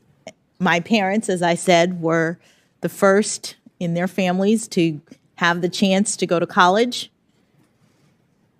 I've been the first and the only in certain aspects of my life. So I would say that I agree with you that this is a moment that all Americans should be proud. Now, you've never been a prosecutor. A lot of us on this panel have been prosecutors. I was the U.S. attorney, the chief federal prosecutor in Connecticut for 4.5 years, and then I was attorney general of my state for 20 years. But I would say one of the most meaningful cases in my career was as a defense counsel. I was asked by the NAACP Legal Defense Fund to represent a Black man on death row in your home state of Florida. He had been convicted of murder and rape, had been on death row for a number of years. And I took the case because I was asked to do it, and eventually, somewhat to my surprise, found, in fact, he had never done the crime of which he had been convicted. And eventually, we won his freedom because the prosecutor in the case concealed evidence, which was a violation of his constitutional rights. And he was a free man as a result. Your husband, as a surgeon, saves lives. Lawyers don't do it often. But I know from personal experience the importance of having a good representative, an advocate, a counsel, because in that case, he had been denied it when he originally went to trial. And only after years in both state and federal courts was the truth vindicated. So I want you to talk a little bit about why it is important for defendants to be represented by zealous, really aggressive and energetic advocates who tell the truth to the court, put on the evidence, and present the best possible case for a defendant accused of a crime. Thank you, Senator. The idea is one that is rooted in our Constitution. The framers were concerned about government overreach in a lot of different areas. The provisions of our Constitution are protecting individual liberty from government overreach. This is why we have provisions about limited government. And there are many provisions in the Constitution that are limiting government action when it comes to the deprivation of liberty, because the framers understood how important liberty is to our society. And so there's the Fourth Amendment, there's the Fifth Amendment, there's the Sixth Amendment, there's the Eighth Amendment. These provisions are crucial, and it is zealous defense counsel that ensures that the government is protecting these rights, that ensures that these rights are protected and that people are getting due process in the criminal justice system. And that's to all of our benefit. That helps everyone in America when we ensure that liberty cannot be denied without due process. it's defense counsel, as I said, who are making arguments, and they're not condoning the criminal behavior. They're making arguments on behalf of clients in defense of the Constitution and these constitutional values.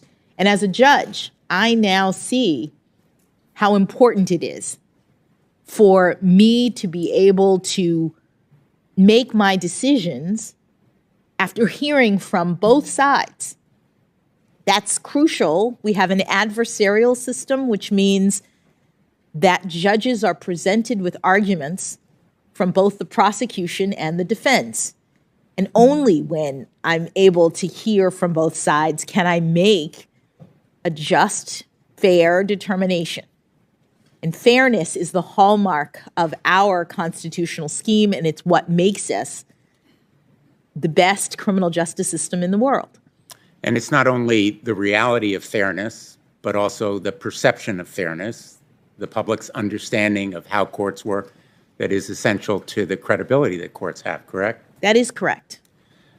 And so I feel very strongly, I know that a number of us on the committee agree, that more transparency, more visibility is important for the public to understand what goes on in the courtroom.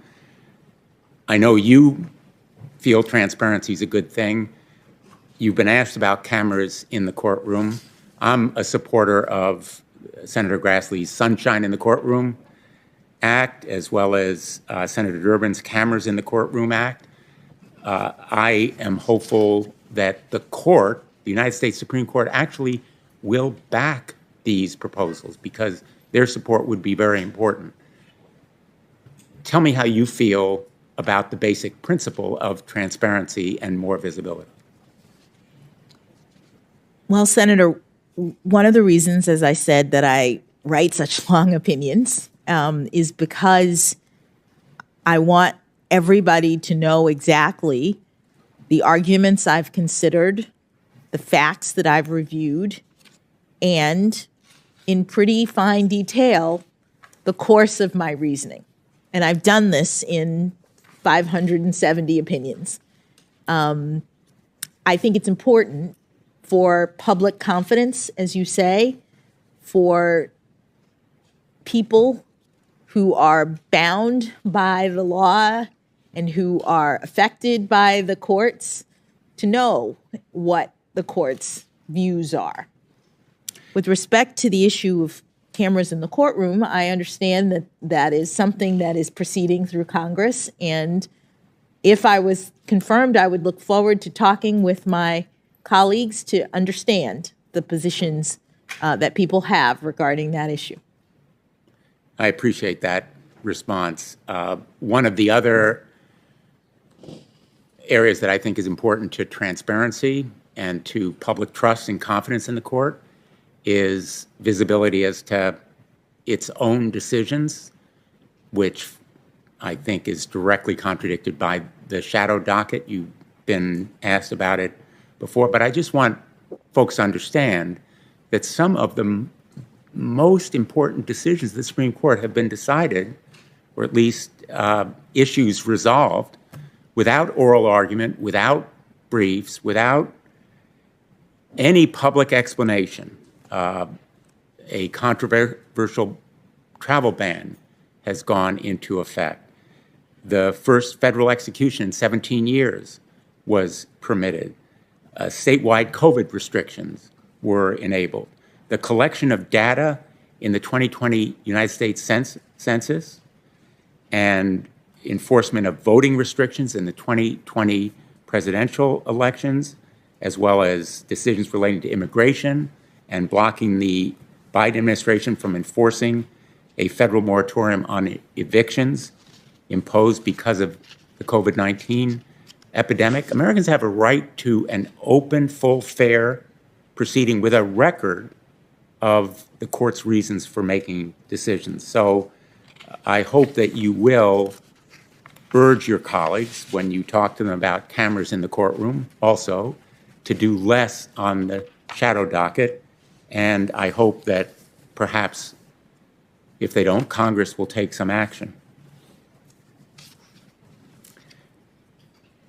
I finally want to ask, so far as this issue of transparency is concerned, about codes of ethics. You have followed a code of ethics as a district court judge and a court of appeals judge, correct? I have. Does that code of ethics apply to the United States Supreme Court? My understanding is that it does not. Correct. And my hope is that you will perhaps urge your colleagues as well to support a code of ethics. They haven't done so as yet, but I think we have an obligation in the Congress to set forth a code of ethics, and I hope they'll support it. Senator Durbin and others of us have supported that kind of measure as well. And I would just ask you whether you'll raise it with your colleagues if you're confirmed.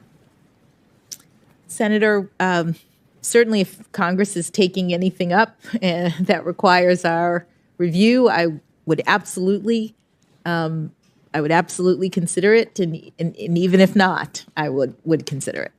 Talking to them about it. Thank you. The reason I raise these points is that I respect the United States Supreme Court. I've argued 4 cases before it. I was a law clerk to Justice Blackmun, who, by the way, was from Minnesota, Mr. Chairman. In fact, he was known as one of the Minnesota twins when he was appointed because he was thought to be exactly like then Chief Justice Warren Burger, who also was from Minnesota, in his very, very conservative views. And as it happened, Justice Blackmun became one of the most progressive members of the court over the years that he served. He had a capacity for growth and for learning and listening, which I believe you have, and I think it is one of the most important characteristics of anybody who serves on the court. But I do think the court's crisis of legitimacy is the result of divisions within the court, the polarization and politicization that has drawn lines, the process that has happened in recent years in confirmation proceedings. And so I really think that consensus building bridges with your colleagues, will be immensely important. I think that's one of the reasons that the president chose you, having talked to him about it, that you have that kind of persuasive and forceful intellect, but also the personal charm and warmth and depth that will enable you to do it. Maybe you can tell this committee about how you worked on the Sentencing Commission, for example, or in your previous experiences on that kind of consensus building. Thank you, Senator. Consensus building was one of the things that Justice Breyer was particularly good at in terms of his personality. In the time that I clerked for him, I witnessed the way in which he continually reaches out to colleagues, continually seeks common ground. And it's something that I would hope to be able to emulate if I were to be confirmed. When I worked on the Sentencing Commission, the commission is a 7-member body working on sentencing policy, which is at times a pretty contentious effort because we're talking about criminal justice. As commissioners, we are working on policy issues related to appropriate sentencings, and by statute, the commission is a bipartisan group. And during my 4 years as a commissioner, I was able to work well with other members of the commission to find common ground, to work on issues, to come together. And the vast majority, I heard a statistic that something like 95 or 97% of the votes that the commission took were unanimous. And that happened because of a lot of effort and intention on the part of all involved to see if we could work together. And that would be the kind of thing that I would hope to do if I was confirmed to the Supreme Court. You've mentioned in your previous testimony the challenges of applying the law to evolving and new technology. Obviously, the internet raises exactly those questions. Congress passed the Electronic Communications Privacy Act in 1986, when the internet was barely recognizable. It was nascent, just starting. And now, our nation faces a mental health crisis. It is partly aggravated by the pandemic, the isolation and anxiety that's resulted from it, but also by the internet and by the tech platforms that drive toxic content at children as a result of these black box algorithms that nobody really understands. Literally, no one understands because the tech platforms want to keep them secret.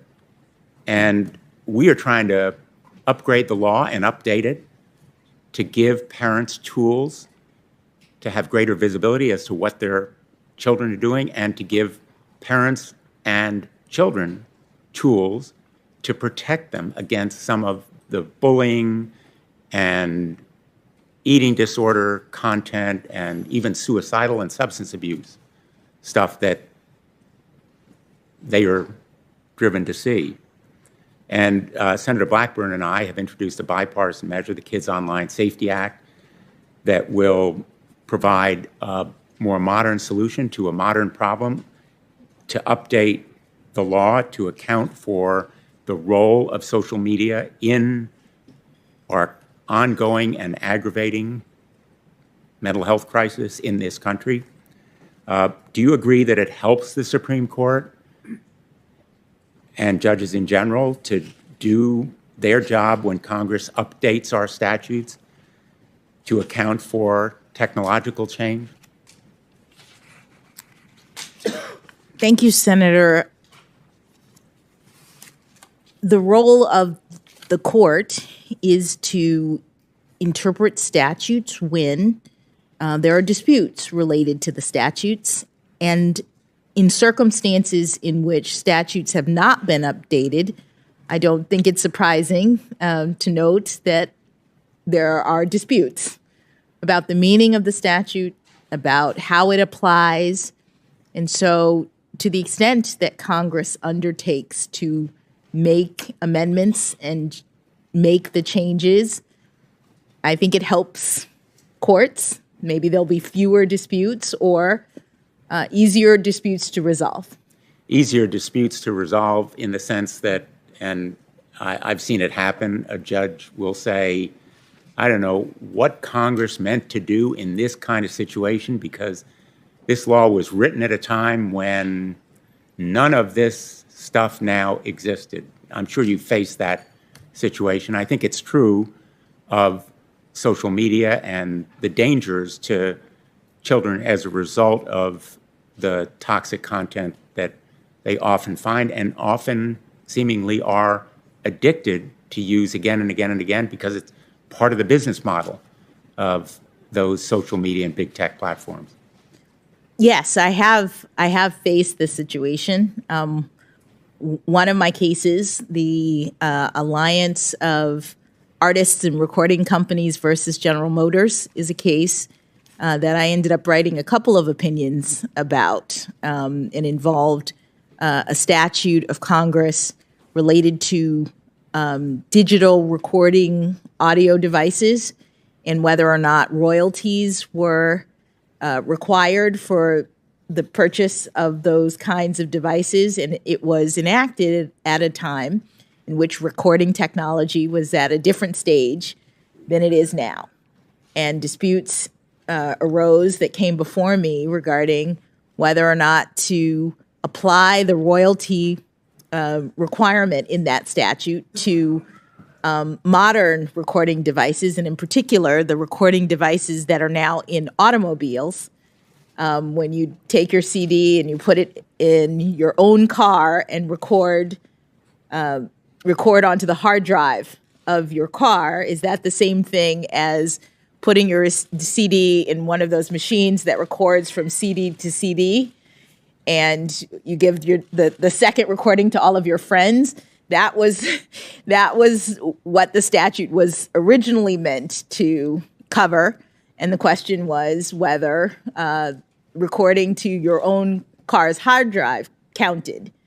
And it was a very interesting interpretive exercise, but again, it was the kind of thing in which I was focused on trying to ascertain what, based on the text of the statute and the definitions in the statute, what Congress intended this statute to cover. And cars, other devices, appliances at home, collect huge amounts of data, don't they? And as consumers, we feel we own that data. It's ours. But it can be bought and sold, exchanged, and mined in a way that right now consumers have no consent over. And it enhances the dominance of just a few of those tech companies, just a few of the corporations. Corporate power is emboldened and enabled in many respects by the amount of data they collect. It's also enabled by forced arbitration. We've had a reference to it already today with respect to complaints about sexual harassment, which fortunately we have addressed. I've been proud to work on the Ending Forced Arbitration of Sexual Assault and Sexual Harassment Act, which President Biden signed after we passed it just a few weeks ago. I've heard harrowing stories from survivors of sexual assault and victims of workplace harassment who were silenced and denied justice by forced arbitration. But forced arbitration applies as well to everybody who has a cell phone. You have a forced arbitration agreement. Many workers have forced arbitration agreements. Nursing homes have forced arbitration agreements. The point is that you have dedicated your life to access to the courts, the right of a trial, the right to a jury, the right to a judge. None of it is possible where there is a forced arbitration agreement. That's why I've worked on a measure called the FAIR Act that would make any forced pre-dispute arbitration agreement invalid and unenforceable. If both sides want arbitration, that's fine, but access to the courts should be available to everyone.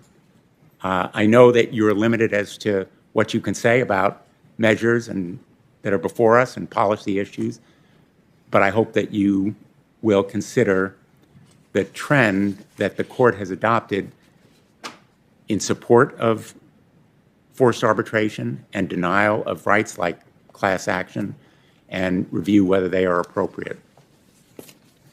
Let me just finish with a couple of quick points. First of all, on the Harvard Law School, Harvard Law Review article on registration of sex offenders, convicted sex offenders. I must say, I read this article several times. In my view, it is analysis, not advocacy. Would you agree?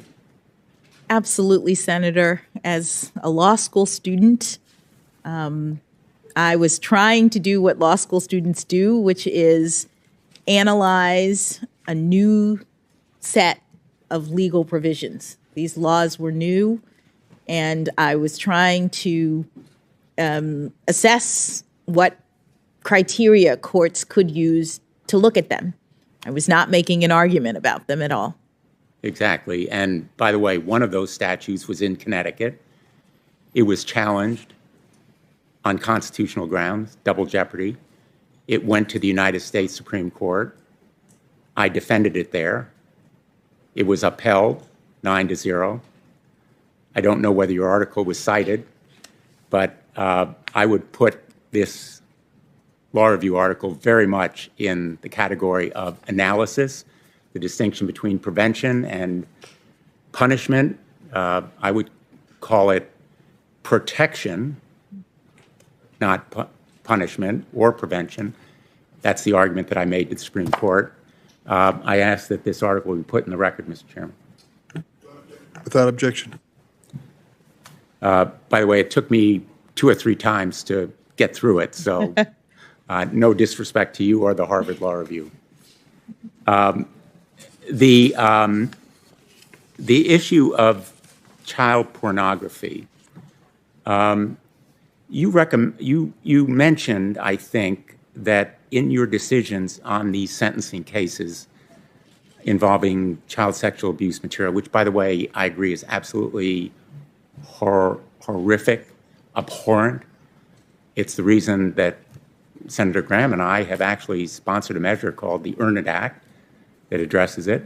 But you said that you imposed a sentence that matched the recommendation by either the prosecution or the probation office in most of the cases where you did that sentencing. Is that right? Do I have that in mind? Yes, Senators. In looking back at the records concerning my cases, it looks as though I had 14 cases that involved either child pornography, interstate travel to meet up with a child for sex, the sex crimes related to children. And in 10 of those 14 cases, I imposed a sentence that was consistent with or greater than what either the government or the prosecution requested. The probation office. Excuse me, the government or the probation office. And let me just ask you, the probation office is an independent arm of the court that investigates the defendant, looks at the crime, the defendant's background, his family situation, all of the relevant factors involved in sentencing, including the sentencing guidelines, and then independently and impartially makes a recommendation, presumably to serve the interests of justice in that particular case based on the individual facts there. Is that roughly a correct description? That is correct, Senator. The probation office works within the court system. They are independent of the parties, and they investigate and make recommendations in cases concerning what the probation office thinks is an appropriate sentence. Thank you. Let me just finish by saying much of America is watching these proceedings on a split screen. On one hand, they are literally seeing the death and destruction in Ukraine, Russia's brutal, barbaric assault on individual rights, basic freedoms that we often take for granted here. And we are exercising those rights right here. You are a teaching lesson. This proceeding is a teaching lesson about the importance of democracy. The people of Ukraine are fighting for it. They are dying in their neighborhoods and streets and their homes. They are huddled in basements. Their men and women are resisting valiantly and bravely against a huge military force that Russia has unleashed and a reign of terror from the skies simply because they believe in the ideals of freedom and law that we are seeking to preserve here. And so on this side of that split screen, I think it's important that we do our best to honor the norms and the rules that you've sought to uphold throughout your life. And I'm proud and excited to be here with you and your family as we go through this process. And I look forward, as I hope many of us do, to a bipartisan majority in support of your candidacy. Thank you. Thanks, Mr. Chairman. Thank you, Senator Blumenthal. I'd like to bring everyone up to date. We have several considerations. The remaining senators for questions, the endurance of our witness, Judge Jackson, votes on the floor, request for compassionate release by a number of people in the audience. Here is where we stand. We're going to have Senator Hawley, followed by Senator Hirono. Then we're going to take a 20-minute break because that's when we think there'll be some votes on the floor. We can take care of those and get back in 20 minutes. Then we will return from that break to Senators Cotton and Booker. Then we'll take a 30-minute break or so for dinner. Then it'll be Senator Kennedy, Padilla, and Tillis. And we're going to start off tomorrow with our two Senators Ossoff and Blackburn. So we should finish in the 9 to 10 o'clock hour this evening, God willing. So at this point, I recognize Senator Hawley. Thank you, Mr. Chairman. Judge, nice to see you again. Thank you again for being here. Congratulations again on your nomination. I want to start where Senator Blumenthal left off. I want to talk with you about some of these cases. I mentioned them yesterday, so I know you know which ones I want to talk about. These 7 cases, child pornography cases, in which you had discretion. They came before you. You had discretion to sentence one way or another in these 7 cases. Not every case, of course, do you have discretion. Sometimes the law requires you to impose a sentence, certain sentence. But in these 7, you had discretion, and in each of these 7, you chose to depart both from the federal guidelines and also from the government's, the prosecutor's recommendations. Senator Lee's asked you a little bit about this. Senator Cruz has asked you about it. He had a chart with the 7 cases on it. Before we jump into those, I just want to correct the record on 1 or 2 things. Senator Coons suggested that in 3 cases, Nickerson, Wynn, and Fife, you actually imposed sentences either within the guidelines or at the same level of the prosecution. But in Nickerson, you didn't have any discretion. That was an 11C1C case. The law bound you. And Wynn wasn't a child porn case, and neither was Fife. Just one other quick thing to clarify. As to these comments about the probation office doesn't issue national guidelines, right? I mean, the probation office doesn't issue sentencing guidelines. They're not public. They're not recommended to all judges. The probation office provides advice to judges case by case, usually in private, usually not available to the public. Is that right, Judge? Not exactly, Senator. The probation office in criminal cases is assigned by the court to work with respect to the evaluation of cases, in every case consistent with Congress's requirements. The probation office prepares a pre-sentence report in which they review all of the statutory factors concerning sentencing. Congress has a statute for sentencing. It requires judges to consider the nature and circumstances of the offense, the history and characteristics of the defendant, the need for the sentence imposed to promote various purposes of punishment. There are many purposes listed in the statute.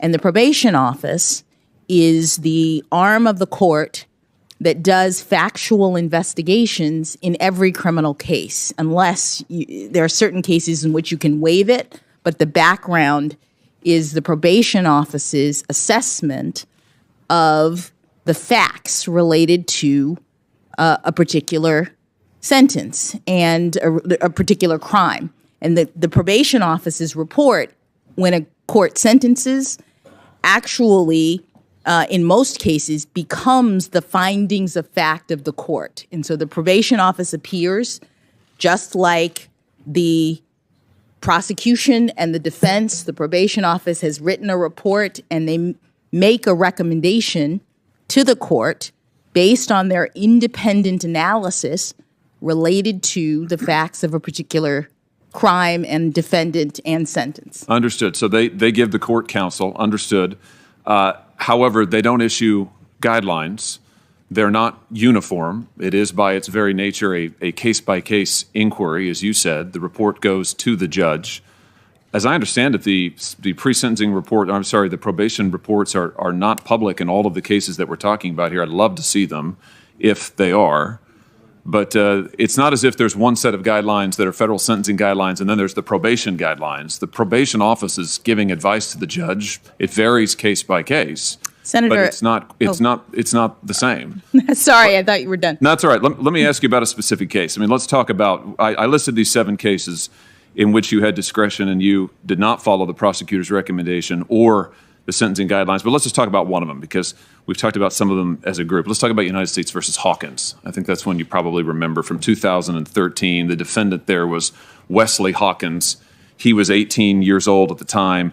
He uploaded 5 video files of child pornography from his computer to YouTube. This is how the police got onto him. He then uploaded another 36 depictions of child porn and other lewd photos of children to his iCloud account.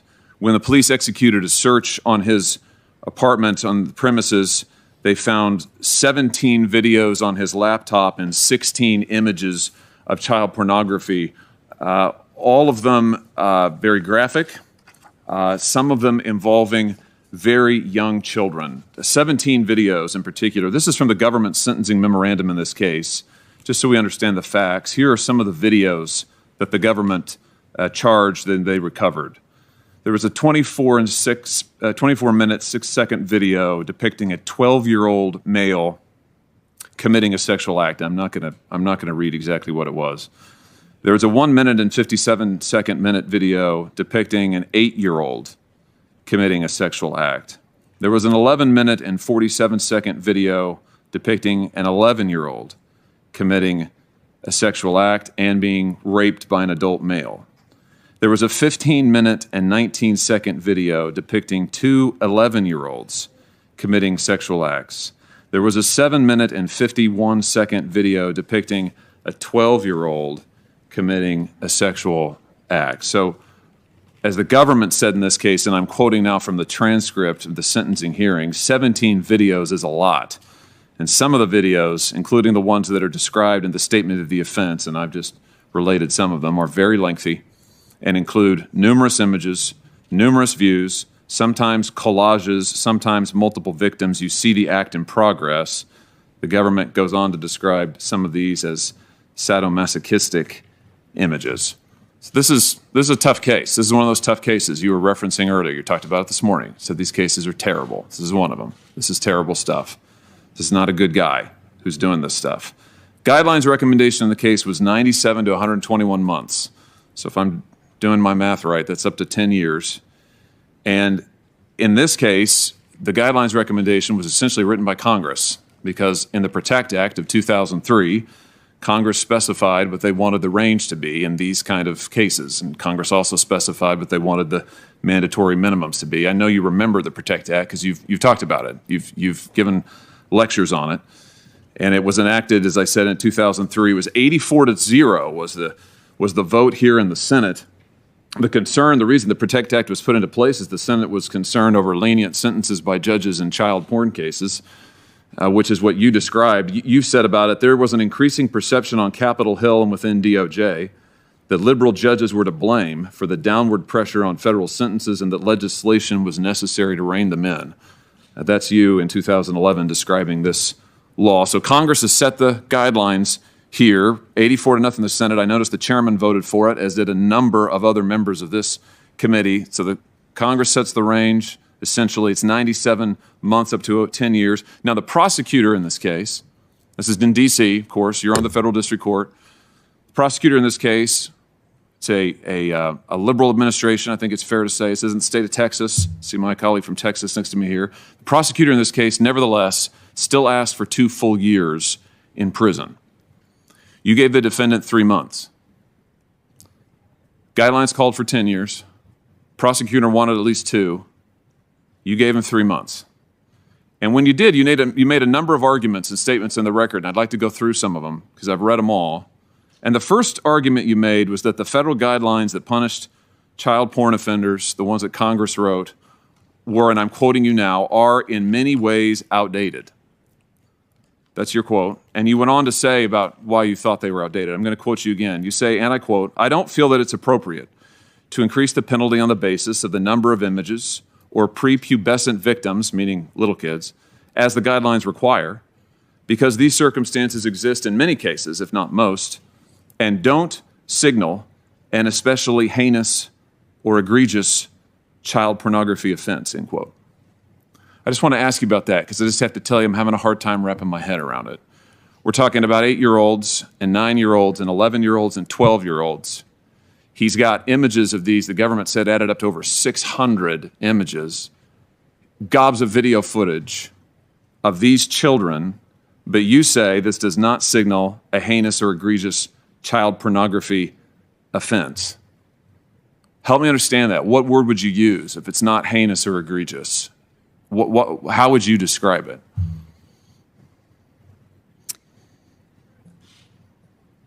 Thank you, Senator, for letting me address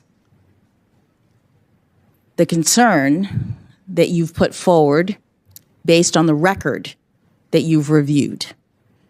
As a judge who is a mom and has been tasked with the responsibility of actually reviewing the evidence that you would not describe in polite company, the evidence that you are pointing to, discussing, addressing in this context is evidence that I have seen in my role as a judge.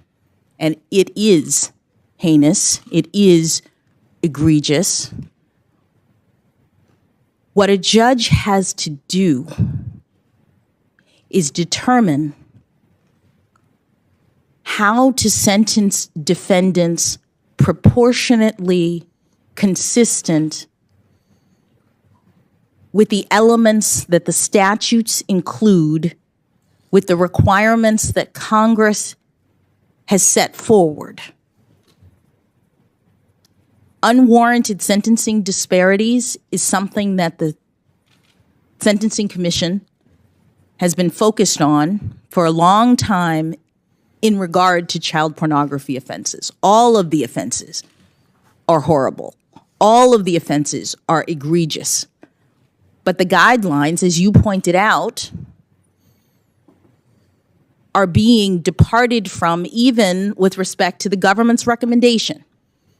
The government, in this case and in others, has asked for a sentence that is substantially less than the guideline penalty. And so what I was discussing was that phenomenon, that the guidelines in this area are not doing the work of differentiating defendants, as the government itself indicated in this very case. And so that's what I was talking about, but I want to assure you, Senator, that I take these cases very seriously, that these cases include the notion by many defendants that the folks at issue, the defendants themselves, are collecting these images on the internet. They're terrible things that have happened, but they're not involved, say the defendants. They're not focused on, what is actually happening to the children. And so part of my sentencings was about redirecting the defendant's attention. It's not just about how much time a person spends in prison. It's about understanding the harm of this behavior. It's about all of the other kinds of restraints that sex offenders are ordered rightly to live under at the end of the day. The sentences in these cases include not only prison time, but restraints on computer use, sometimes for decades, restraints on ability to go near children, sometimes for decades. All of these things judges consider in order to affect what Congress has required, which is a sentence that is sufficient but not greater than necessary to promote the purposes of punishment. Yeah, well, let me just ask you about that last point, because you've said this a couple of times now, the sentences that Congress require. Congress wanted the guidelines to be mandatory. Congress wrote the guidelines in this case. They wanted them to be mandatory. They gave the courts factors to consider to choose between the sentencing range. Congress wanted you to choose between 97 and 121 months. That's what Congress wanted. The Supreme Court in Booker said that the sentencing guidelines would be discretionary, so the Supreme Court gave you the discretion. But if we're talking about what Congress has wanted, Congress wanted them to be mandatory. My only point in raising that is just to say that you had discretion in these cases, and you used your discretion to choose the sentences that you did. Let me ask you about some of the things, though, that you said, because you said this morning, and I appreciated it, how you want to direct the defendants. You want to get them to own up to what they've done in these cases. And I thought that was powerful, and I thought it was right. But let me just ask you about what you said to this defendant. You said to this defendant, for whom you sentenced to only 3 months in prison, that your collection, I'm quoting you, your collection at the time that you were caught was not actually as large as it seems. The government felt the need to respond to you on the record. They said the government doesn't believe that it's appropriate to just disregard the number of images, that the number of images can be appropriate. And indeed, in this case, the defendant has amassed an extremely large collection of child pornography. But you disregarded that. You also told the defendant, you said this seems to be a case where you were fascinated by sexual images involving what were essentially your peers. And then you went on to say the defendant was merely trying to satisfy his curiosity. Curiosity is your word. One more thing on this, same idea. You said you were viewing, this is you to the defendant, you were viewing sex acts between children who were not much younger than you. And this whole discussion is about why you're only giving him 3 months. Judge, he was 18. These kids are 8. I don't see in what sense they're peers. I've got a 9-year-old, a 7-year-old, and a 16-month-old at home. And I live in fear that they will be exposed to, let alone exploited, in this kind of material. I don't understand you saying to him that they're peers and that therefore you were viewing sex acts between children who are not much younger than you, and that's somehow a reason to only give him 3 months. Help me understand this. Senator, I don't have the record of that entire case in front of me. What I recall with respect to that case is that unlike the many other child pornography offenders that I had seen as a judge and that I was aware of in my work on the Sentencing Commission, this particular defendant had just graduated from high school. And some of, perhaps not all when you were looking at the records, but some of the materials that he was looking at were older teenagers, were older victims. And the point, Senator, is that you said before the probation office is making recommendations and they do so on a case-by-case basis. That is what Congress requires. This is not done at the level of But you had discretion, Judge. You admit that, right? I just want to be clear. Senator, sentencing is a discretionary act of a judge, but it's not a numbers game. It's not. I understand that Congress wanted the guidelines to be mandatory. The Supreme Court in 2005 determined that they couldn't be, in an opinion by Justice Scalia, determined that they couldn't be, and Congress since then has not come back to amend them or to change them or to make them mandatory again. And so there is discretion at sentencing, and when you look at the sentencing statutes, Congress has given the judges not only the discretion to make the decision, but required judges to do so on an individualized basis, taking into account not only the guidelines, but also various factors, including the age of the defendant, the circumstances of the defendant, the terrible nature of the crime, the harm to the victims. All of these factors are taken into account, and the probation office assists the court in determining what sentence is sufficient but not greater than necessary. And I appreciate, Senator, that you have looked at these from the standpoint of statistics, that you're questioning whether or not I take them seriously or I have some reason to handle them in either a different way than my peers or a different way than other cases, and I assure you that I do not. That if you were to look at the greater body of not only my more than 100 sentences, but also the sentences of other judges in my district and nationwide, you would see a very similar exercise of attempting to do what it is that judges do, attempting to take into account all of the relevant factors and do justice individually in each case. Well, let's keep talking about this case. You also said to this individual who is an adult, tried as an adult, 18 years old, you also said to him, besides saying that you thought his victims were his peers, you also said there's no reason to think that you are a pedophile. And then you went on to say, again, that's another reason why you weren't going to give him, you're only going to give him 3 months because you had judged that he wasn't a pedophile. And then you said, and this is something I really need your help understanding, then you apologized to him. And I just have to tell you, I can't quite figure this out. You said to him, this is a truly difficult situation. I appreciate that your family's in the audience. I feel so sorry for them and for you and for the anguish this has caused all of you. I feel terrible about the collateral consequences of this conviction. And then you go on to say, sex offenders are truly shunned in our society. I'm just trying to figure out, Judge, is he the victim here or the victims the victims? You're saying that you're apologizing to him. You're saying you're sorry for the anguish this has caused him. There was a victim impact statement in this case. It didn't get read into the record, but it was there. I've described the videos that we have. You say earlier in the case, you talk about how heinous these crimes are, and you describe them to your credit. You describe how heinous it is to your credit, and yet here you are giving him 3 months and apologizing to him and saying you feel sorry for the anguish it's caused him, and also saying you think that sex offenders are truly shunned in our society.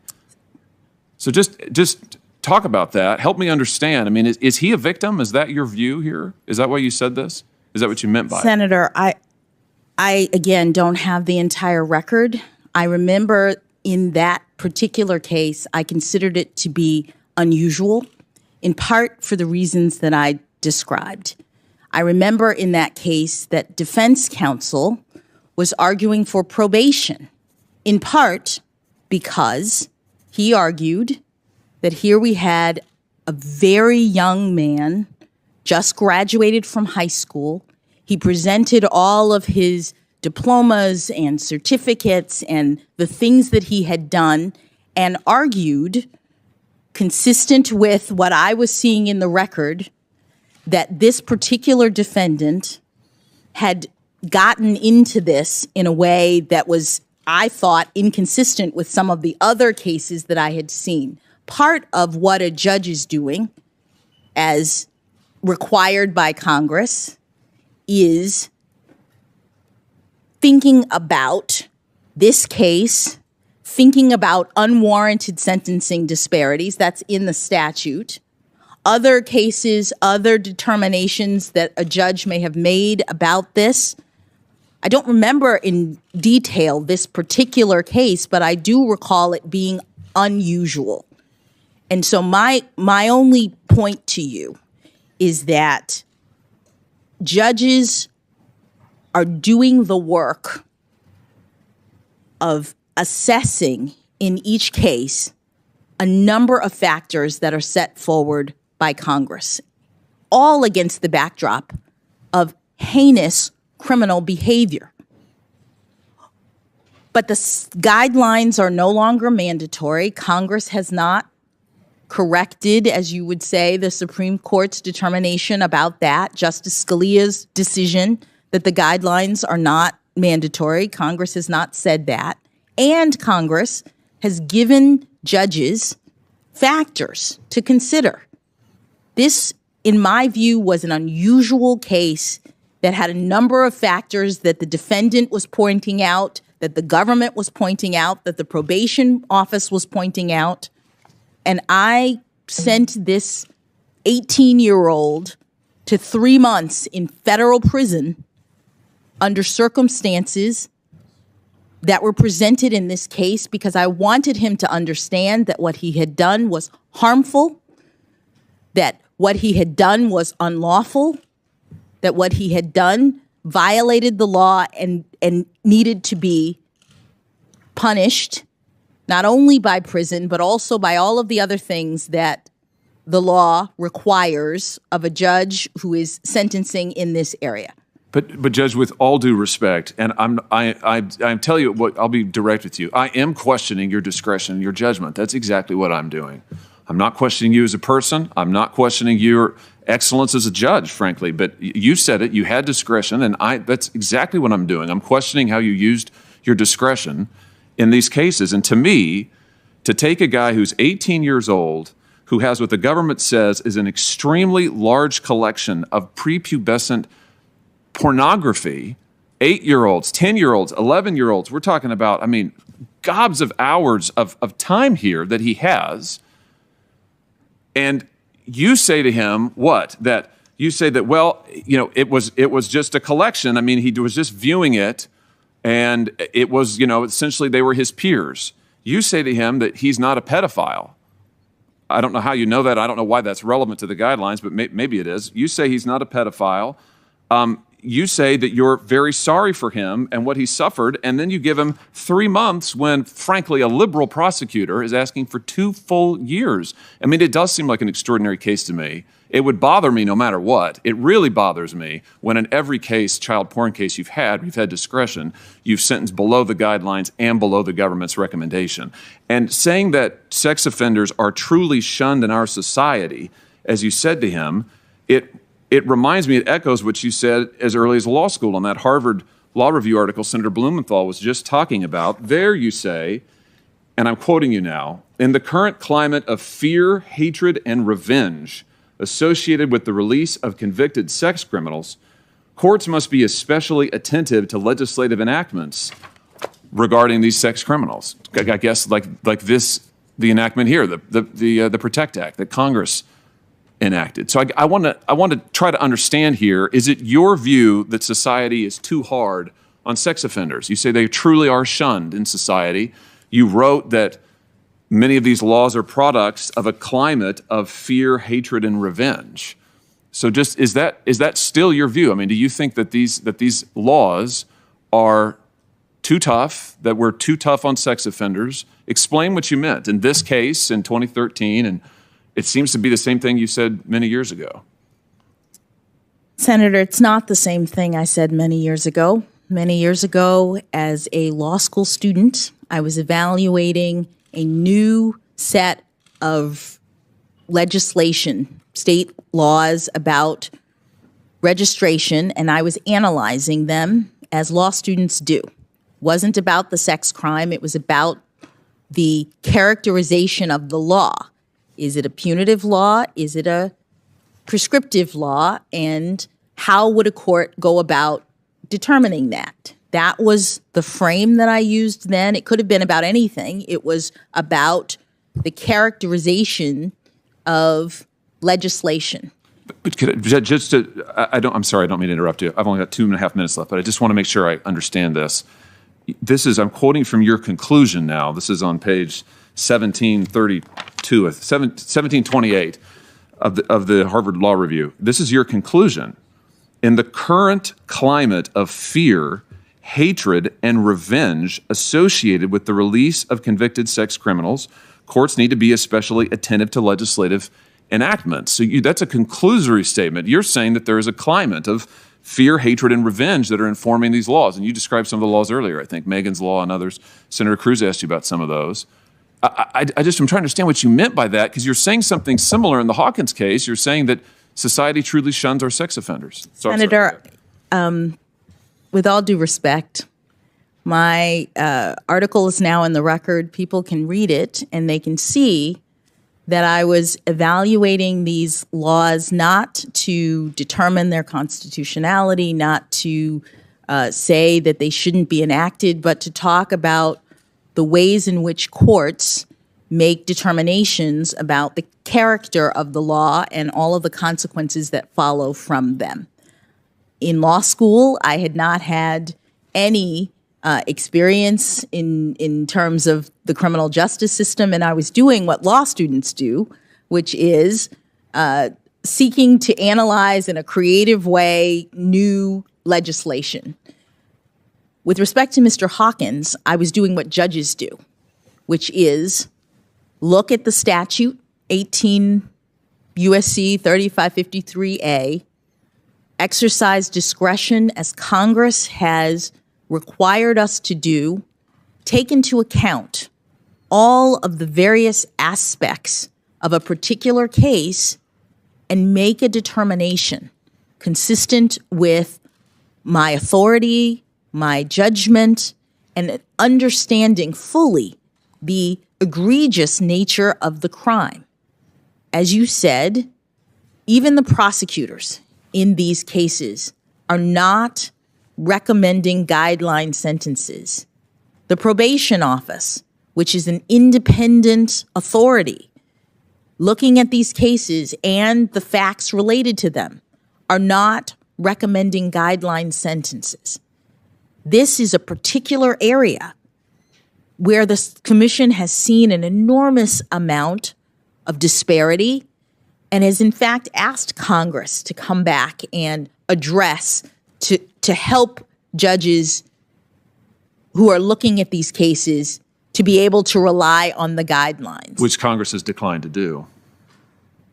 Senator, in that case, we have the statute that Congress has enacted concerning penalties, and we have judges who are doing their level best to make sure that people are held accountable as they need to be in our society in a fair and just way. Mr. Chairman, my time's expired. Thank you, Judge. I have no further questions at this time.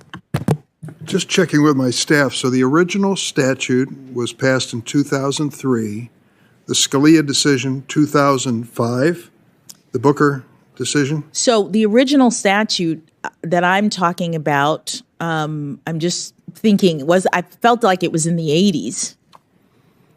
We think there may in 2003, I'm all right. And the and decision by Justice Scalia, the Booker decision made the guidelines advisory so that even though judges have to calculate them, they are no longer binding. And what it meant in the statute is that the guidelines became one factor among many that judges consider at sentencing. I'm not going to opine on Justice Scalia and his conduct and decision as it relates to the overall topic. I hope we all agree that we want to do everything in our power, reasonably within our power, to lessen the incidence of pornography and exploitation of children. You have made that clear. That is your position too. But I just want to tell you, Congress doesn't have clean hands in this conversation. We haven't touched this now for 15, 16, or 17 years. And you aren't the only one who faced this kind of a challenge with the cases before you. I said this morning, and it bears repeating, in United States versus Klotz, Trump appointed Judge Sarah Pitlick, Senator Hawley's choice for the Eastern District of Missouri, sentenced an individual convicted of possession of child pornography to only 60 months, well below the 135 to 168 month sentence recommended by the guidelines. Mr. Chairman, you've mentioned Let me finish. I'll finish, and then of course I'll recognize you.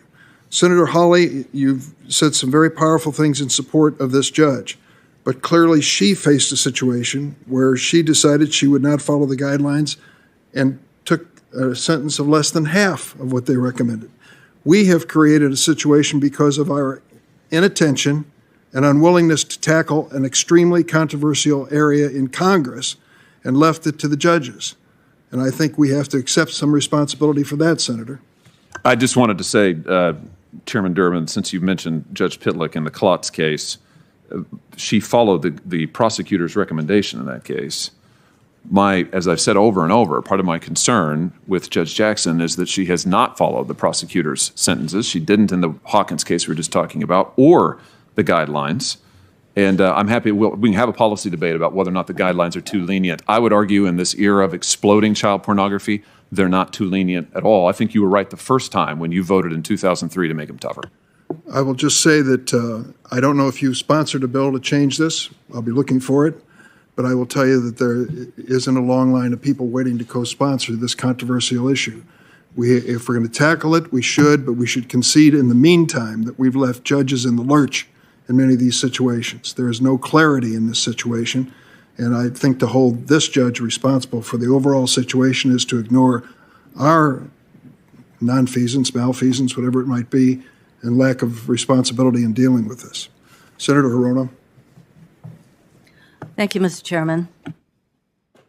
Judge Jackson, as you may know, I ask the following two preliminary questions of every nominee who appears before any of the committees on which I sit, so I will ask you these two questions first. Since you became a legal adult, have you ever made unwanted requests for sexual favors or committed any verbal or physical harassment or assault of a sexual nature? I have not. Have you ever faced discipline or entered into a settlement related to this kind of conduct? I have not. Judge Jackson, my colleague from Missouri seems to think that it's appropriate for federal judges to sentence individuals below to sentence individuals below the sentencing guidelines in these kinds of cases, horrific cases. And so I think it's important to offer a couple of clarifications for the record. Judge Jackson, when the U.S. Sentencing Commission first addressed the issue of sentencing in this area in 2012, do you remember that only 40% of convicted offenders in this category were receiving sentences within the guidelines? Senator, I don't remember exactly the number, but I do know that there was a great deal of variance from the guidelines. 40%. Would you be surprised to learn that the Department of Justice, which prosecutes these cases, sent a letter to the U.S. Sentencing Commission in 2013 stating that the existing sentencing guidelines for child pornography offenses do not accurately reflect the current landscape of child pornography offense conduct? I don't remember that particular letter, but there was a lot of concern about this guideline from all sides. And now the Sentencing Commission issued another report just last year on this topic. And do you know that as of that report, an even lower percentage of convicted offenders were receiving sentences within the guidelines? Did you know that? I'm not surprised. It was 40% before, now it's even less. I didn't know, but I'm not surprised.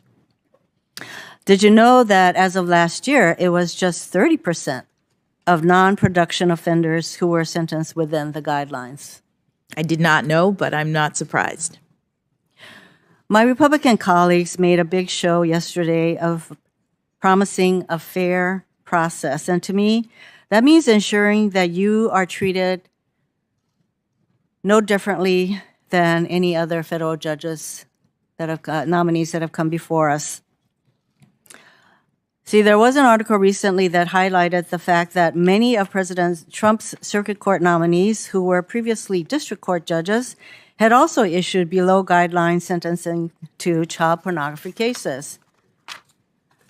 Judge Ralph Erickson, who was confirmed to the Eighth Circuit in 2017 with support from every Republican member of this committee, who was serving in the Senate at the time, and there are at least 11 cases where he sentenced people to below guideline sentences.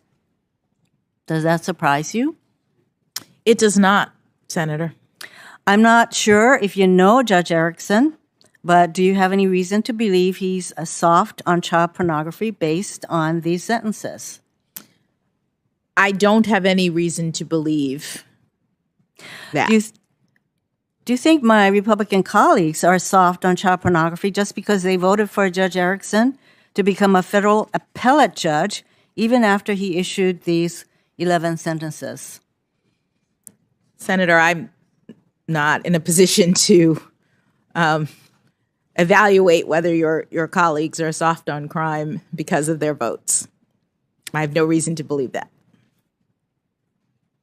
they voted for this person, but I think it would probably be quite unfair to characterize him as being soft on child pornography.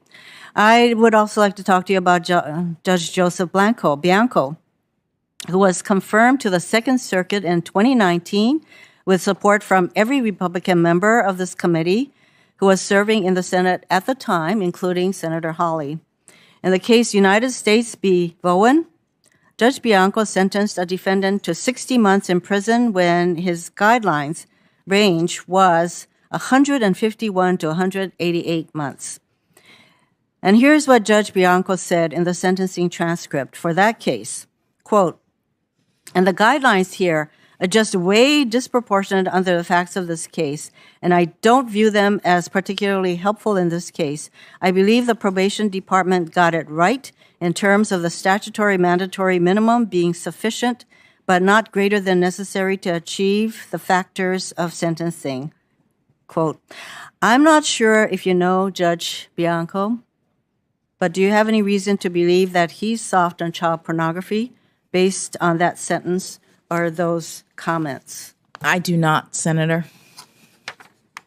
Do you think my Republican colleagues, including Senator Hawley, are soft on child pornography because they voted to confirm Judge Bianco to the Second Circuit even after he issued below guideline sentences and made these comments?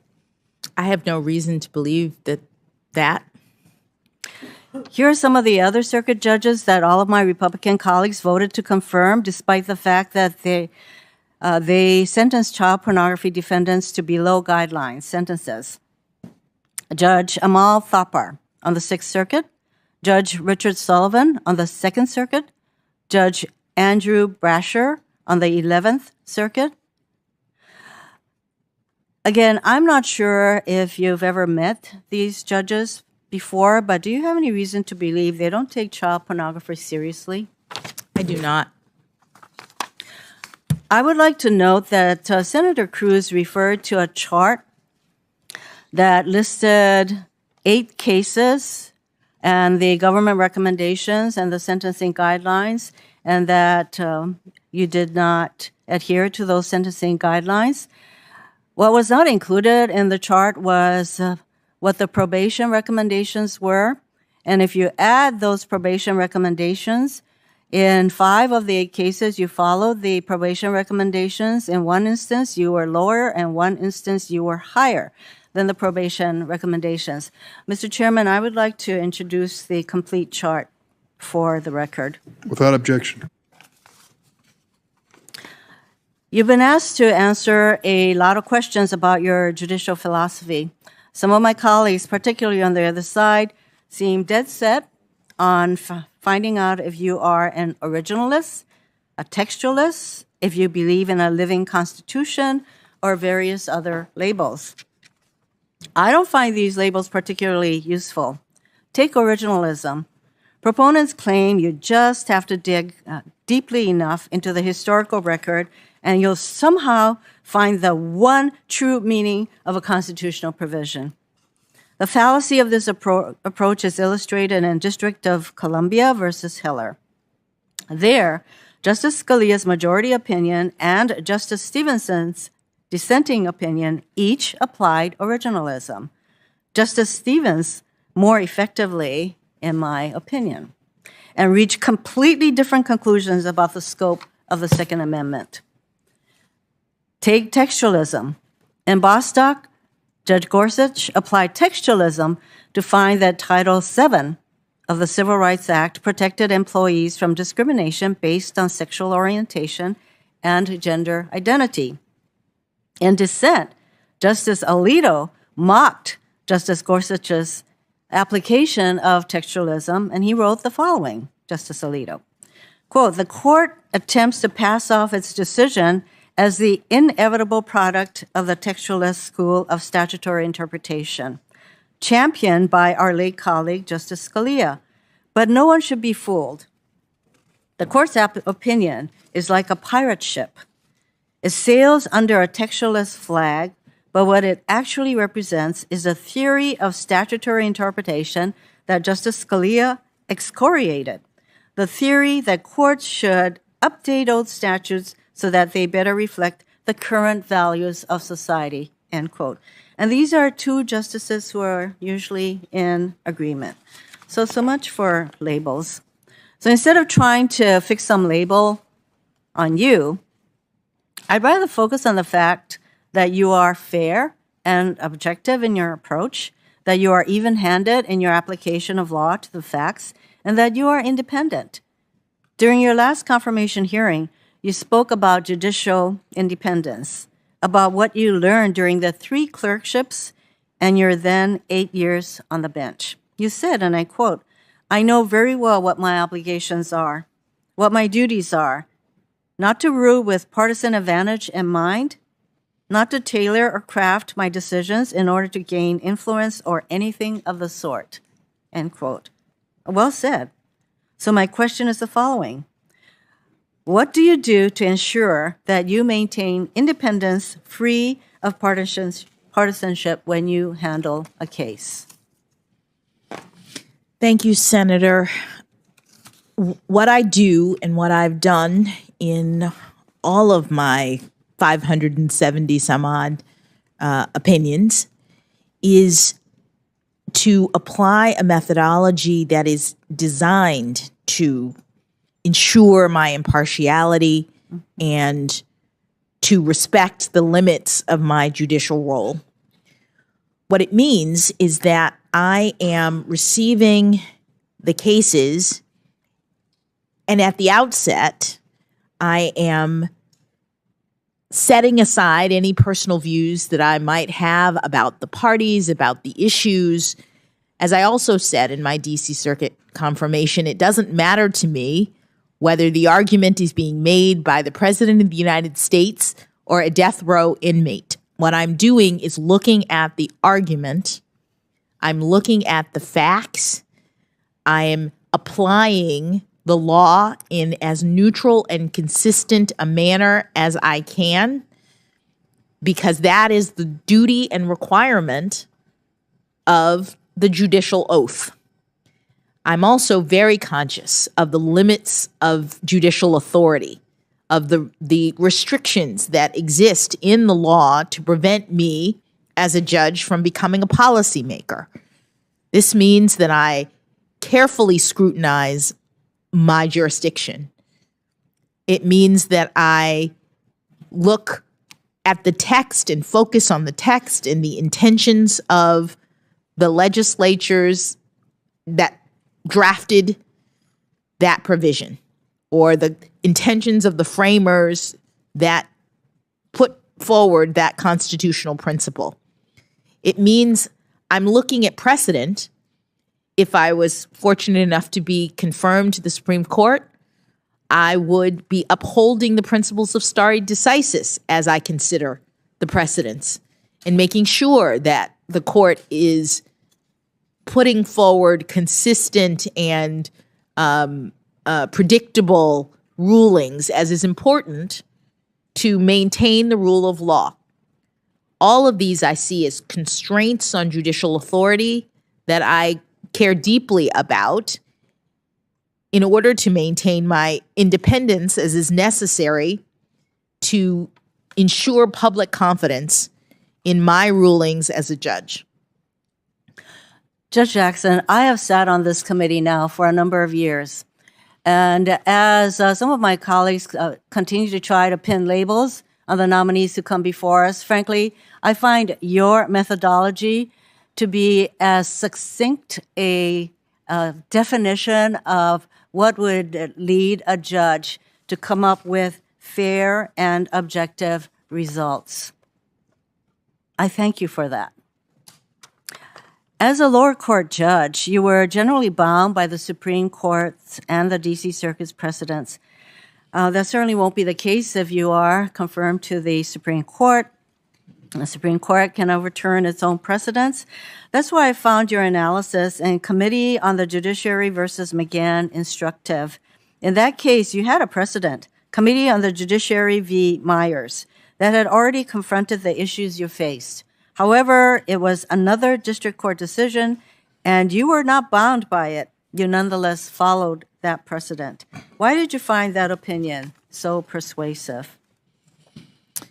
Well, Senator, in the law, there are different kinds of precedent, and by that I mean there's vertical precedent, which is what people are most familiar with. There are cases that are handed down by higher courts, the appellate court, the Supreme Court, and those bind the lower courts so that even if you disagree with them, you have to follow them because they're binding precedent. But there's also horizontal precedent. It too is about maintaining consistency and predictability in the rule of law. And what that means is when you are in a district, there are many judges, and if someone else in your district has handled a case that comes out or that involves the same issues and comes out in a certain way, you as the second judge have to contend with that ruling. You can't ignore the fact that there is precedent in your district that handles a case in a particular way. And with respect to the McGahn case, the precedent wasn't just close, it was nearly identical.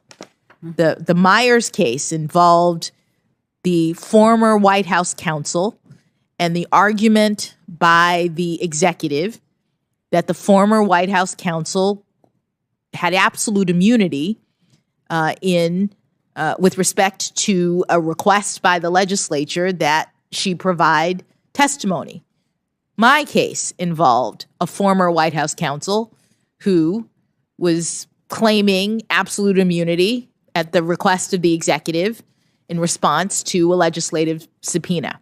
In both cases, not only was the absolute immunity issue on the table, but in both cases, the same threshold issues about whether or not there was jurisdiction in the court because the legislature had standing or didn't have standing, which was the argument that was being made. The same question about whether the court could hear a dispute between the legislature and the executive branch. All of those issues had previously been considered by my colleague in the district court. And he wrote an extensive, I'm talking about Judge Bates, he wrote an extensive opinion analyzing each of the issues. And so at a minimum, as the second judge dealing with these exact same issues, I had to look at what he did and decide. Was it persuasive? Did I agree? And I did. Judge Jackson, of course, if there had been a vertical precedent, i.e. from the Supreme Court or the Circuit Court that was on point to your McGahn situation, yes, you would have had to follow that precedent, but there wasn't. And so you followed a reasoning by another district judge that made a lot of sense to me, and that certainly makes sense to me.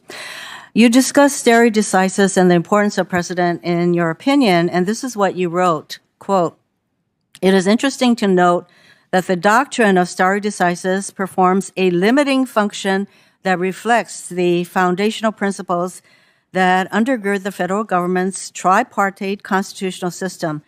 This is because deciding a legal issue anew each time that same question is presented without any reference to what has been done before nudges a court outside of its established domain of saying what the law is and into the realm of legislating what the law should be."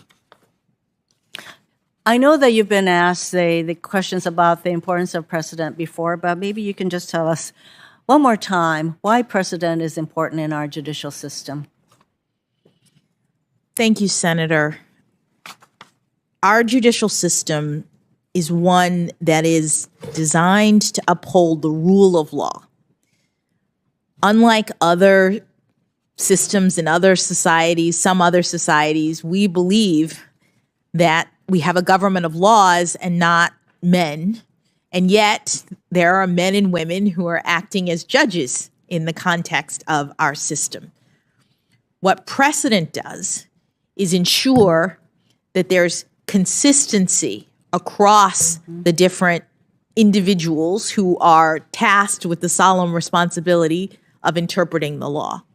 It ensures that there's public confidence that the law is what is guiding judges in their decision making and not just their own individual views.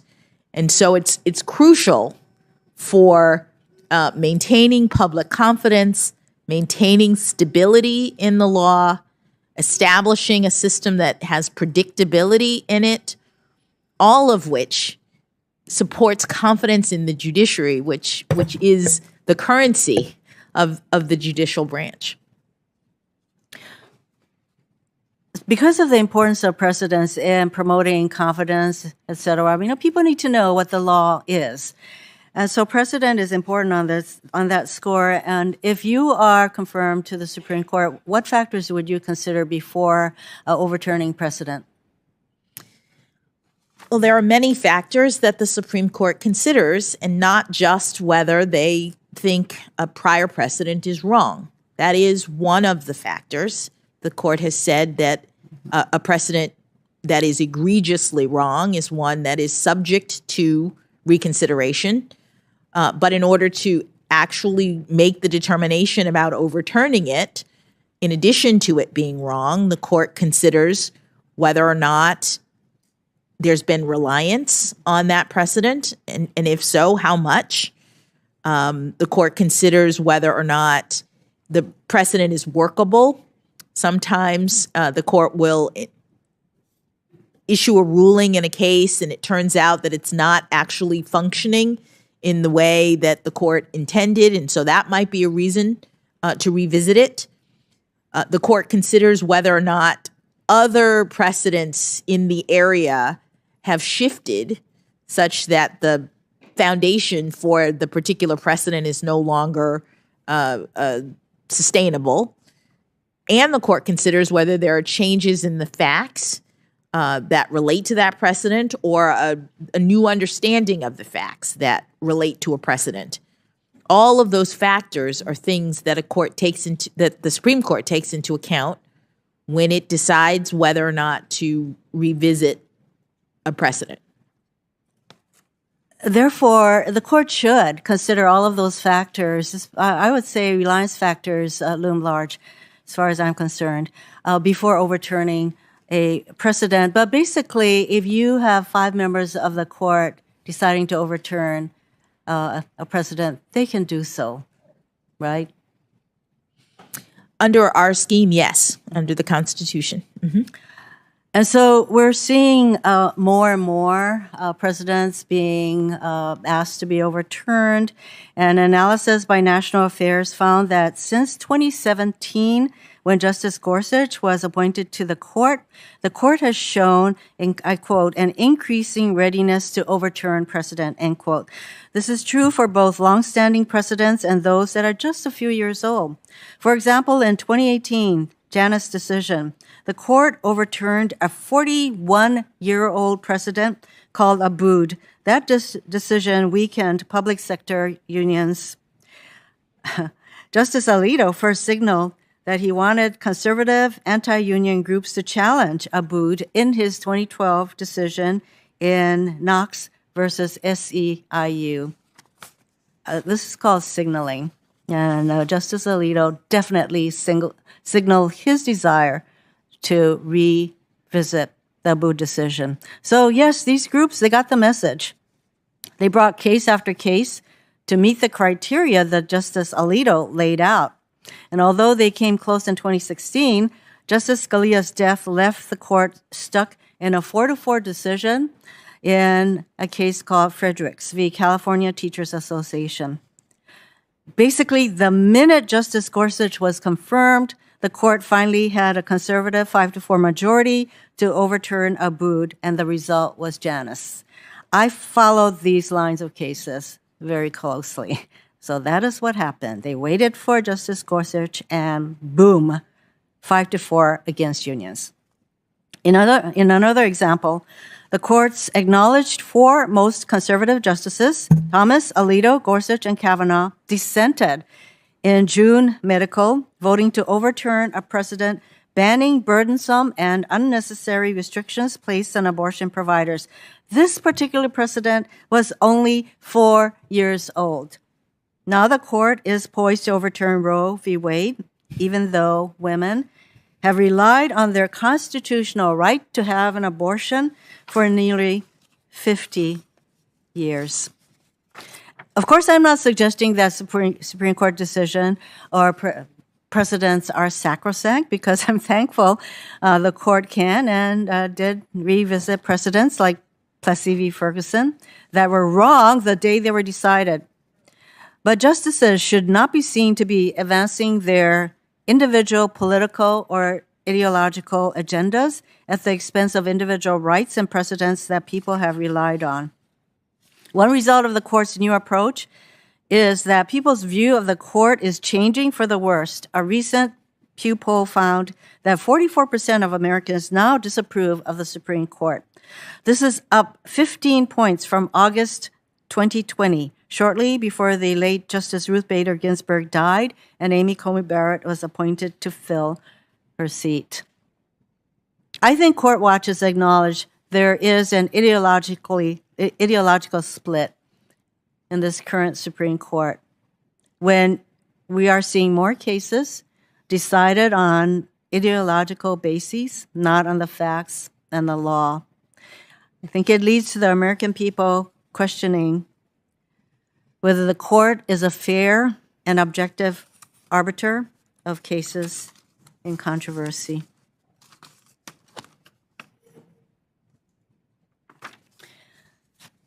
You were asked earlier today about your representation of Guantanamo detainees. Just to make it clear, as a federal public defender, you were assigned to represent Guantanamo detainees. Is that right? That is correct, Senator. And then while at Morrison and Forster, you also did pro bono work for Guantanamo detainees. Were you assigned to do that work as well?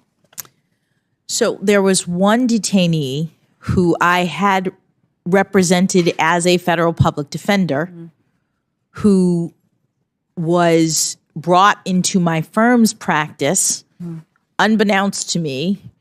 And when I arrived at the firm, the attorneys who were working on that case recognized that I had previously been a lawyer who had represented this particular detainee and asked if I would help with his habeas petition at that stage.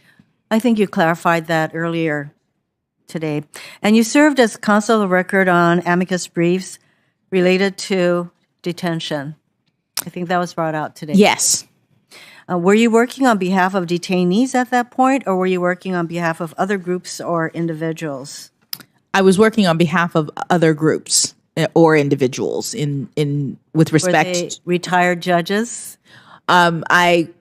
Yes, there were 3 briefs in total, 2 different cases, and one of the briefs that I filed was on behalf of 20 retired federal judges, including one who was a partner at my firm at the time, and who wanted to make a particular argument to the court concerning the detention process. And these were judges that were nominated by various presidents, so it must have been a diverse group, and they asked you to do the brief.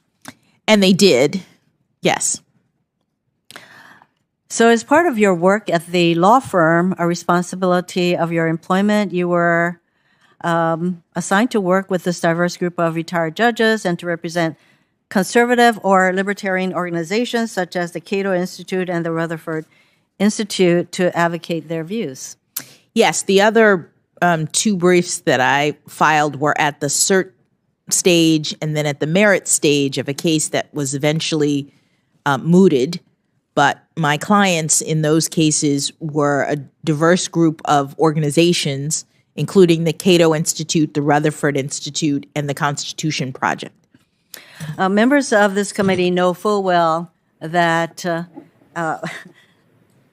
lawyers are, we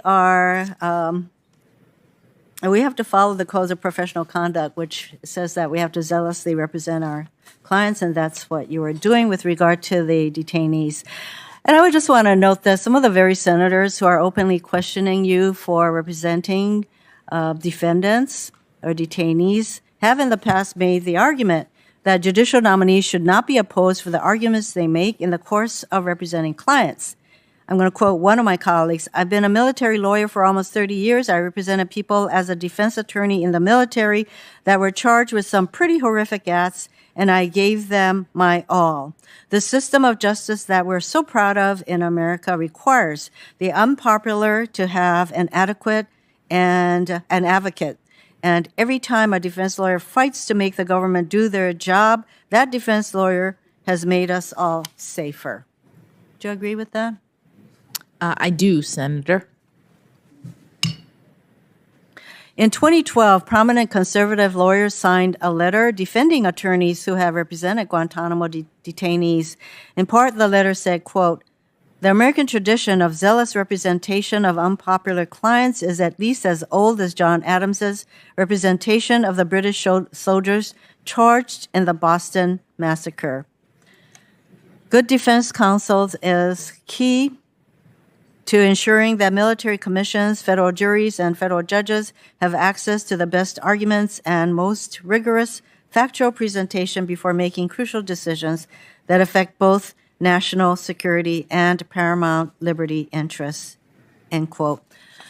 So the quote that I read isn't the first time that my colleagues on the other side of the aisle have tried to say that your representation and your work as a public defender somehow, I don't know, disqualifies you or makes you leaning one way or the other. So you've made it very clear that that is not what you are about. I just have one more question in the remaining time. Oh, I'm sorry. I'm over. Senator, I'm sorry, we're on a roll call. I'm on such a roll. You're on a roll and we're on a roll call. Yes, thank you. I apologize. Mr. Chairman, before we break, if I could ask one question of the chairman. Sure. Senator Hirono just made reference to the recommendations of the probation office in 5 of these cases. To the best of my knowledge, those probation recommendations are not in the record. I haven't seen them. My staff hasn't seen them. And that raises 2 questions. Number one, whether the White House is providing differential material on this nominee's background to Democratic members than Republican members. Because I don't know where Senator Hirono would get access to them other than from the White House. But secondly, regardless of whether it's differential, would the chairman agree that there is considerable focus on these cases and the committee, both sides, should have access to the pre-sentence reports and to see the underlying facts? Judge Jackson has said she was following the facts and the factors in those cases. Senator, you know we've completed discovery before we started this hearing. Mr. Chairman, how did Senator Hirono get those information that Republicans have not been given? I'm not going to entertain this. We've been through discovery. Do you have access to them? I don't know that I do. I really don't. Can we ask Senator Hirono how she got access to them? I'm sorry to interrupt you, Senator, but I want to make an announcement. We're going to have a 10-minute break. Members are going to head to the floor. So you're going to keep differential access to this information? I'm not sure what differential access is. I'll look it up. We have a vote on the floor to take about 10 minutes, so 10 to 15 minutes, relax. And then we're going to come back, and we have 2 senators, Cotton and Booker, who will be recognized and then take a break for dinner. And then we're going to try to still finish tonight with 2 remaining senators, Senator Ossoff and Tillis, who are going to be first thing in the morning. So we stand in recess.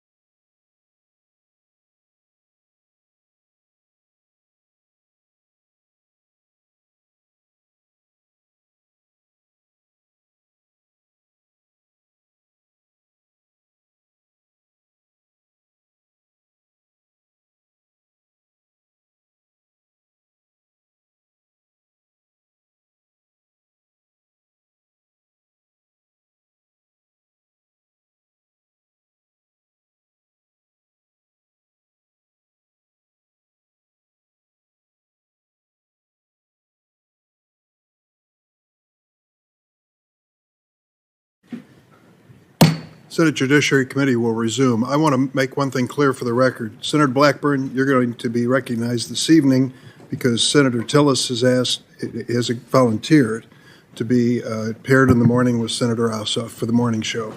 Yes, Mr. Chairman, I just felt like we should, it's on. My voice is just soft. I felt like we should finish tonight. We're trying to. I know. Senator, there are a lot of people involved in this decision. I'm fully doing my best. appreciate that. And you asked to be on the program tonight, and we're going to put you on the program. I appreciate that. Thank you. Okay, good. Senator Cotton. Mr. Chairman, before we start this questioning, right before the break, I asked the chairman about Senator Hirono had referenced 5 probation reports that were not in the record. I asked the chairman whether the Democrats had access to information about Judge Jackson's judicial record that Republicans did not. You did not answer me at the time, but as we returned... I can give you an answer. Okay, well, hold on. Let me finish my question. When we returned and when we walked in, each of the Republicans was handed this piece of paper, which is the first time any of us have ever seen, which is a chart of probation recommendations. We were just told that the White House gave it to Democrats earlier today. I don't know if that's true or not. And what I would ask you is there anything else that Democrats have access to in this case that they're not sharing with Republicans on this committee? And Mr. Chairman, how would you have reacted if, say, during the Kavanaugh confirmation, the White House shared judicial materials with Republicans and did not share it with Democrats? I'm pretty confident you would have expressed extraordinary displeasure at that. If I recall, there was some discovery issues in the Kavanaugh case involving several years of his performance in the White House, which your own counsel decided we couldn't. But sure, that's disclosure to the whole committee. Yes, and in this case, is there anything else that Democrats have access to of Judge Jackson's record that you have not shared with Republicans on this committee? And in particular, the pre-sentence reports. No, I suspect if they were helpful, you would have made them public. So the fact that you haven't raises an inference that they're not helpful to the case you're making. Senator, you will always draw your own inferences, and I know where most of them head. I will just tell you that the information that we received from the White House, I'm told everyone had access to if they wanted it. And now you have it just a matter of hours after we've received it. Exactly. So is there anything else Democrats have that Republicans do not from Judge Jackson's record? Mr. Chairman, can I ask a question about this? I want to be sure I understand. The handout that I just saw, the White House gave to some of us earlier today, but not all of us? It was available, I'm told. The information was available to anyone who requested it. The White House. So you had to be clairvoyant and know they had it? No, not clairvoyance. I think it's pretty obvious, Senator. How would you know to request it? You would know it after Senator Hawley launched his attack on the judge. At that point, all of this information became relevant to countering. So I would be expected to say, geez, after Senator Hawley asked questions, I better call the White House and see if they can help me research this? That's not realistic. No, that's not the point. The point I'm getting to is, and you know as a good lawyer, what you do during discovery. I wasn't aware of the fact that this was available. The White House requested it, received it. We asked for a copy, and within an hour or two, you received the same copy. When did y'all get? Let me finish. When did y'all get your copy? Sometime today. Sometime today. That covers a lot of ground, Richard. I don't have any personal knowledge of this. I'll be honest with you. You don't have any personal what? Knowledge. Does your staff? Does your staff know? I haven't. They're standing behind you. I've talked to them earlier. And Mr. Chairman, I'm so sorry. I just don't want to make this a partisan issue if it doesn't have to be. My staff just says we just got it 10 minutes ago as well, so I'm very upset. I joined Ted Cruz. Good. Mr. Chairman. That's an alliance that's well known. Yes. Mr. Chairman, I do think it's significant. We've had now referenced some pre-sentence reports, and we've got this material that references recommendations made by the Office of Adult Probation and Parole. Reports. Well, okay, but we've got critical information that is contained within them. The recommendation made by the Office of Adult Probation and Parole in these cases is something that's drawn from the pre-sentence report. It seems to me that if we're going to have a jot-for-jot selective incorporation of information in there, we ought to have access to the whole report. So I respectfully request that we be given access to these reports. They've been made now by a member of the committee in reliance on information that we haven't had access to, and I think we need to be given those. You can't. Senator, I'd like to draw this to a conclusion. I can tell you what I know. And well, so would I. And here's the point. Most of this information was published in the Washington Post 5 days ago. All right? This is not confidential information. When the Hawley attack on the judge started, we requested more information. The White House did, and then shared it with us within the day, and you now have the same copy that we have. End of story. Is it fair for you to characterize Senator Hawley's questions or the questions raised by any of us as an attack? It's not a personal attack. This is let me just tell you, we've raised a legitimate question regarding sentencing, regarding the most heinous crimes imaginable. Oh, come on. So these are legitimate questions, Mr. Chairman. Don't call them attacks. Well, I can just tell you, I have characterized them as attacks and other things as well.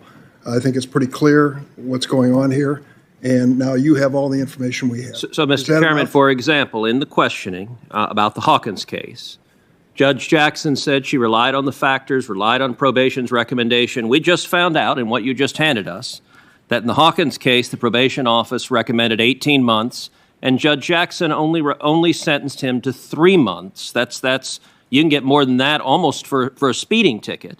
And Senator, this committee, given that she raised it as the basis for her sentence, it is highly relevant to the committee's analysis to see what the pre-sentence report says. Why did the probation office recommend 18 months and she only sentenced to 3 months? March 19th, Washington Post. In the case of U.S. versus Hawkins, a sex offender had multiple images of child porn over 18. Sentencing guidelines called for sentence up to 10 years. Judge Jackson sentenced the perpetrator to only 3 months in prison.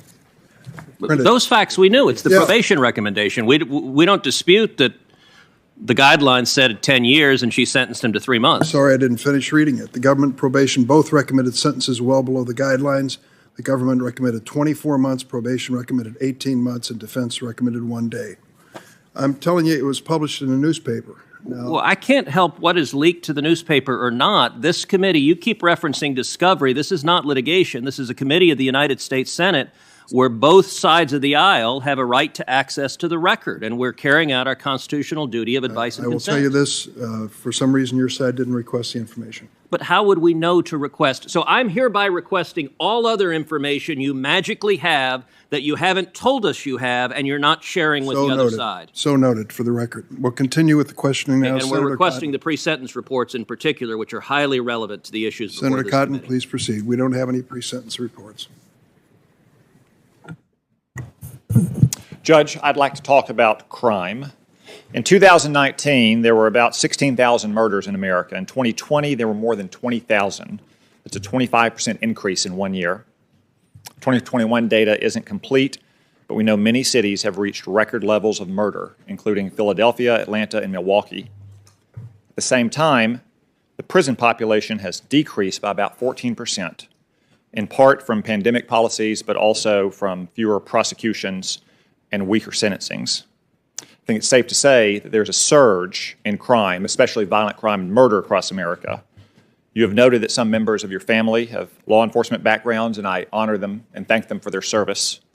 Does the United States need more police or fewer police?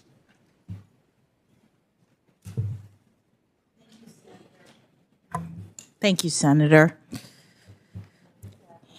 As you just noted, I have law enforcement in my background, and I am very familiar with the problems that crime cause in the communities where we live. Okay, Judge, I'm sorry. We have a few minutes here. You have a lifetime appointment if you're confirmed. I asked a simple either-or question. Does the United States need more or fewer police? Senator, the determination about whether there should be more or fewer police is a policy decision by another branch of government. It is not something that judges have control over, and I will stay in my lane in terms of the kinds of things that are properly in the judicial branch. Okay, if you don't want to address whether the United States needs more or fewer police, we'll move on to sentencing, which is certainly in your lane. There's been a lot of talk about criminal justice and sentencing approaches and theories today. In general, is someone more likely or less likely to commit a crime if they know that they will be caught, convicted, and sentenced?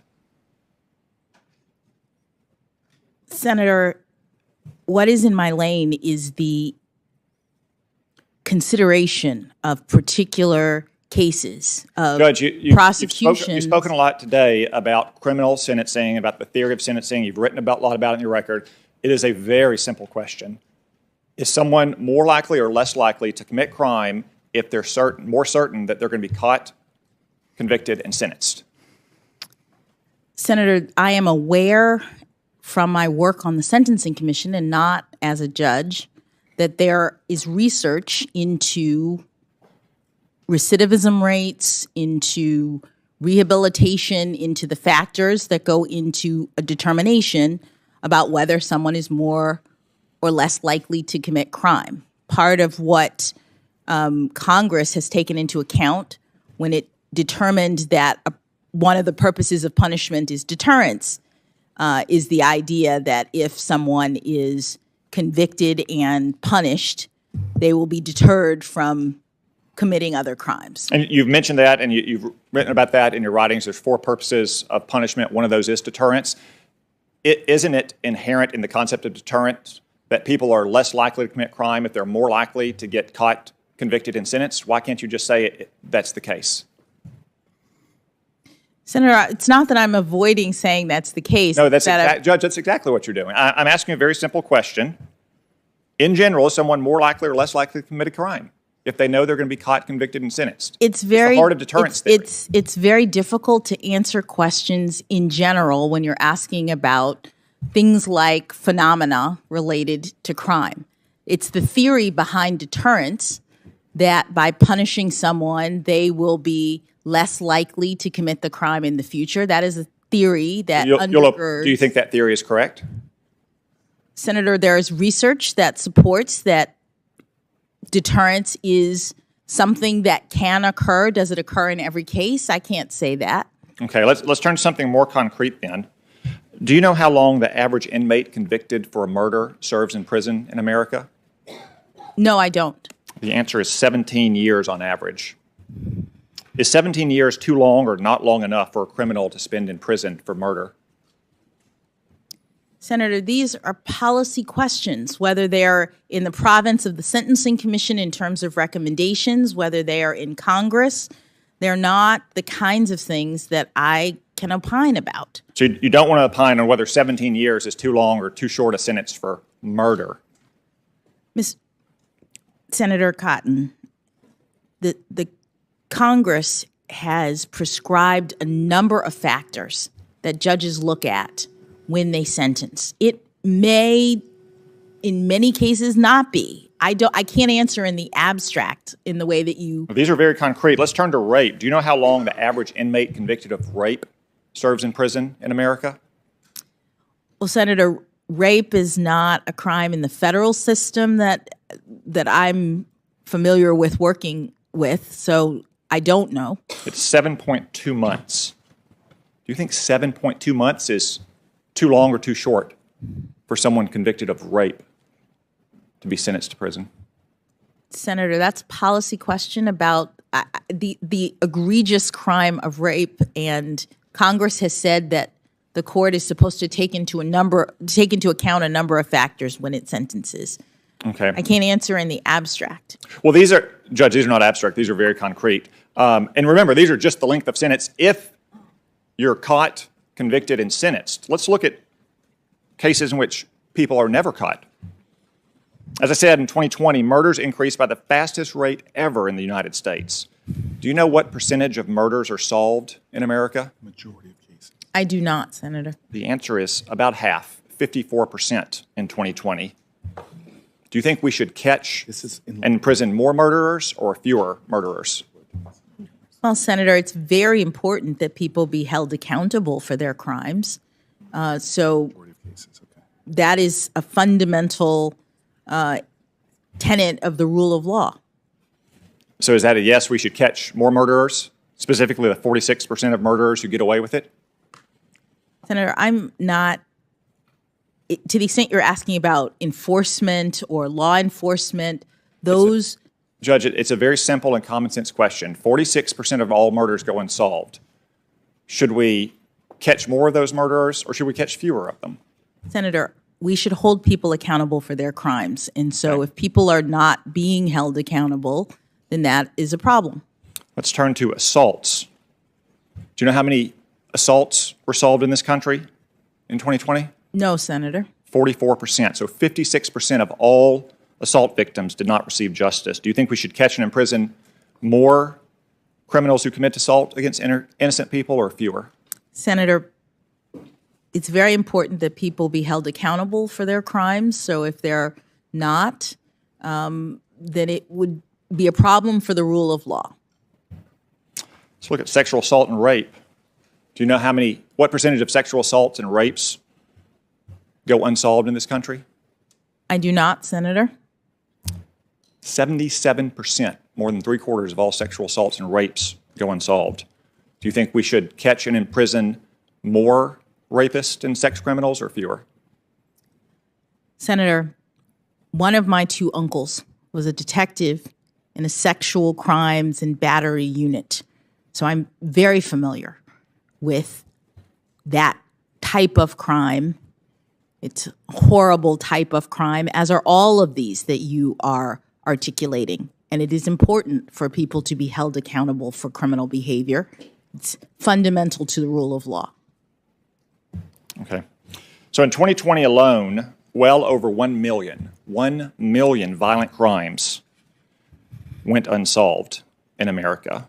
Do you think we imprison too many violent criminals or not enough? Senator, it's important for our rule of law to ensure that people are held accountable who are breaking the law in the ways that you mentioned and otherwise. What do you think the families of all those victims think? Do you think they think that we should arrest and convict and sentence all these criminals who get away with it? Senator, I know what the families of law enforcement officers think because I'm one of them. I know what crime does to our society. I care deeply about public safety. And as a judge, it's been my duty when I was at the trial level, I'm no longer there, but when I was at the trial level, to ensure that people are held accountable for their crimes. Okay. Let's turn to the crime of child pornography. I know there's been a lot of talk about it today. I don't want to spend much time on it. A lot of people have tried to explain the various differences in these cases and the pre-sentencing reports and the sentences that they got. So let me just ask you a simple question about it. Should the United States strengthen or weaken sentences for child pornographers? Senator, that's not a simple question. And the reason is because what this country does in terms of penalties is in Congress's province. You all decide. You all decide what the penalties are. You decide what the factors are that judges use to sentence. If you determine that any set of penalties is insufficient, then it is in your purview to make that determination. There are many crimes that Congress has determined warrant mandatory minimum penalties, warrant other kinds of penalties, and that is in your purview to determine. I have to say, Judge, I think whether or not we should strengthen or weaken sentences for child pornographers is a pretty simple question, but I'll move on. I think the difference we've heard today gets to this simple fact that a bunch of elite lawyers, whether they're judges or federal prosecutors or public defenders or law professors, think that sentences for child pornography are too harsh. I don't, and I bet a lot of normal Americans don't either. You have said repeatedly that sentencing is a discretionary act, and I understand that and I agree with it. But you always seem to use your discretion in these child pornography cases to reduce the sentences. I have to say, if I had that discretion, I'd probably throw the book at child pornographers. Maybe that's just me. But let's turn to drug crime. Last year, more than 100,000 Americans died from drug overdose. Drug overdose deaths and gang crime have both skyrocketed in recent years. At the same time that a lot of soft-on-crime laws and lower sentences have been advocated, including, on occasions, Judge, by yourself. In general, do you think the United States should weaken or strengthen sentences for fentanyl traffickers? Traffickers, not users. Senator, whether or not Congress chooses to strengthen or weaken penalties for any crime is a determination of this body, which is ordinarily made after study and review, determination. That is in the province of Congress. Well, Judge, you've said before that sentencing is a discretionary act, so that is literally the job of the judge in many of these cases to determine whether to have a shorter or a longer sentence. Respectfully, Senator, the judge makes that determination not based on one data point in general, which is what you asked me. In general, should we lower or heighten sentences? A judge is making a determination in a particular case, looking at all of the factors. It's discretionary for sure, but we do so within the bounds of a sentencing range that Congress prescribes. And at times in which Congress decides that a penalty needs to be heightened, they impose a mandatory minimum. Then our range is shorter. And when we're looking at the crime, we're not looking as a policy matter across all fentanyl crimes and determining whether the penalty should be increased. As a judge, we are asked in the context of a single prosecution regarding a particular person who has committed a horrible crime, but also, says Congress, is a person who has a life, who has a job, who has all of the other factors that Congress has told judges they have to look at when they decide what penalty to impose in that particular case between the range that Congress sets. So it's not a situation in which I can, in my role as a judge, tell you as a general matter whether penalties should be increased or decreased. I have to say, I think that not many Americans, especially not the 100,000 Americans who's lost someone to drug overdose, think these are tough questions. But let's move on. Let's talk about retroactivity. When you were on the Sentencing Commission, you repeatedly advocated for retroactively reducing drug trafficking sentences. So this is a case where a drug kingpin who's dealing fentanyl gets sentenced, and then a few years later, he gets lucky. He gets in front of some new judge who's maybe more sympathetic and thinks he got a raw deal, or maybe he just gets in front of the same judge a few years removed from seeing the faces of the victims of his crime. Do you believe that resentencing years after a conviction tends to reduce sentence lengths? Senator,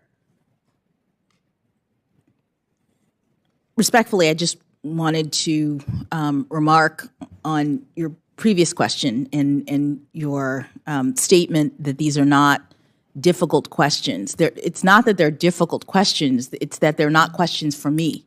I am not the Congress. I am not making policy around sentencing. My job is to look in a particular case and decide what the penalty should be within the range that Congress prescribes. I understand. You were making policy, though, at the Sentencing Commission, and you're implementing changes to sentencing guidelines. So my question again is, do you believe that resentencing years after a conviction tends to reduce sentence lengths? I'm not sure I understand your question. Obviously, if you resentence, you're giving the judge another opportunity to look at the circumstances in light of the changed penalties. Sometimes the judge in that new situation will keep the same penalty.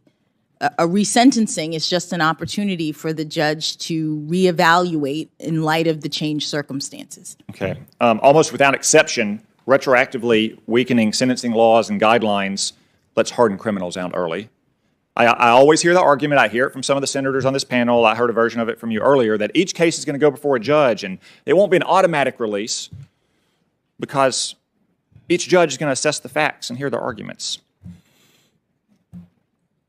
In 2014, you said that judges would not likely reduce the sentences in the vast majority of cases if sentencing guidelines for drug trafficking were reduced. I think you missed that one, Judge. Since 2014, when retroactive reduction took effect, approximately 2/3 of all convicted drug traffickers who asked for early release got it. That's 31,000 614 hardened drug traffickers back on the streets. More than 7,500 of those hardened drug traffickers use weapons in their crimes. So that means that only 1/3 of these drug traffickers who sought to have retroactive reduction of their sentence were denied. Judge, is 1/3 a vast majority? Senator, it's hard for me to answer questions about these numbers because I'm trying to understand whether this is a retroactive release that was a result of the Sentencing Commission's actions or Congress's. Congress made a decision about retroactive reductions in drug penalties. So I'm just not sure what. But Judge, in both cases, we always hear the argument, whether it's from members of Congress to include senators on this committee or the Sentencing Commission, that we shouldn't worry, there's going to be individualized case-by-case determination. And that is my experience. That's when there is a retroactive change. So what happens is that whether it's the guidelines that are changed or the laws that are changed, which happens in Congress, there is a subsequent determination as to whether or not to apply that retroactively, apply that change, so that both the people who get convicted of that penalty moving forward and the people who have already been convicted, both of them get the benefit of the change if the determination is made to make it retroactive. Under that circumstance, where you're talking about a penalty change applied to prior people, each one of those prior people goes back before a judge. And a judge, usually the sentencing judge in the first instance, will reevaluate whether or not to, this is generally, there are some exceptions, but generally speaking, the judge will reevaluate whether or not to give that person the benefit of the change.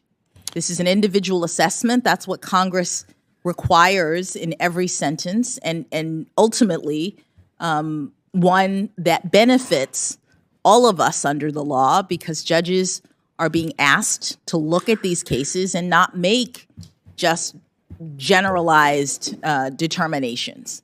So the 2014 comment was specifically about the Sentencing Commission, but generally, whether it's in front of the Commission or the Congress, we always hear this argument that judges are going to make these individualized cases and not that many people will be released. I'll point out that of the 1/3 that were not reduced, the vast majority of those were not eligible. The percentage of cases in which a sentence is not reduced for public safety reasons because someone is viewed as too dangerous to release early is 1%. It's 1%. Judge, do you remember a man named Keith Young? Yes. Good.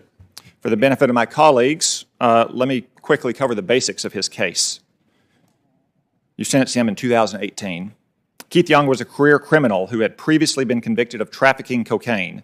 In 2017, he was running a drug business in his house where his children lived and was found with 2 1-kilogram bricks of heroin worth hundreds of thousands of dollars, along with a gun, ammunition, thousands of dollars in cash, and equipment to cut and package heroin for retail sale. The drug lab also confirmed that there was fentanyl in both bricks of heroin. And in one of the 2 bricks, there was actually more fentanyl than there was heroin. While at the D.C. jail awaiting trial, Young bragged about his arrest and about how he was a kingpin. Those are his words, not mine. Kingpin. He was even recorded calling his wife and brother to give them instructions on collecting drug money from people for him. The prosecutors filed a notice of Young's criminal history, which meant he faced a mandatory minimum of 20 years. You did not seem to like that, Judge. In fact, at his sentencing, you said, this is a quote, that you shared his frustration, that you couldn't give him a lighter sentence. I was shocked to see this in the transcript. I was also shocked that you apologized to this drug kingpin for having to follow the law. You literally said that you didn't think 20 years was fair. This is the quote. And for this, I am sorry. Mostly because I believe in second chances.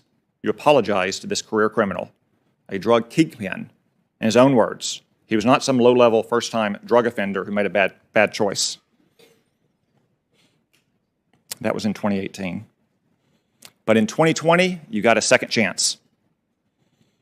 After Young's sentence, Congress passed something called the First Step Act, which reduced sentences for serious drug traffickers with lengthy criminal records. During the pandemic, lots of criminals like Keith Young tried to twist the First Step Act's compassionate release provision, which was intended for terminally ill elderly inmates, to get early release and blame it on COVID. You had none of that, and that's good. You rightly said at his resentencing hearing, quote, COVID-19 is not only present in prisons, and you said that Young's past as a smoker and his claim of various other health issues did not entitle him to early release. If you had stopped there, I would have cited that as a great example of how you follow the law and made a well-reasoned decision. Unfortunately, you didn't stop there. You said in the resentencing that, quote, Congress did not make their changes under the First Step Act retroactive, but that if they had, then you could have given him a reduced sentence.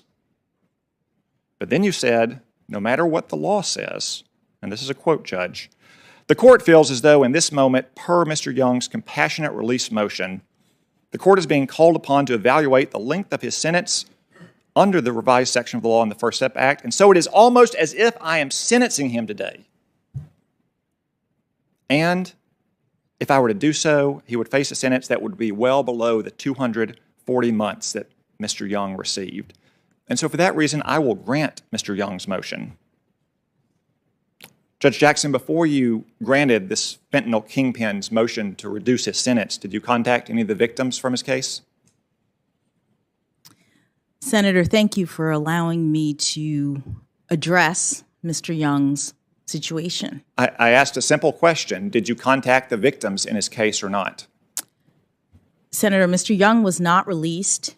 His sentence was reduced, and I did not contact the victims in his case because there were no victims. He committed a crime, a drug crime. There were no identifiable victims in his case.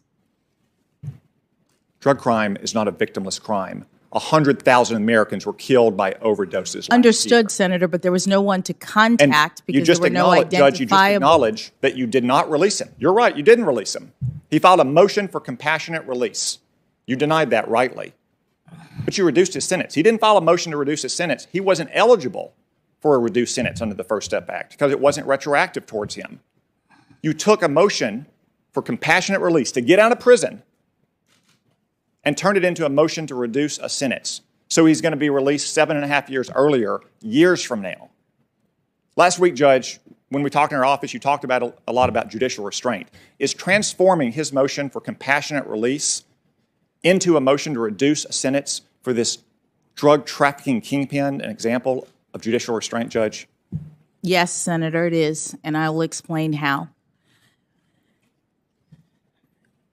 Mr. Young, as you say, was facing originally a sentence of 20 years in prison, which I imposed.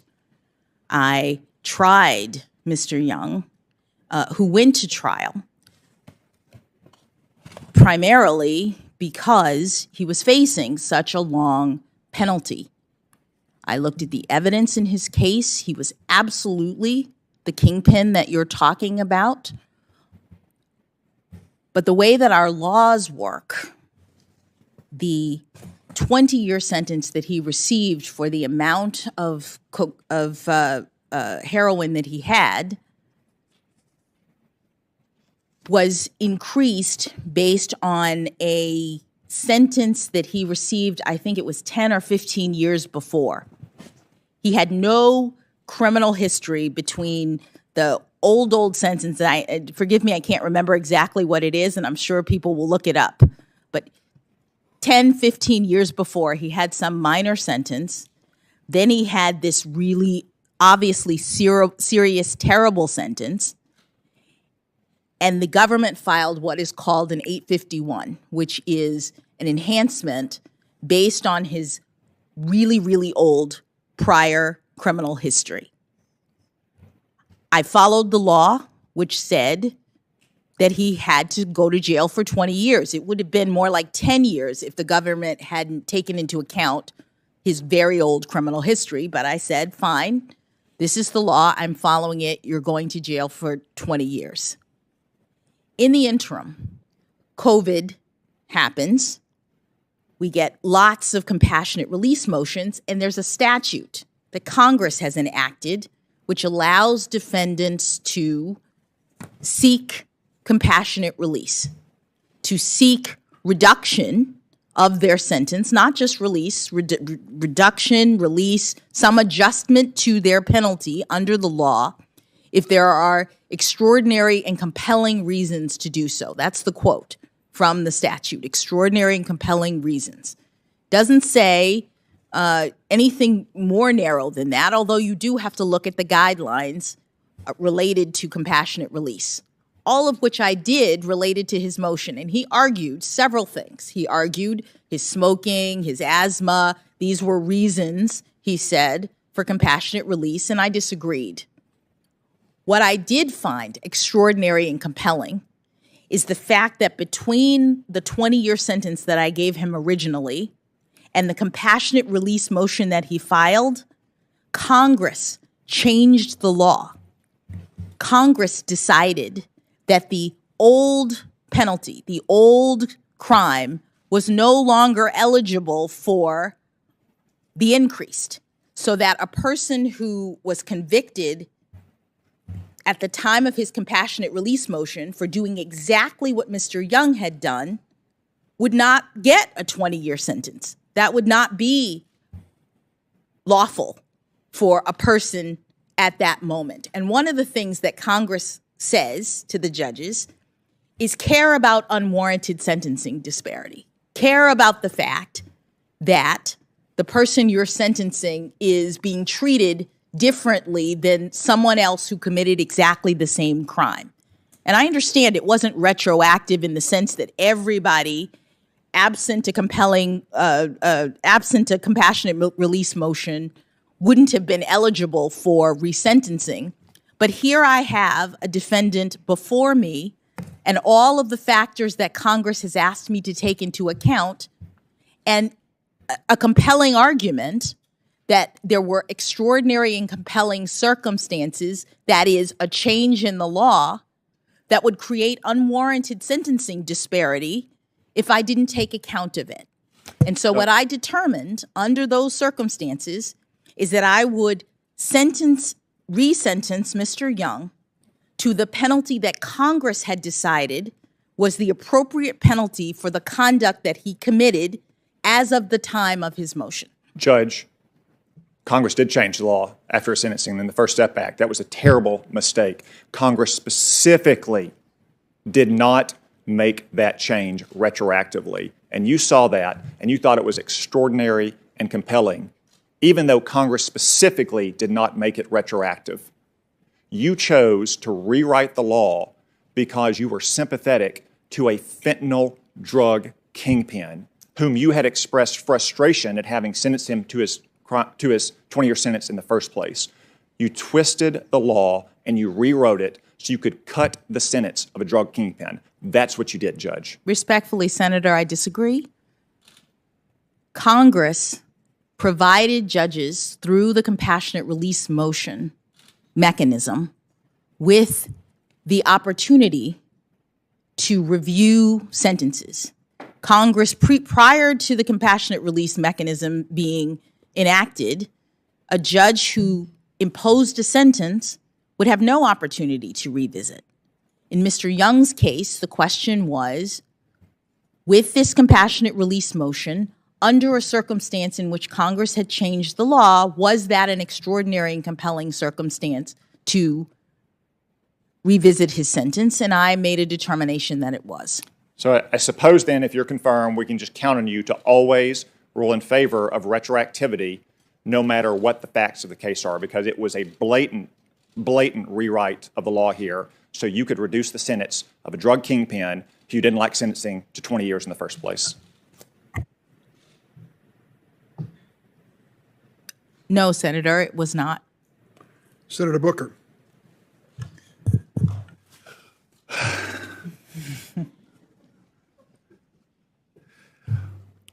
Approaching 11 hours now of a long day.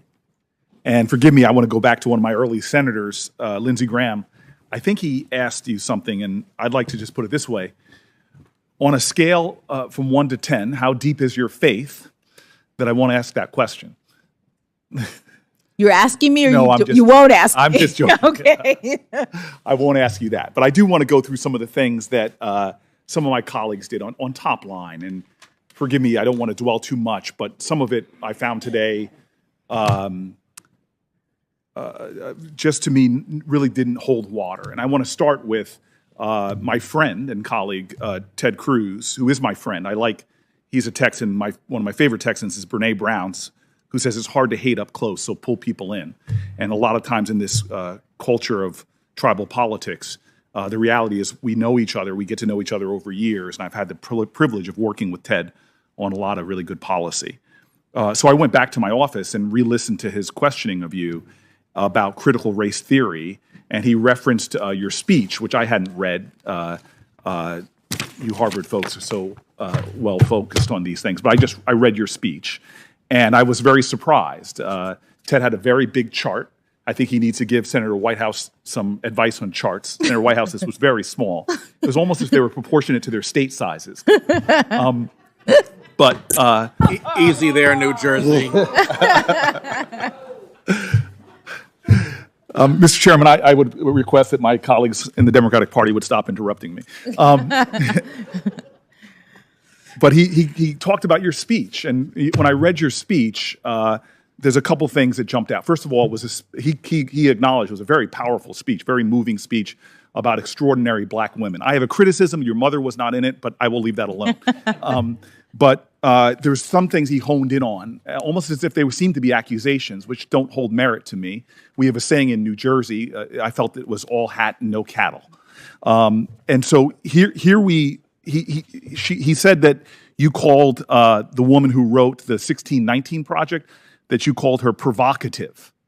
That's not a compliment necessarily if you call someone provocative, is it? No. No, I mean, I think Ted Cruz is very provocative. And that doesn't mean I agree with what he's saying, his philosophy, doesn't mean I agree with his statements. But he pointed out you also called the author acclaimed. She won a Pulitzer Prize, correct? She did. In journalism. So she is acclaimed. She is. But in nowhere are you heralding her as this is reflective of your philosophy. That's true, right? Correct. Yeah, so I don't understand that at all. Part of his chart also was a lot of ellipses, skipping out things, but you mentioned critical race theory when you're talking about policies in general. I actually went back to that talk too, and I saw you threw everything in there. You were talking about psychology, economics, all different types of disciplines as touching upon the law. I think there was everything in there, I seemed to be, except for astrology. But you understand that you were just listing a list of things that people could say touch the law. They weren't your philosophies at all. Correct, Senator. And that speech was not related to what I do as a judge. That was talking about sentencing policy and all of the different academic disciplines that might relate to it. Yeah, and then finally, we're entering an age that is surprising to me in American society where lots of books are being banned and lots of talks about books being read. You're on the board of a private school, and you have no supervision or authority over what books the children read in a private school, correct? Correct. I really do appreciate that. Jumping really quickly to a lot of talk today about these child exploitation cases. And Senator Dormant, I think that actually Josh Hawley used the word attack when describing his own. So I don't understand what that point of sensitivity was. But I individual cases, and we've now heard about two. You've presided over as a judge more than 10, 15 cases? I've presided over 14 cases that involve child sex crimes, but over my career as a trial judge, I've presided over more than 100. Right. And cases are heavily fact specific, right? That is true. Did you remember all the facts of the case that Senator Hawley was? I did not. You did not, right. And the facts matter, right? They do. And as a judge, you're looking at all of the facts of the case, not just what might be talked about later or what people are honing in. You have to take everything into account and make a decision, correct? Yes, that's what Congress has required judges to do. Right. And just to clarify that Congress thing, because again, you went to this elite law school. I went to a gritty inner city law school, Yale. So you know this better than me, but it was actually 1984 that the sentencing laws, the sentencing standards were passed down, correct? I believe so, yes. Yeah, it was 1984. And then later in 2002 or 3, things were updated. But that 1984 was before the internet completely. And I just want to clarify also the Booker decision. Yes. Could you just clarify for the record, because my mom might be watching, no relation to me whatsoever, correct? So the Booker decision, which earlier I mentioned that I thought Justice Scalia wrote it. In fact, it was Justice Stevens. Yes. But Justice Scalia concurred, so he had a separate opinion, and he had written a previous decision that was very similar. Yes. The Booker decision made the guidelines, the sentencing guidelines, advisory. Why? Why would the Supreme Court, joined by some of the most conservative members, why would they do that? Well, they determined that, in essence, the Booker, that if the guidelines were mandatory, that it would violate the right to a jury trial to have jurors decide every aspect of your sentencing. Yeah, So, it's sort of the separation of powers, Sixth Amendment. Yes. This is really important. yes, And so that gave judges latitude. yes. Now, if you were falling out of the norm, and this is where, I've now read conservative periodicals looking at this line of attack that's not a negative pejorative. Again, my colleague himself used it, but this line of attack on you, I've seen conservative papers, liberal papers, mainstream papers, all say this doesn't hold water. And the reason is, and again, unlike White House and Cruz, I don't have a chart. I'm uncharted. But I would like to hold this up for you. You are well within the norm nationally for going below the sentencing guidelines because of this problem where you have this incongruency that judges on both sides of that have been pointed by people of both sides of the aisle have seen. I just want to make that very clear. You are well within the norm in the United States of America. I'm a former mayor, and one of my favorite mayor friends used to always say, "In God we trust, but everybody else bring me data."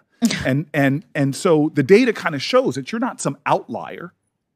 And forgive me, because you're not allowed to do this, but I kind of sat here and was a little insulted about the accusation that somehow this mother of two, confirmed 3 times by the United States Senate, who has victim advocacy groups writing letters for you, who has child victims advocacy groups supporting you, who has presided over fact-specific cases of the most heinous crimes, that somehow the implication that you are somehow out of the norm of other federal judges that we have confirmed where these issues have never come up, who, again, I held up this chart, but the majority of the decisions, a percentage of sentences below guideline range in non-production child pornography cases, in DC, 80% of them are under the guidelines. In Missouri, 77%. In Iowa, 62%. In North Carolina, 77%. In Nebraska,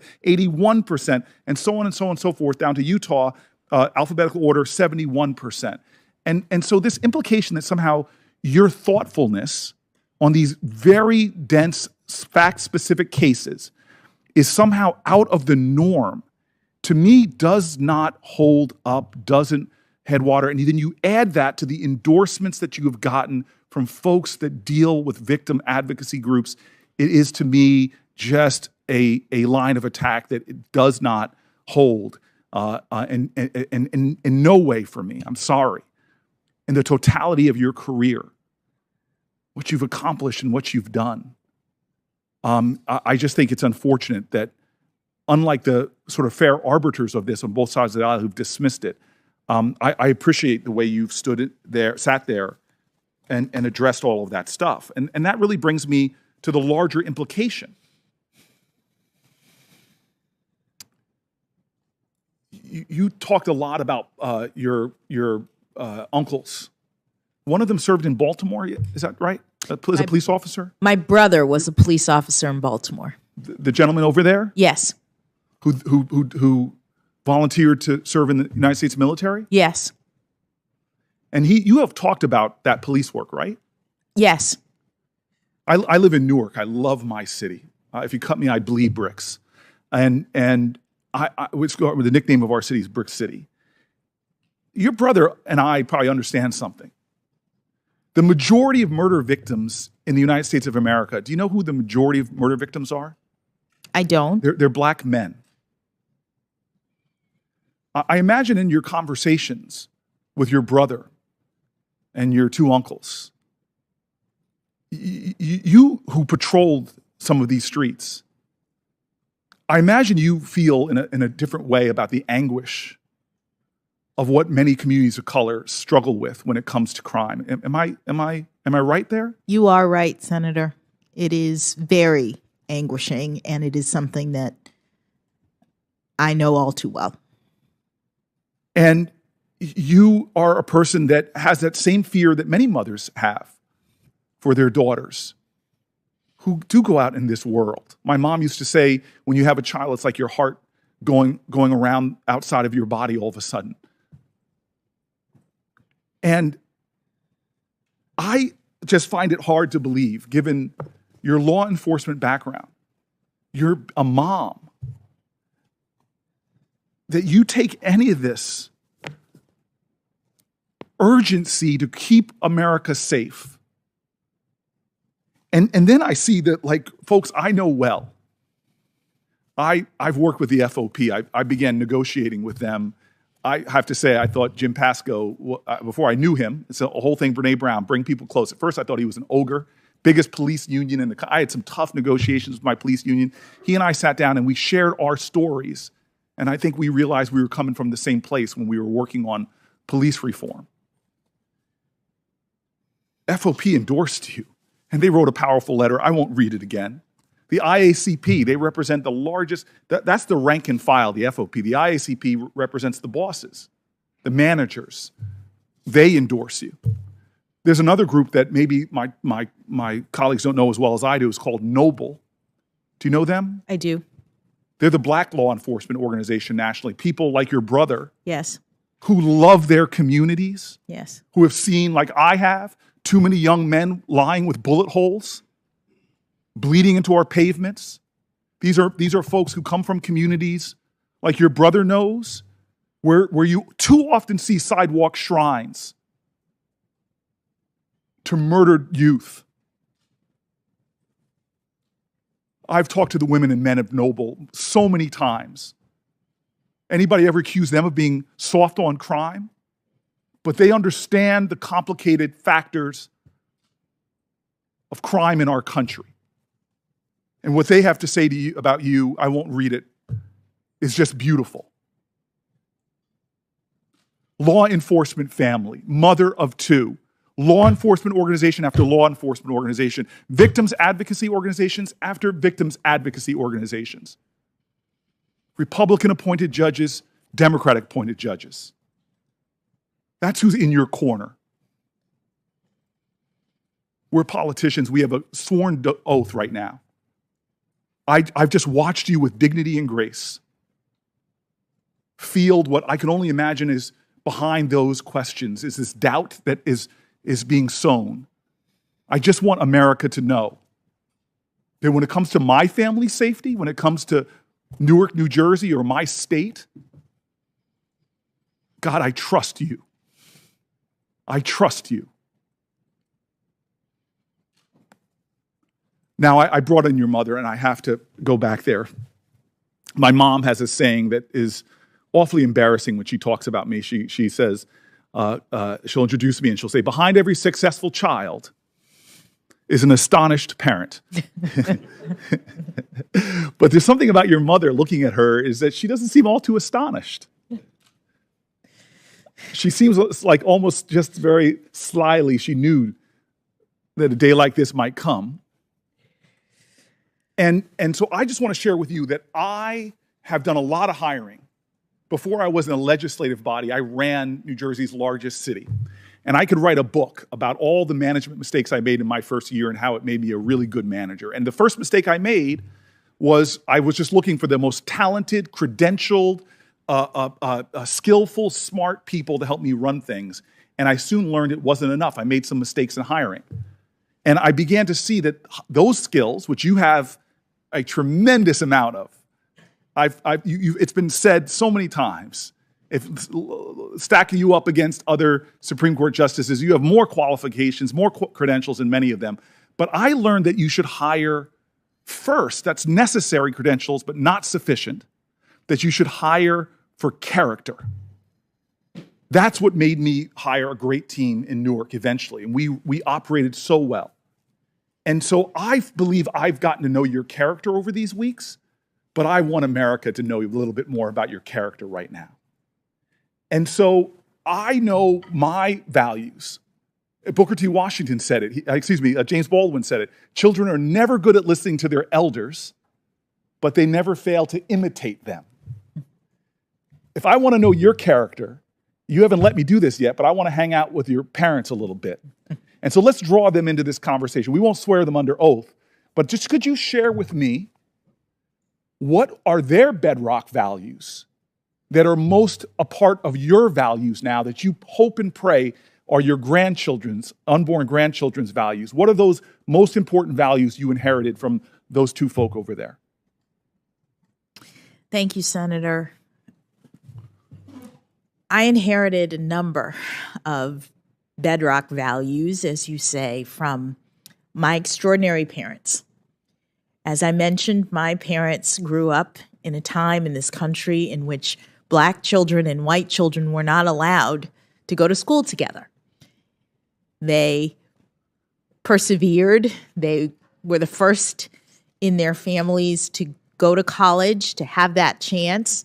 They each went to historically Black universities, and they taught me hard work. They taught me perseverance.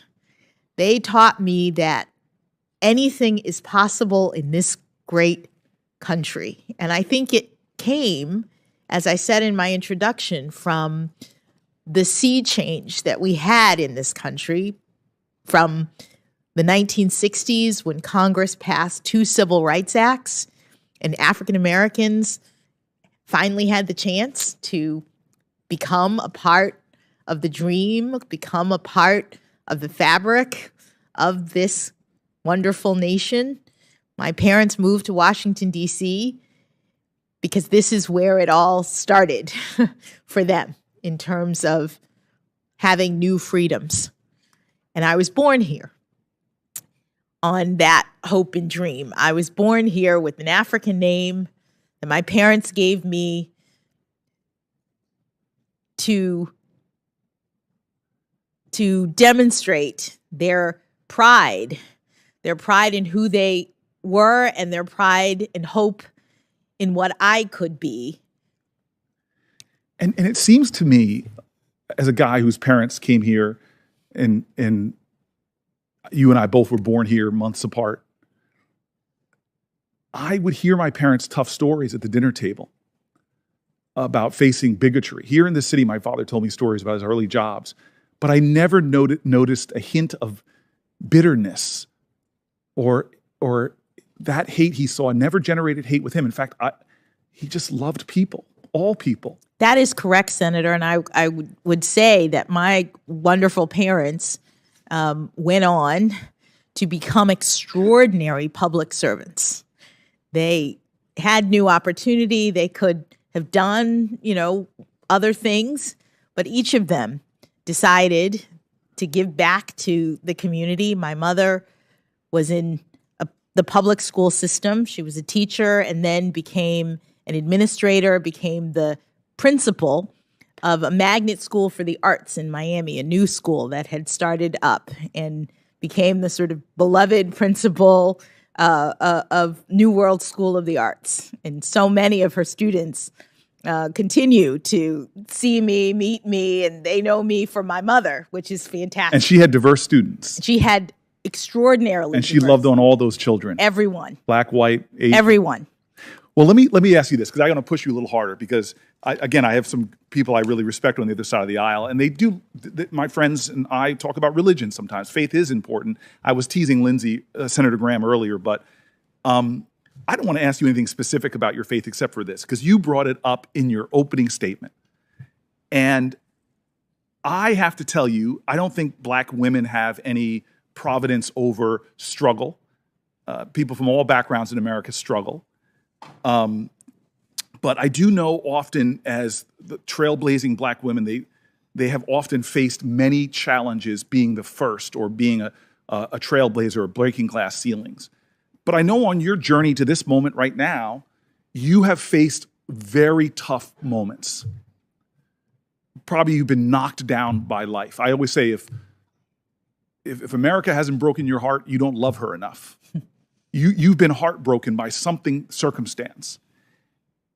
You've been like Zora Neale Hurston, who says, I've been through sorrow's kitchen and I licked out all the pots. You've been like Langston Hughes to that poem, Mother to Son, life for me ain't been no crystal stair. Could you talk to me maybe about one moment or what you do when you get knocked down like that? Where do you get the grit and the guts to get back up and keep on going? Well, Senator, I think that too is something that I learned from my grandparents, who, as I said, didn't have it easy. My grandparents, who didn't have a lot of formal education, but who were the hardest working people I've ever known, and who just got up every day and put one foot after the other and provided for their families and made sure that their children went to college, even though they never had those opportunities. I reflect on them in the context of this historic moment. I stand on the shoulders of people from that generation, and I focus at times on my faith when I'm going through hard times. Those are the kinds of things that I learned from my grandmother, who used to have those family dinners and bring us all together. And I think that's a common experience of Americans, that when you go through difficult times, you lean into family and you turn to faith. And that's part of my experience as well. It's, I think, the experience of my colleagues and I on both sides of the aisle, leaning on that faith and that family.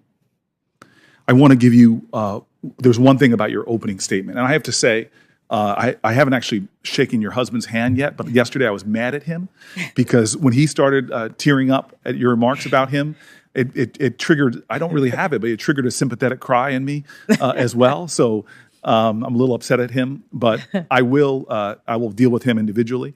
But you said something that I found provocative, to use that word one more time. And I felt afterwards, I reflected, I even talked to my staff about it because I thought that statement, it didn't seem congruent to me. And it was, I don't know if it was a profession of humility or overly critical of yourself. But I want to end in my last 5 minutes giving you space to explain yourself to me because much to my mom's chagrin, I am not a parent yet.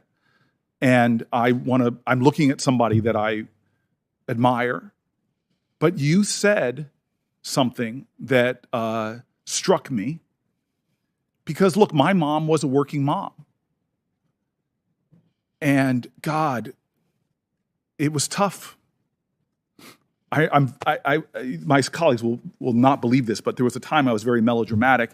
And I was in a bathtub of oatmeal bathtub, and my mom was getting ready to go on a business trip. And I look at her with these sad eyes, and I say, "Mom, if you leave me, I'll die."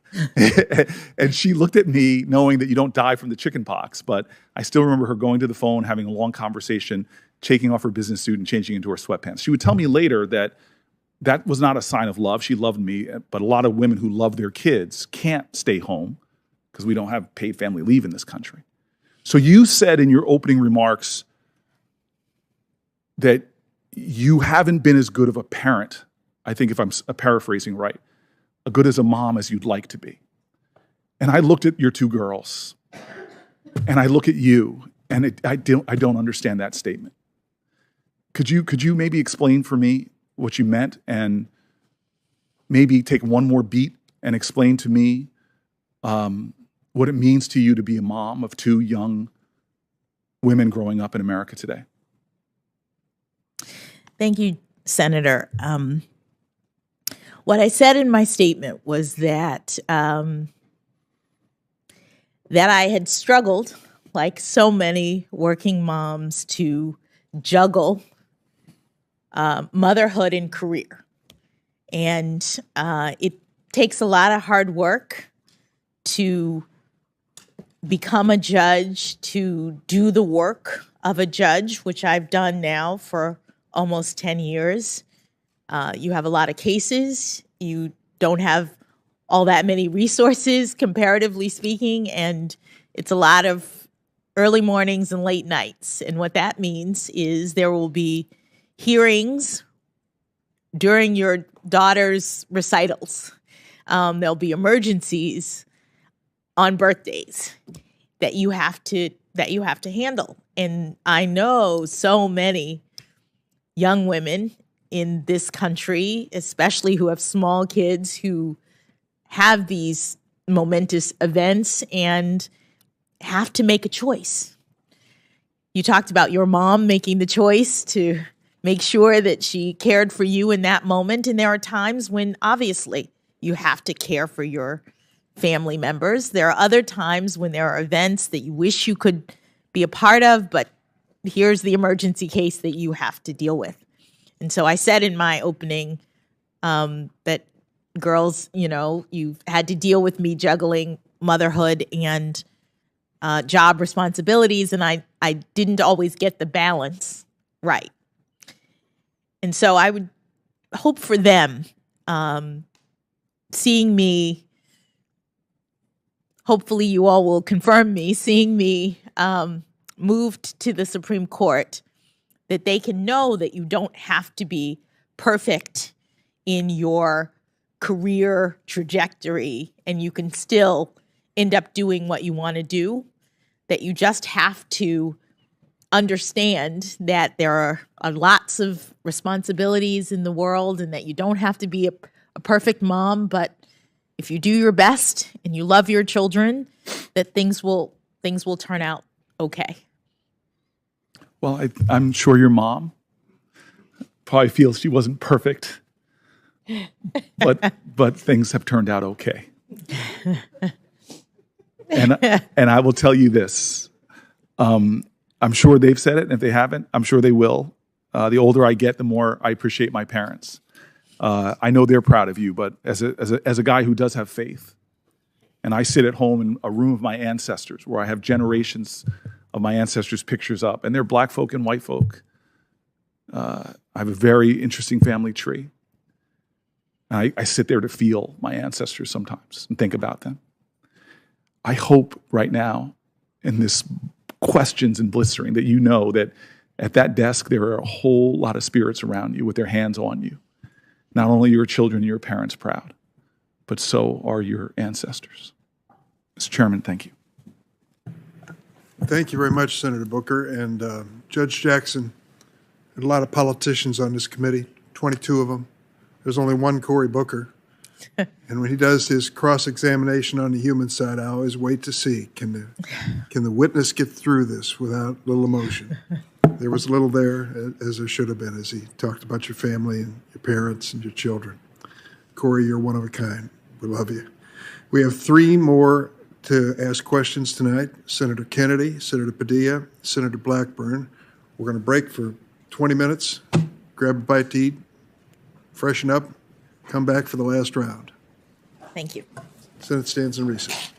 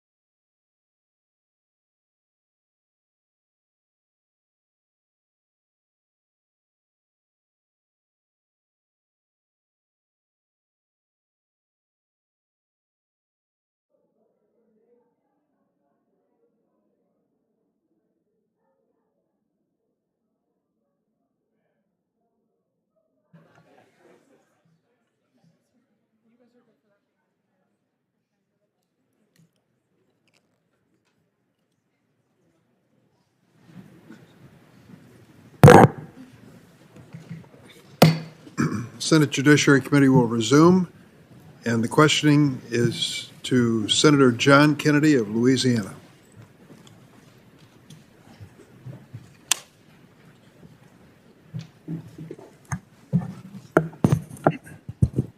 Thank you, Mr. Chairman. Judge, I have enjoyed listening to you today. I find you to be very intelligent and very articulate.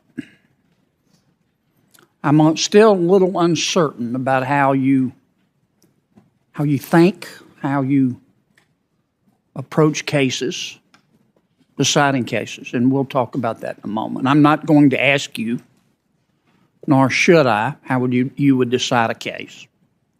And I'm not going to ask you, nor should I, to tell me whether you think a particular precedent is a good precedent or not. So, but I am going to talk to you about the law. But first,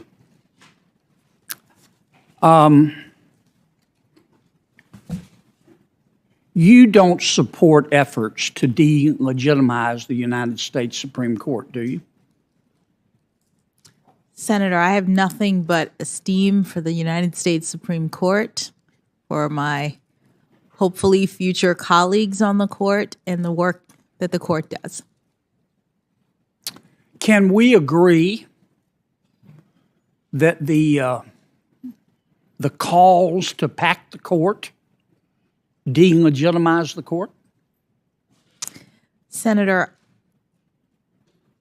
it would not be appropriate for me, in my view, to comment on calls to pack the court, as you say, to increase the number, to do any structural changes. Those are policy determinations for Congress. What the consequences of those are policy considerations for Congress. I'm just looking forward to working with the brilliant people who are there at whatever size Congress decides if I'm confirmed. Well, the calls to pack the court don't legitimize the court, do they? Well, Senator, I think that would be for you to decide. I'm asking your opinion. Respectfully, Senator, I'm not in a position to give my opinion on issues that are policy issues concerning the court, and not something that a judge would have to consider or should consider, in my view. Yeah, but you're a citizen. Oh, I am. and as best I can tell, a very good one. I don't understand why you won't weigh in on this issue. Tell me why you won't weigh in on this issue. Senator, I feel so strongly about ensuring that judges remain out of political debates. And this is something that is being debated. It is something that other nominees, Justice Barrett was asked about the same sort of thing and also declined to give her opinion. And I think that was the right way to handle this particular issue. So you think Judge Barrett was right to dodge the question? I think that each judge has to make a determination when asked about whether they would like to speak to issues, and I know that I'm not comfortable, in part because I'm so committed to making sure that there's confidence in me in terms of public confidence and my ability to stay in my lane, my ability to not speak to contentious political issues.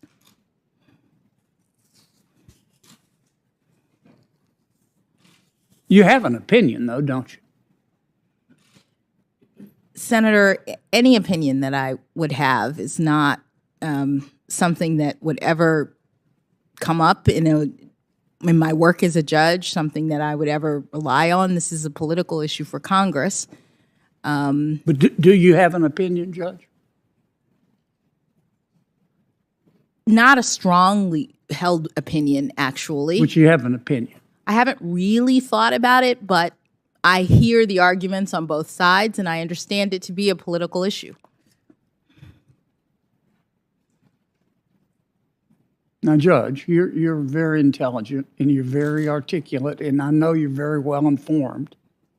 You're telling me you don't have an opinion about packing the United States Supreme Court. Senator, I have opinions about a lot of things. I don't have an opinion that I think it appropriate to share. I work very hard to set aside my opinions when I'm thinking about cases, which is the work of a judge. And so this particular issue is one that is very contentious, as you say, one that's in the province of Congress, and one that I think it not appropriate for me to comment on. I understand that. But I think it would tell us a lot about you if you would answer the question. I'm a little confused about your answer earlier. It's probably more my fault than yours. Do you have an opinion about whether these efforts to pack the United States Supreme Court delegitimize the court? Do you have an opinion? Senator, I have an opinion about the efforts. It's not an opinion that I think is appropriate for me to share. And so therefore, I don't have anything further to add. So you do have an opinion, but you don't want to share it. Is that? I don't think it's appropriate for me as a nominee to comment on a political matter that is in the province of Congress. Well, in deciding to join the United States Supreme Court, if you're affirmed, wouldn't it make a difference to you whether you're one of 9 or one of 28? Would it make a difference? That impacts the judiciary? That involves the judiciary? Senator, it certainly involves the judiciary. I would be thrilled to be one of however many Congress thought it appropriate to put on the court. Okay. So you'd be okay if it was 28? If that's Congress's determination, yes. The Congress makes political decisions like that. Okay.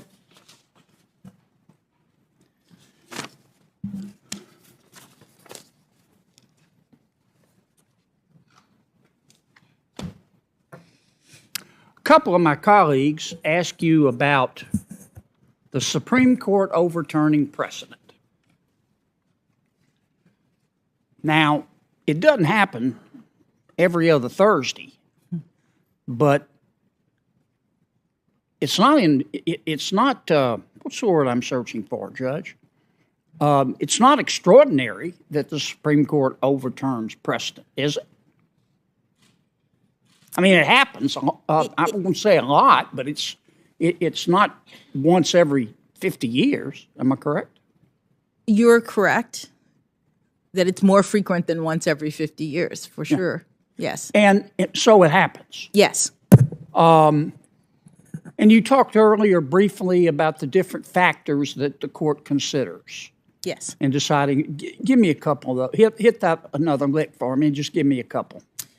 Whether the decision is egregiously wrong, whether there's been reliance on the decision that is being revisited, whether the decision is workable or unworkable, the one that they're looking at, whether the facts are new facts have come to light, or the facts have the circumstances are such that there's now a new understanding of the prior facts, and whether the case law in the area has shifted.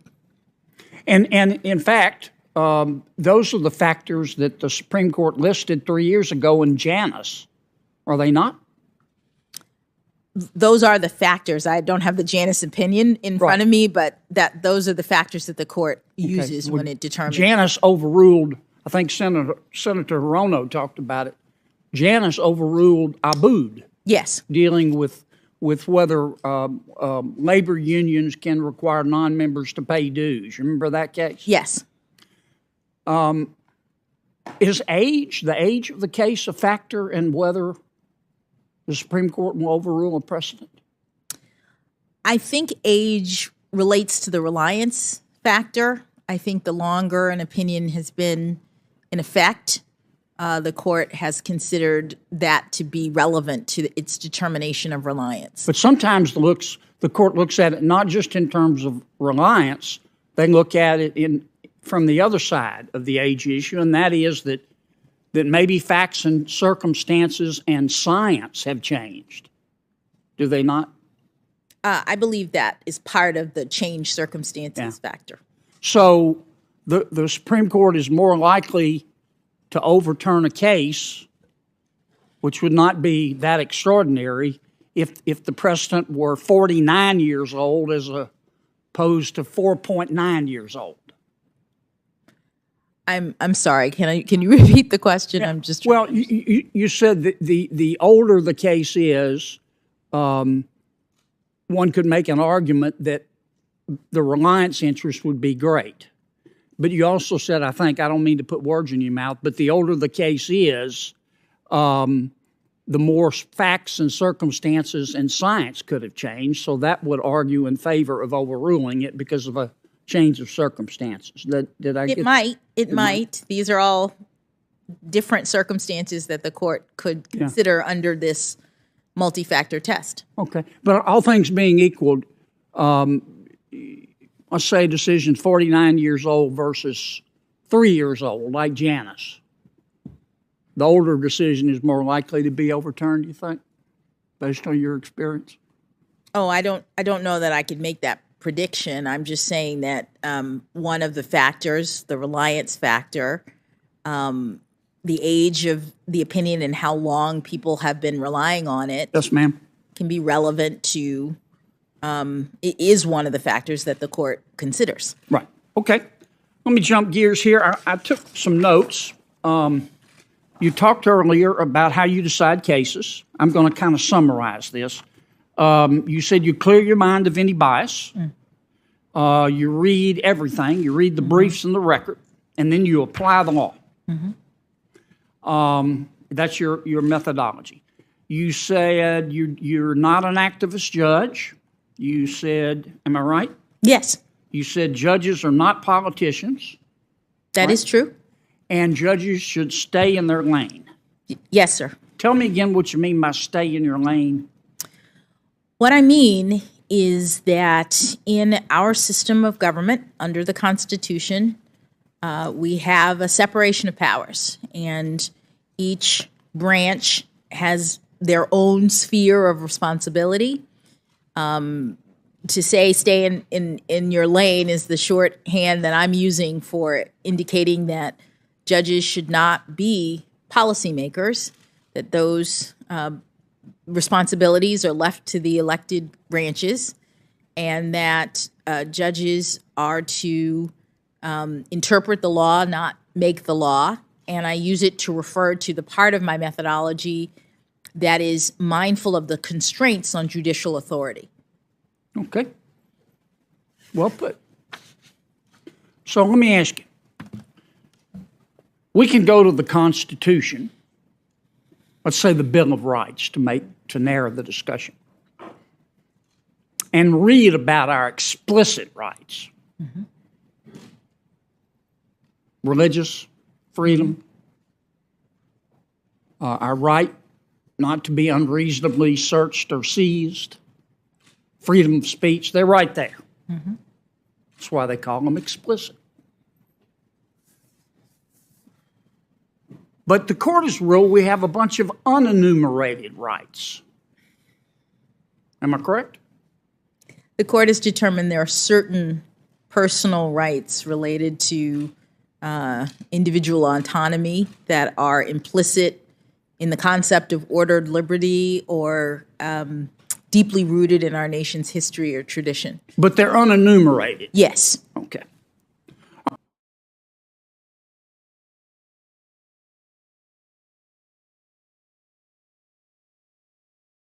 Should these unenumerated rights that only Supreme Court justices can see, should they be decided by the people through their elected representatives or by the unelected federal judiciary? Well, Senator, the Supreme Court has interpreted the 14th Amendment to have a substantive component, and I'm not in a position to critique the court in terms of its precedents. That is the precedent of the Supreme Court. Right, right. Well, let me ask you this: what is a fundamental right? The court has interpreted the 14th Amendment's due process clause to include a substantive component and not just a procedural component, meaning the 14th Amendment guarantees due process, and the court has interpreted it to mean that with respect to certain rights, individual rights concerning intimacy, certain things like the right to contraception, the right to child rearing. There was a case of the Supreme Court that talked about making decisions for children in terms of visitation with respect to conflicts with grandparents, marriage. Right. I'm with you. These sorts of rights, the court has found, are implicit in ordered liberty, as I said, or deeply rooted in our nation's history and tradition. The right to assisted suicide, is that one of those enumerated or unenumerated rights? I believe the court found that it was not. Okay. Which body do you think is better able to make that decision, the Congress or the federal judiciary? Well, Senator, the Supreme Court has interpreted the Constitution, and the Supreme Court has the authority under our constitutional system to interpret the law. Right. And they've made the determination that the Constitution includes those unenumerated rights. Yeah, but here's the thing, Judge. Maybe a better example, it's a very hot topic today, the right of a transgender woman to compete in women's sports. Do you think Congress, the people ought to get to decide that through Congress, or the judge can just find it as an unenumerated right, a penumbra of the Constitution? Well, Senator, that the topic that you raised is something that is, as you say, a hot topic today and could certainly be litigated. So I'm not in a position to say more about whether or not it's actually one of the unenumerated rights. Well, I don't want to ask you how you'd rule, but would you have any problem saying, okay, if that case that is litigated, saying this is a political question? Whoa, stop. I'm staying in my lane. Congress needs to decide this case. The people need to decide that through their elected representatives. Well, would that be appropriate? Well, respectfully, Senator, that is a decision. In other words, you say, I'm not asking you to decide it, but in every case, the determination about whether or not something is a political question or whether or not the court has or has not jurisdiction is an issue for judges, and so I'm not able to speak to it. Okay. All right, well, here's the thing about the fundamental rights. That's why I asked you about the definition of them. These are unenumerated rights now. I'm not talking about right to free speech and freedom of religion. The court has said repeatedly that there is no test for a unenumerated fundamental right, that the determination has not been reduced to a formula. Am I right? Well, they've given those standards in the cases in which they have been evaluated. In some cases. Sometimes the court talks about these unenumerated fundamental rights have to be deeply rooted in the nation's history and traditions. Sometimes the court says, they change the language, these unenumerated rights, like the right to assisted suicide we talked about, it's a potential unenumerated right. The right has to be implicit in the concept of ordered liberty. But you've read Obergefell. In Obergefell, I think Justice Kennedy wrote that opinion. He didn't bite. In fact, he cited with approval Justice Harlan's dissent in Poe v. Ullman. And Justice Harlan said, look, there's no formula here. Justice Harlan always said, you have to go case by case. Can you understand why some Americans go, wait a minute, are justices, these are unenumerated rights, are justices interpreting the Constitution, or are they just deciding a right when they get 5 votes and it's just a moral conviction? Yes, Senator, I do understand. Okay. Well, when you talk about judicial restraint, where does the restraint start with fundamental right? Let's take the 9th Amendment. Okay? What's it say? I know you know because you talked about it earlier. Well, it says that it indicates that there are rights that the fact that there are some enumerated rights in the Constitution doesn't mean that there aren't others. And how are we supposed to determine what others there are? I think the Supreme Court has not found any others coming from that particular constitutional provision. Could they? I can't speak to that, Senator. I mean, it's possible, right? If they get 5 votes, right? Well, anytime the Supreme Court has 5 votes, then they have a majority for whatever opinion they determine. Yeah. But do you think that would be a prudent course of action to start creating fundamental rights through the 9th Amendment, unenumerated now, without consulting Congress? Senator, I can't speak to a hypothetical about whether or not it would be a prudent course of action for the Supreme Court to hold that there were other rights in the 9th Amendment. That's well, the reason I'm asking, Judge, is you've talked a lot today about judicial restraint. And that's kind of like being for children and prosperity. We're all for children and prosperity and judicial restraint. But the rubber meets the road when you get down to, well, what does that mean? What does that mean? what it's meant for me, Senator, is what you've seen in my opinions, in the way that I've approached issues that have been before me, in my fidelity to the restraints that exist in the law in terms of the exercise of judicial authority. That adherence to precedent, for example, is something that I do, and even in cases, as you heard me discuss earlier, in which they're not binding precedents, I find that the court needs to take into consideration what has previously been determined and not be a policymaker in my decisions. Okay. Well, here's what's bothering me is too strong of a word. Sounds pejorative. Here's what I'm uncertain about. And please don't take this the wrong way. How do we know? I'm not saying you would do it, but how do we know that,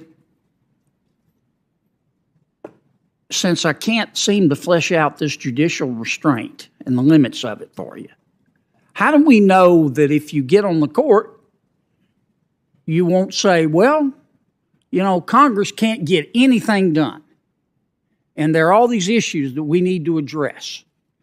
And so I think the United States Supreme Court ought to create all these rights through the 9th Amendment. What would you say to that if somebody made that allegation? Well, Senator, I think that I have a record as a judge in terms of having been given responsibility, having looked at cases, having decided issues, and that my record demonstrates how I handle cases. I'm not in a position to hypothesize a circumstance in which a case appeared that raised a question about the recognition of an unenumerated right and whether I would say under those circumstances that I couldn't find such a right because that's a hypothetical, because I decide cases and controversies that come before me, because I'm a nominee and I can't speak to hypothetical scenarios about how I might rule in the future with respect to cases. Boy, the time goes fast. Let me ask you one other question. Yes. This business of having unenumerated rights through substantive due process, there's no textual basis for that. The court just started doing it, okay? I'm not asking you whether you think it was good or bad, because it's clear to me you don't want to share your thoughts on that, and I get it. I'd feel better if you would, but I get it. But don't you think the fact that our founders included a way to amend the Constitution is a testament to the fact that they were saying, here are your rights, we're writing them down. You can all go to the Bill of Rights and read them. And if you want more, we put in a way to amend the Constitution.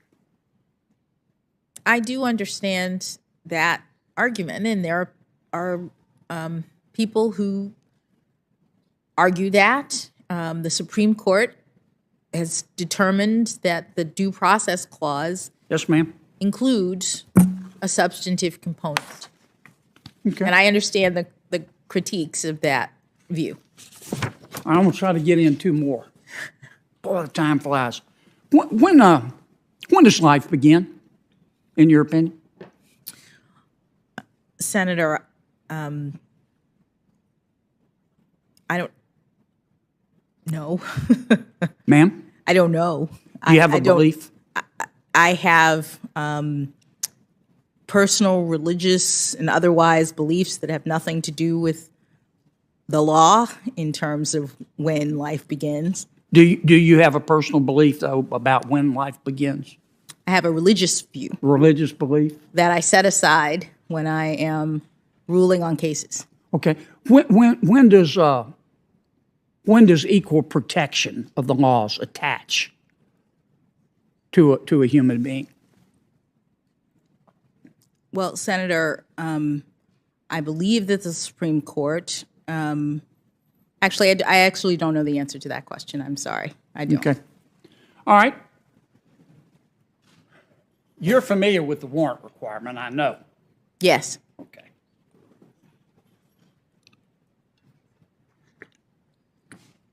What if Louisiana said we don't want to follow the warrant requirement? Would that be legal? Are you positing a statute of Louisiana that we're not following, or individual law? Yeah, it's called a statute. Well, Senator, I'm thinking about all of the potential legal arguments that could be made. I can't answer the hypothetical about whether or not it would be lawful or unlawful. Can you think of an instance where a state could say, we're not going to follow the warrant requirement. We're going to write our own warrant requirement? I've never heard of that happening. Yeah. What if Article 1, Section 5 of the Louisiana Constitution is our state unreasonable searches and seizures? Couldn't we say we're not going to follow the federal interpretation? We're going to make it stricter under the state constitution. Well, the state can also... And in fact, under the state constitution, we're going to say a warrant is required in every instance. Don't give me this stuff about plain view and hot pursuit. You serve somebody, you better go stop and get a warrant. Now, I'm not saying Louisiana would do that, you understand? And I'm not saying they should or shouldn't. They can do that, can't they, under their own state constitution? They can provide more protection than the federal government. Yes. Well, how can they get away with that under the supremacy clause? You got to go fast because Durbin's about to cut me off. Yes, I'm sorry. How can they get away with providing more protections for people? Yeah, under the supremacy clause. Because it would depend on whether or not it conflicted with federal law. It doesn't conflict, I think, if the state provides more protection. We call that the adequate and independent state ground doctrine, right? Yes. Okay. All right, I'm over, but only about 22 seconds. So I'm going to land this plane, and we'll take off again tomorrow. Thank you. Thank you. Thanks, Senator Kennedy. Senator Padilla. Thank you, Mr. Chairman. Judge Jackson. Good evening, How you Senator. doing? I'm good. It's been a long day. It has. Thank you for spending it with me. I understand it's your birthday. Yes, so I'll cut to the chase on my first question. What, now, and look, I've been reading up a lot about you since the nomination. I've studied your record. We've had an opportunity to meet in my office, spent some time there, and I've been listening pretty closely to today's hearings. And my first question may be the highest stakes. What would you say to a member of this committee who is sitting here like you for about 12 hours now on his or her birthday? I would say happy birthday. Great thank answer. You. We're off to a great start here. I actually only asked that question half jokingly because I was moved by your opening statement yesterday as well, especially moved by my colleague, Reverend Booker here, a little while ago when he uplifted your commentary about the struggle you clearly feel and that I share about being a working parent. And I couldn't help but think to myself how I've had to grow, and Angela and I remind each other of this pretty regularly, try to give good advice to our children. We're trying to raise 3 gentlemen, not trying to raise 3 boys, we're trying to raise 3 gentlemen. And it's not always perfect, but we give them the advice of just, try your best to be your best, right? We're not expecting perfection. And sometimes parents need to remind themselves of that too. Can't expect perfection. We just got to try our best to be our best. It's also, dawned on me that we've been here for more than 12 hours, and there's a very fundamental question that hasn't been asked. You've given thoughtful answers throughout the day, but fundamentally what this hearing is today, it's a job interview. It's a very public and very thorough job interview, as it should be. If you're confirmed, you could potentially serve on the Supreme Court for decades, helping shape the direction of American law and American life in profound and lasting ways. So it's appropriate that over the course of this interview, you should be asked some in-depth questions about your background, about your experiences, and your approach to the law. But before I get to some of those questions that I have, the first question I have for you is, so why would you want this job? And now with the added flavor of, why would you want this job? You have a great one now while we're thinking on a daily basis how we try to find that right balance that is often elusive between work and family and other obligations. Thank you, Senator. I've spoken many times about the fact that I came to love the law starting as early as 4 years old, watching my dad study when he went back to law school when I was a child. And I honestly never thought that there was anything else that one could really do because I was so enamored of my father and so proud of his decision to follow his dream after I was born. And so if you're a lawyer and if you believe in public service, which was a core family value for my family, then becoming a judge is certainly an option that one pursues. And then, of course, being on the Supreme Court is the capstone of a life in public service. And I would just be so honored to have the opportunity to use my time and talents in this way. Thank you. Thank you for that. And now to some of the more specific questions. Now, as I mentioned, I've been listening closely throughout the day. Your knowledge of the law, your even temperament, your charm, and clearly your endurance is impressive. They all shine through. But I acknowledge that at times this hearing has been a little frustrating. Not because of your answers, but I actually point to the process itself. You know, there's probably a whole lot of questions that everybody watching would really love to hear answers to, but they're questions that you can't directly answer. Questions like a woman's right to choose, questions like the Second Amendment, questions like expanding the Supreme Court.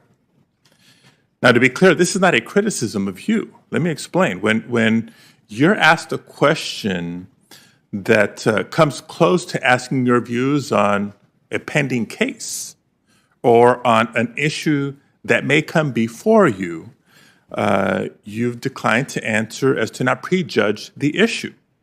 And I'll remind the committee, I believe that's been the approach taken by every Supreme Court nominee for the last 3 decades.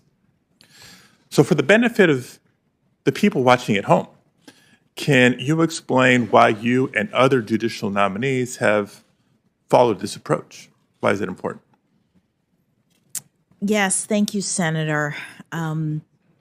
The approach is consistent with the requirement of judicial independence, with the duty to have and keep an open mind when you are considering cases.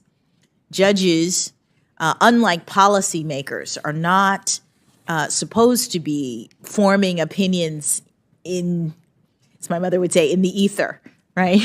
Judges are supposed to be waiting until a dispute is presented that they can hear in the context of the case, and then with an open mind, receiving the arguments that are made in the context of that case, applying the law, and making a decision.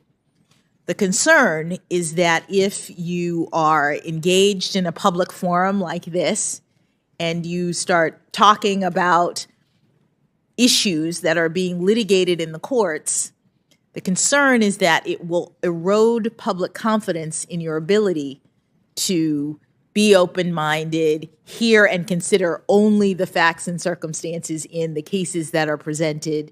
People might think that you are ruling based on conversations that you had with Senator Kennedy or discussions that I have with you. And so judges tend to not speak publicly about issues that are being litigated, and especially judges who are being considered for the Supreme Court, because at the end of the day, a lot of these issues will come before that forum. And you want people to know that you have an open mind, that you haven't prejudged any issue, and that you are waiting and staying in your appropriate constitutional lane. Great. Confidence in the judiciary and the justice system. Clearly important. I think I'll be coming back to that in a minute, but maybe as a segue, I want to raise the similar concern about confidence in the electoral process and discuss for a minute democracy and voting rights. Now, I approach this conversation not as a lawyer, but as a former elections official. For 6 years, I served as California's chief elections officer. And my objective during that time was to, yes, ensure that our elections were safe and secure, but also to help facilitate the participation of as many eligible Californians as possible, as we are guided by, as we're guided to do by the National Voter Registration Act. And frankly, I relished in that responsibility because I believe in the right of every eligible voter to be able to register to vote, cast their ballot, have their voice heard in our democracy. So you can appreciate my outrage when I've watched the Supreme Court play a role in dismantling one of the crowning achievements of our democracy, the Federal Voting Rights Act of 1965. Over the course of 5 decades, the Federal Voting Rights Act protected voters from unnecessary obstacles and barriers to the ballot. In fact, the Voting Rights Act was authorized and reauthorized 5 times with overwhelming bipartisan support. The Voting Rights Act helped dramatically increase Black voter participation in the South in the post-Jim Crow era. And in states like Arizona, Texas, California, and others, Latino voters have benefited from the Act's voter protections. And across the country, Native voters, Asian American voters, and members of language minority communities have all achieved greater access to the polls because of the Act's prohibition of discrimination on the basis of race or language minority status. But in 2013, the Supreme Court gutted the teeth of the Voting Rights Act. In Shelby County versus Holder, the court struck down the preclearance provisions that had required states with a known history of voter disenfranchisement to prove that any changes to their voting laws wouldn't harm voters. And last year, the Supreme Court drastically restricted the reach of Section 2, which prohibits discrimination in voting on the basis of race. Now, I find it hard to see the outcome of any of this as anything but counter to the spirit of the movement that led to the Voting Rights Act. Not on any specific case, but I know earlier in this hearing, you've acknowledged that the Supreme Court's precedence that the right to vote is fundamental and must be protected has been acknowledged. So can you just share for a couple of minutes what you believe the role or responsibility of the Supreme Court might be in protecting this fundamental right to vote and, by extension, our democracy? Thank you, Senator. The right to vote is protected by our Constitution. The Constitution makes clear that no one is to be discriminated against in terms of their exercise of voting. And the Congress has used its constitutional authority to enact many statutes that are aimed at voting protection. There are also laws that relate to ensuring that there is not only voting access, but ensuring that there isn't fraud in terms of voting. These concerns are embodied by various laws and provisions, and there are disputes at times over the concerns and the balances that are being made across the country relating to the exercise of voting. And those disputes come to court and then eventually to the Supreme Court that interprets the laws that pertain to the fundamental right to vote, which, as you say, the Supreme Court has acknowledged is a fundamental right. So, thank you.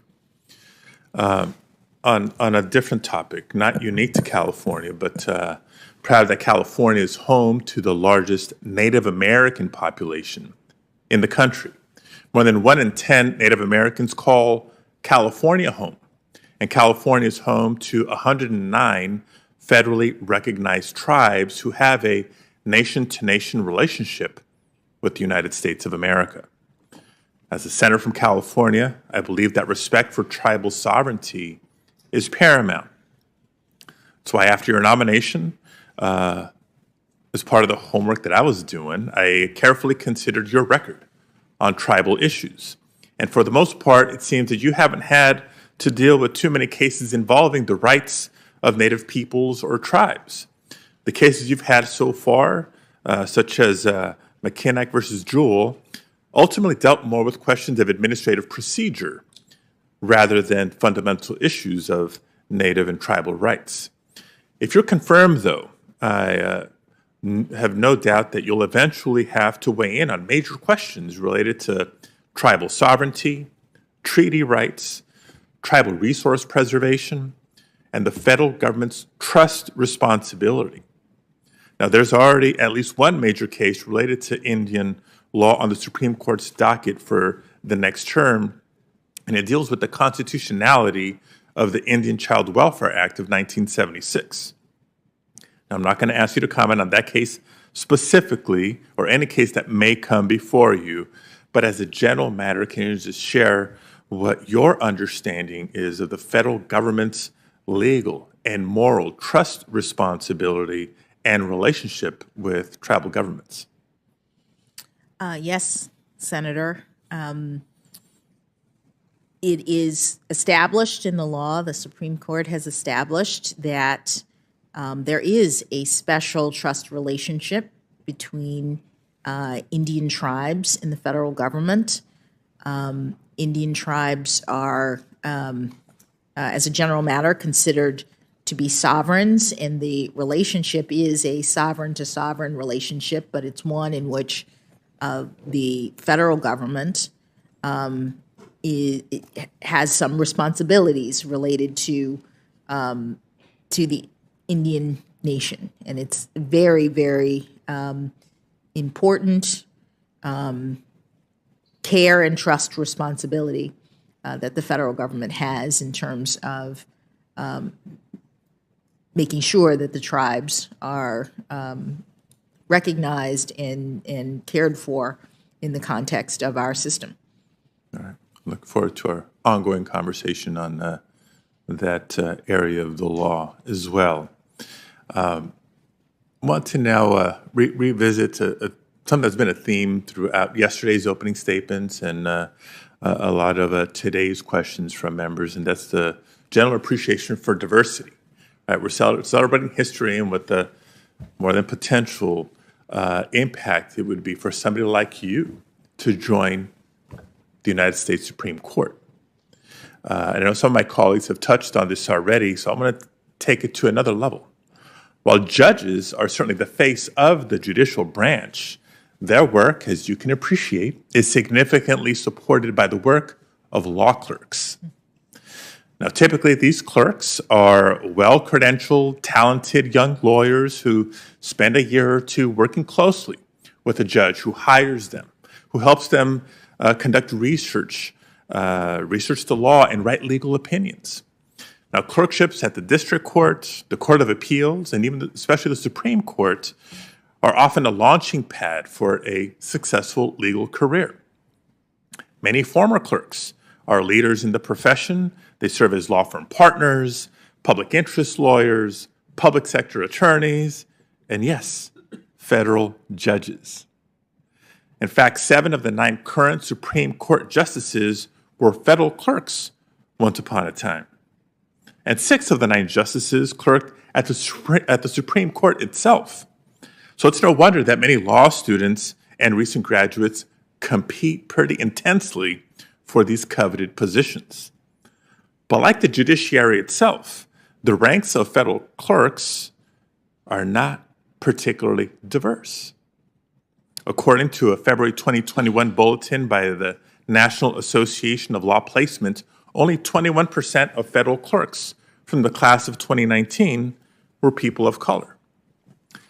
And at the Supreme Court, the statistics are similar, with the National Law Journal reporting in 2017 indicating that since 2005, only 15% of clerks were people of color, and only 1/3 were women. These are unacceptably low figures for what has become a de facto pipeline for federal judges. With such low clerkship selection rates, minorities and women lawyers are denied an early credential that can be of significant help later in their legal career. I believe creating more avenues for diverse candidates to participate in clerkships is critical to diversifying the legal profession in the long run. Judge Jackson, I'd just like you to maybe share with the committee your clerkship experience and maybe how that affected the trajectory of your career, and if you believe the judiciary would be better served by a more diverse pool of law clerks. Thank you, Senator. I think there's very little question that my law clerks changed the trajectory, my law clerkships, changed the trajectory of my career. Through that opportunity, I was able to work for 3 extraordinary jurists. I got to see what it was like to be a judge. I got to understand how judges think as they evaluate cases, which for a young lawyer is an extraordinary training opportunity. And you're correct that it is something that is career changing in a lot of ways. I have tried in my time on the bench to do a significant amount of outreach to young people. I go to law schools whenever I'm asked. I speak in a lot of places. You've heard some of my speeches get referenced because I'm often asked to go, and I try to go every time I am asked because I know how important it is for people to see that people like me are in the judicial branch and for people to hear about clerkships. One of the things that I often get when I go to law schools is surprise from some groups and some people about the chance to clerk. They weren't even really aware that that was something that they can do or should try to do. So it's been a part of my practice to go to schools, to reach out to young people, to tell them about clerking, to try to get them to apply to me if I can, and to show them that this is something that's possible. If I could do it, they can do it. And I think it's to the benefit of us all to have as many different law students seeking clerkships as possible. I think you can expect some more invitations from California law schools, colleges, and maybe even some high schools in the near future. And I'm happy to go with you. Now, another theme that's been pretty consistent throughout the day has touched on the right to counsel. You've been asked questions about your work as a public defender. Some have criticized you for providing a defense to certain clients who could not afford an attorney. I want to talk to you about this issue, but I also don't want to assume that everybody watching at home is a criminal law scholar. And so as a senator from California, which is home to Hollywood and the entertainment industry, I'll make the reference that whether it's a TV show or a movie, most people have heard a law enforcement officer on a screen while making an arrest recite what we know as the Miranda rights. You have the right to remain silent. Anything you say can and will be used against you in a court of law. You have the right to an attorney. If you cannot afford an attorney, one will be appointed for you. Now, the Miranda rights are not a Hollywood invention.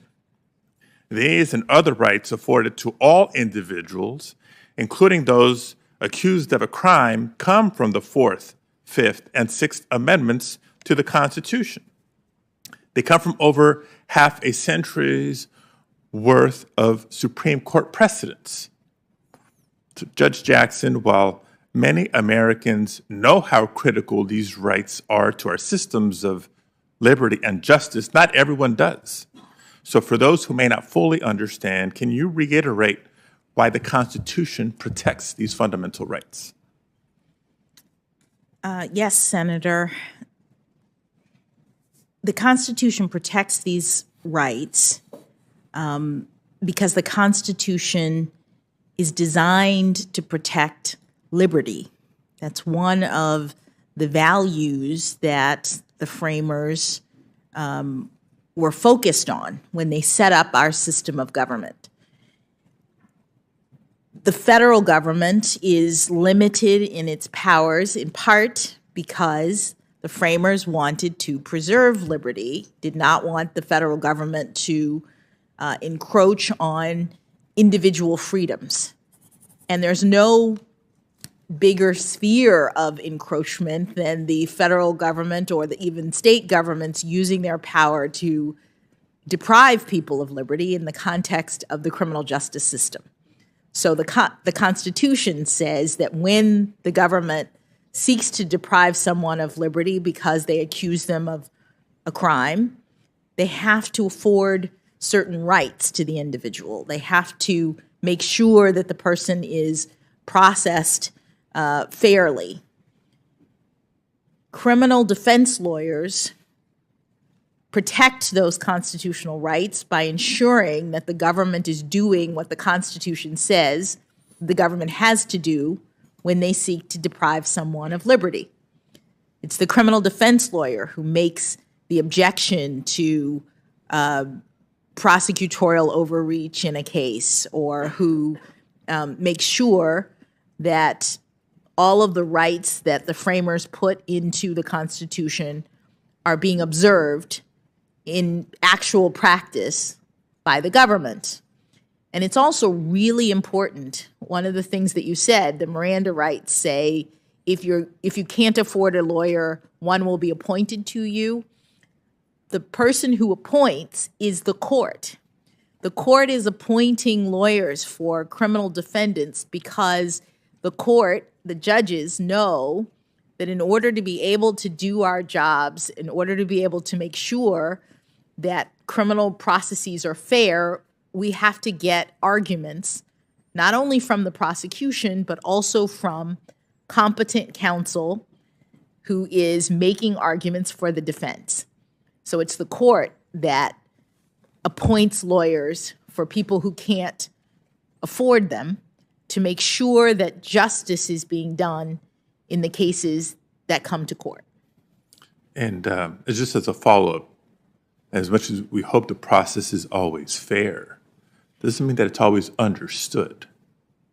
Now, you shared earlier today, and when you were in my office, you shared your observation from your time as a public defender, that many defendants going through the criminal justice process don't always understand what it is exactly that's happening to them. Can you explain what the impact of this is on our criminal justice system, and how your experience, through your experience, it affirms the need for a constitutional right to counsel through the eyes of a defendant? Yes, Senator. In my experience, one of the things that is important for our entire system of government is that people are being held accountable if they commit crimes. That's the point of the criminal justice system. And what I noticed as a federal public defender is that the process of ensuring that there's accountability, there's responsibility, there's rehabilitation is impeded if the people who are in the system aren't actually understanding the process. That one of the purposes of punishment, one of the goals of our system is to ensure that consequences are handed down for criminal behavior, and then as a result, that people stop committing crimes.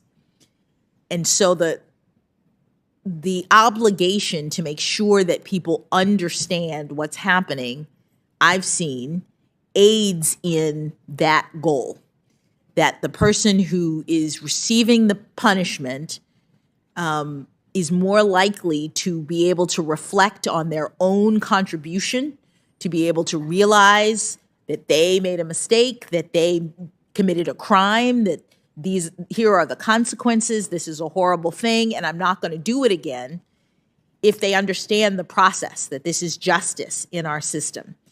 If they go through and they don't understand, if people aren't explaining, if they feel they haven't been heard in the process, it's my experience that instead they feel bitter, they feel victimized, and are less likely to be rehabilitated in the long run.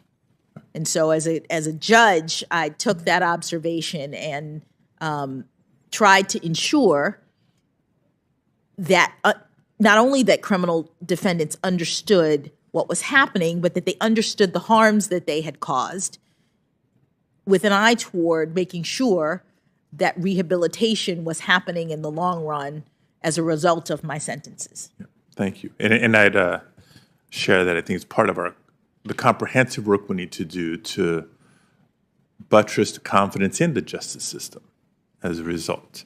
Now, our criminal justice system is imperfect and too often unfair. But when we talk about the virtues and the promises of our criminal justice system, we include the constitutional right to an attorney. Just in closing, Mr. Chair, we include the constitutional right to an attorney, talk about Miranda rights, and the right to an impartial jury of one's peers. We talk about the Fourth, Fifth, and Sixth Amendments. And through the lens not of a particular case or defendant, but the system as a whole, the work of public defenders is not just the work of defending the accused. It's the work of upholding the fundamental legal principles that make up our Bill of Rights. So anybody who may criticize Judge Jackson for providing a constitutionally required defense to any individual accused of a crime, I suggest that the criticism is not of Judge Jackson, but of the Constitution itself. And just in closing, not an additional question, but Judge Jackson, I've listened to you respond to questions now for the last 12 hours, and I've watched some of my colleagues take some of your work and some of your views out of context to try unsuccessfully to paint you as someone that you are not. I've been struck by your thoughtfulness, your temperament, and your integrity in responding to these questions. And I really hope that America is watching today, because if they are, they've seen the perfect example of what the temperament of a judge should be: thoughtful, balanced, and very, very patient. Thank you, Mr. Chair. Thanks, Senator Padilla. Senator Blackburn. Thank you, Mr. Chairman. And Judge, thank you again for your time. I made a note earlier. Senator Blumenthal had mentioned that to do this job that you are before us, wanting to take on, it takes book smarts and people smarts. And I think that's a very appropriate summation. And as we have spent the past few weeks going through your records, getting to know you, reading letters that have come in about you, hearing from people, I've kind of looked at it and said, okay, she has been richly blessed with God-given talents. And then she has experiences and education. And then coupling with that, hopes, desires, and a lot of drive that really make you the person that you are. And we have heard from your friends about how you are a friend and you've been a mentor. And as one of my friends would say, and I bet you feel this void, you're the answer lady for a lot of issues that friends would bring to you. You love your family, and they obviously love you. And I wish you could see your dad's face. It is wonderful. He beams when you talk about the things that he has taught you. But all of that has been repeated time and again in letters for you. But it's important that we know this, and it's why we continue to ask you about your views on issue, because all of that goes into forming who you are and your worldview. And it all is applicable to the job that you've done in the past, and likewise, the job that you are going to do in the future. And it does have bearing on different issues. And it's been so interesting to me to get text messages from friends at home that are watching this. I had one from a friend from church. And she said, you know, she seems really likable, but I'm not sure I agree with her on the issues. And this is someone who is incredibly pro-life. And she's about my age. So she's a mom and a grandmom. And this is a question that is important to her, to look at life. And Senator Feinstein talked about that issue with you a little earlier today. You've also said today that it would be inappropriate for you to share your views on political issues or issues that might come before the court, like abortion. But I want to go to you on something you said when you were in private practice. You made your views on pro-life and the pro-life movement very clear. And in fact, you attacked pro-life women. And this was in a brief that you wrote. You described them, and I'm quoting, hostile, noisy crowd of in-your-face protesters, end quote. And you advocated against these women's First Amendment right to express their sincerely held views regarding the sanctity of each individual life. And I'm a pro-life woman. 79% of the American women support restrictions of some type on abortion. And so I find it incredibly concerning that someone who is nominated to a position with life tenure on the Supreme Court holds such a hostile view toward a view that is held as a mainstream belief that every life is worth protecting. So how do you justify that incendiary rhetoric against pro-life women? Thank you, Senator. The brief that you're referring to was a brief that I filed on behalf of clients who were clients of my law firm. This is in, I believe, 1999 or 2000, maybe 2000 or 2001. Yeah. I was an associate at a law firm, and I had appellate experience because I had just finished my Supreme Court law clerk position. And in the context of my law firm, I was asked to work on a brief concerning a buffer zone issue. In Massachusetts at the time, there were laws protecting women who wanted to enter clinics, and there was a First Amendment question about the degree to which there had to be room around them to enter the clinic. Right. And I understand all of that. I'm asking about the rhetoric. Senator, I drafted a brief along with the partners in my law firm who reviewed it, and we filed it on behalf of our client. Okay. In to advance our clients' arguments that they wanted to make in the case. Let me ask you this. When you go to church and knowing there are pro-life women there, Do you look at them, thinking of them in that way, that they're noisy, hostile, in your face? Do you think of them? Do you think of pro-life women like me that way? Senator, that was a statement in a brief made Okay.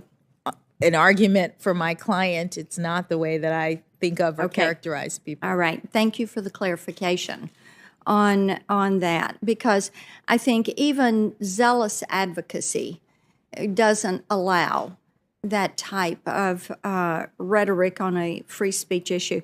You know, Roe v. Wade, let's talk a little bit about that. It's come up touch today. In my opinion, that was an awful act of judicial activism and has cost the lives of over 63 million unborn children. And nearly 50 years later, this shameful ruling remains binding precedent, but the battle is being fought in the courts. And as you know, and as we discussed when we visited, the Supreme Court is reconsidering whether the Constitution protects the right to an abortion in Dobbs. And if you're confirmed, you will be in a position to apply the court's decision in Dobbs, whatever that decision is going to be. And you've talked about following precedent and what the court decides. So do you commit to respecting the court's decision if it rules that Roe was wrongly decided and that the issue of abortion should be sent back to the states? Senator, whatever the Supreme Court decides in Dobbs will be the precedent of the Supreme Court. It will be worthy of respect in the sense that it is the precedent, and I commit to treating it as I would any other precedent of the There's Supreme one other thing. One of the central issues in the Dobbs case is about whether the Constitution protects the right to an abortion. So let's talk about that. Can you explain to me on a constitutional basis the court's decision in Roe, and where is abortion protected in the Constitution? Senator, abortion is a right that the Supreme Court has recognized is one of the kinds of rights that is unenumerated. Okay. It is in that same category of rights that the Supreme Court has recognized. But the text of the Constitution does not mention abortion. That is true. That is true. That is correct. So you agree that the Constitution does not mention the right to an abortion, and yet, through one of the most brazen acts of judicial activism, our Supreme Court created the right through Roe v. Wade. This is why Americans, this is why so many women that I've talked to are really concerned about who sits on the federal bench. We need a justice who will adhere to the text of the Constitution. You've talked a little bit about that today as you talked about historical context. And they don't want justices who are going to invent rights out of whole cloth to serve a political interest. Let's move on. I want to go to when you were at Harvard, your thesis entitled "The Hand of Oppression: Plea Bargaining Processes." In that piece, you argued that judges have, and I'm quoting, I brought this up yesterday, personal hidden agendas that influence how they decide cases. So what personal hidden agendas do you harbor, or do you think other judges harbor?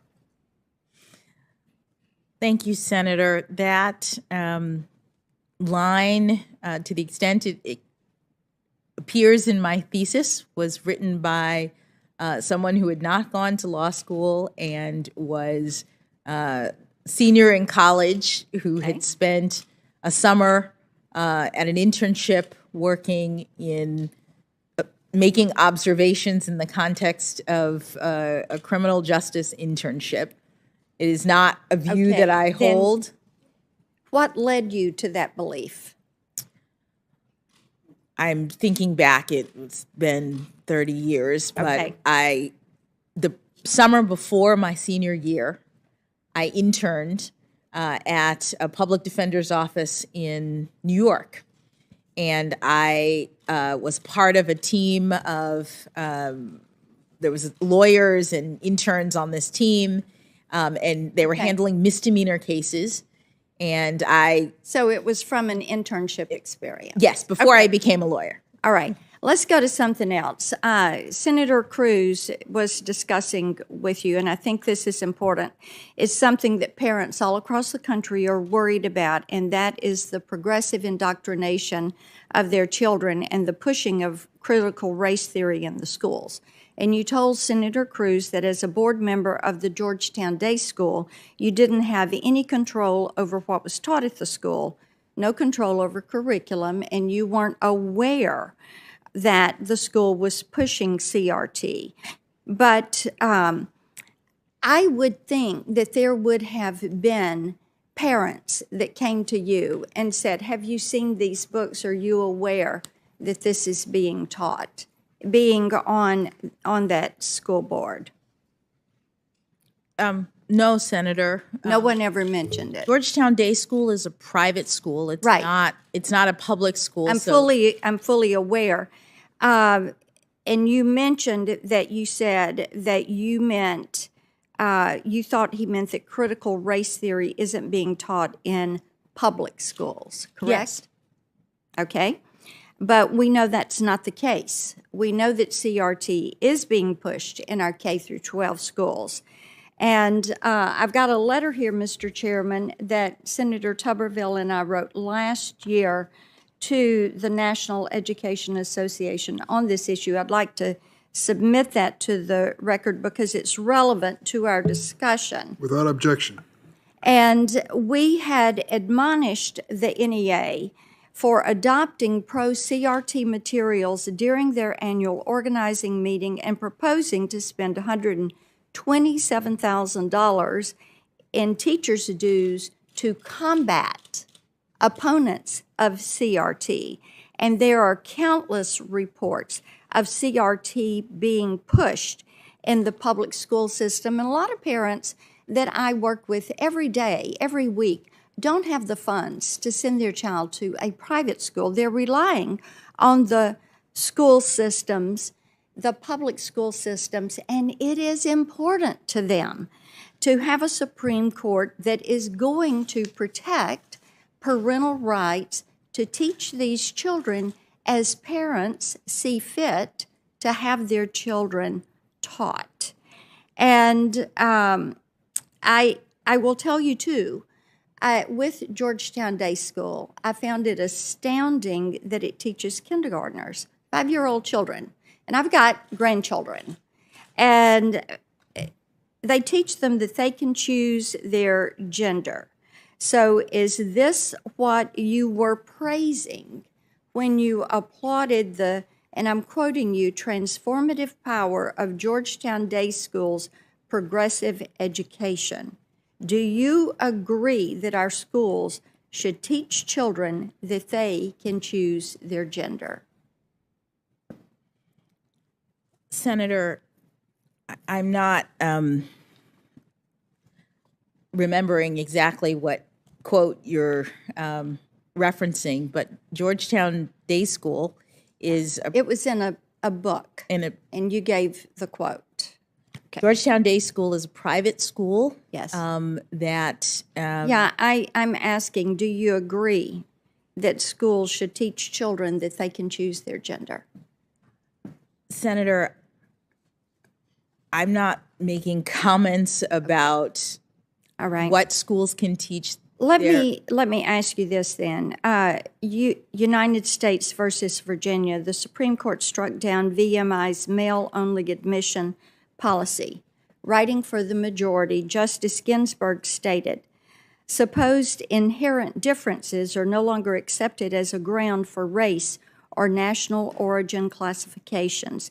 Physical differences between men and women, however, are enduring. The two sexes are not fungible. A community made up exclusively of one sex is different from a community composed of both. Do you agree with Justice Ginsburg that there are physical differences between men and women that are enduring? Senator, respectfully, I am not familiar with that particular quote or case, so it's hard for me to comment as to whether all right. I'd love to get your opinion on that, and you can submit that. Do you interpret Justice Ginsburg's meaning of men and women as male and female? Again, because I don't know the case, I don't know how I interpret it. I need to read the whole thing. Can you provide a definition for the word woman? Can I provide a definition? No. Yeah. I can't. You can't? Not in this context. So I'm not a biologist. The meaning of the word woman is so unclear and controversial that you can't give me a definition? Senator, in my work as a judge, what I do is I address disputes. If there's a dispute about a definition, people make arguments, and I look at the law and I decide. Well, so I'm not.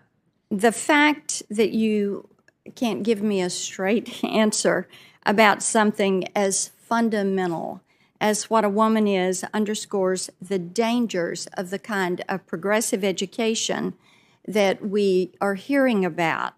Just last week, an entire generation of young girls watched as our taxpayer-funded institutions permitted a biological man to compete and beat a biological woman in the NCAA swimming championships.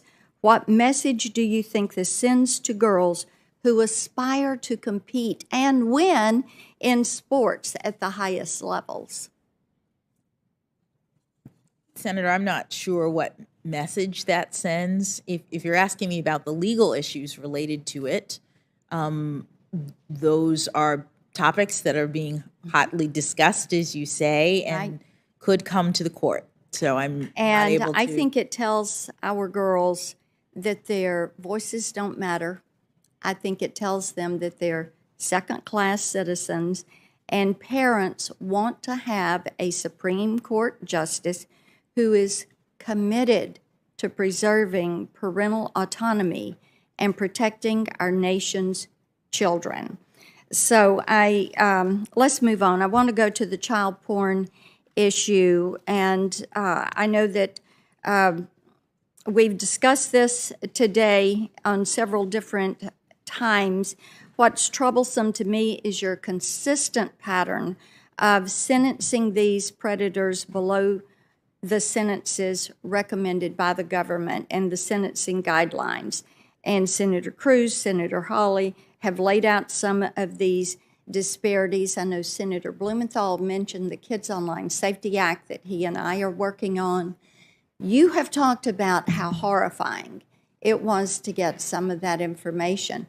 As we have held these hearings, that too has been horrifying. We've had moms from all over the country call us and tell us their story of how these pedophiles, these child abusers, these pornographers are using technology. And that technology has really advanced. And unfortunately, we know that online right now, it is more dangerous for kids than ever. Here's a couple of stats for you. In 21, NCMEC's cyber tip line received nearly 30 million reports of online child sexual abuse material, which is a 35% increase over 2020. Those 30 million tips contained 44.8 million videos and 39.9 million images.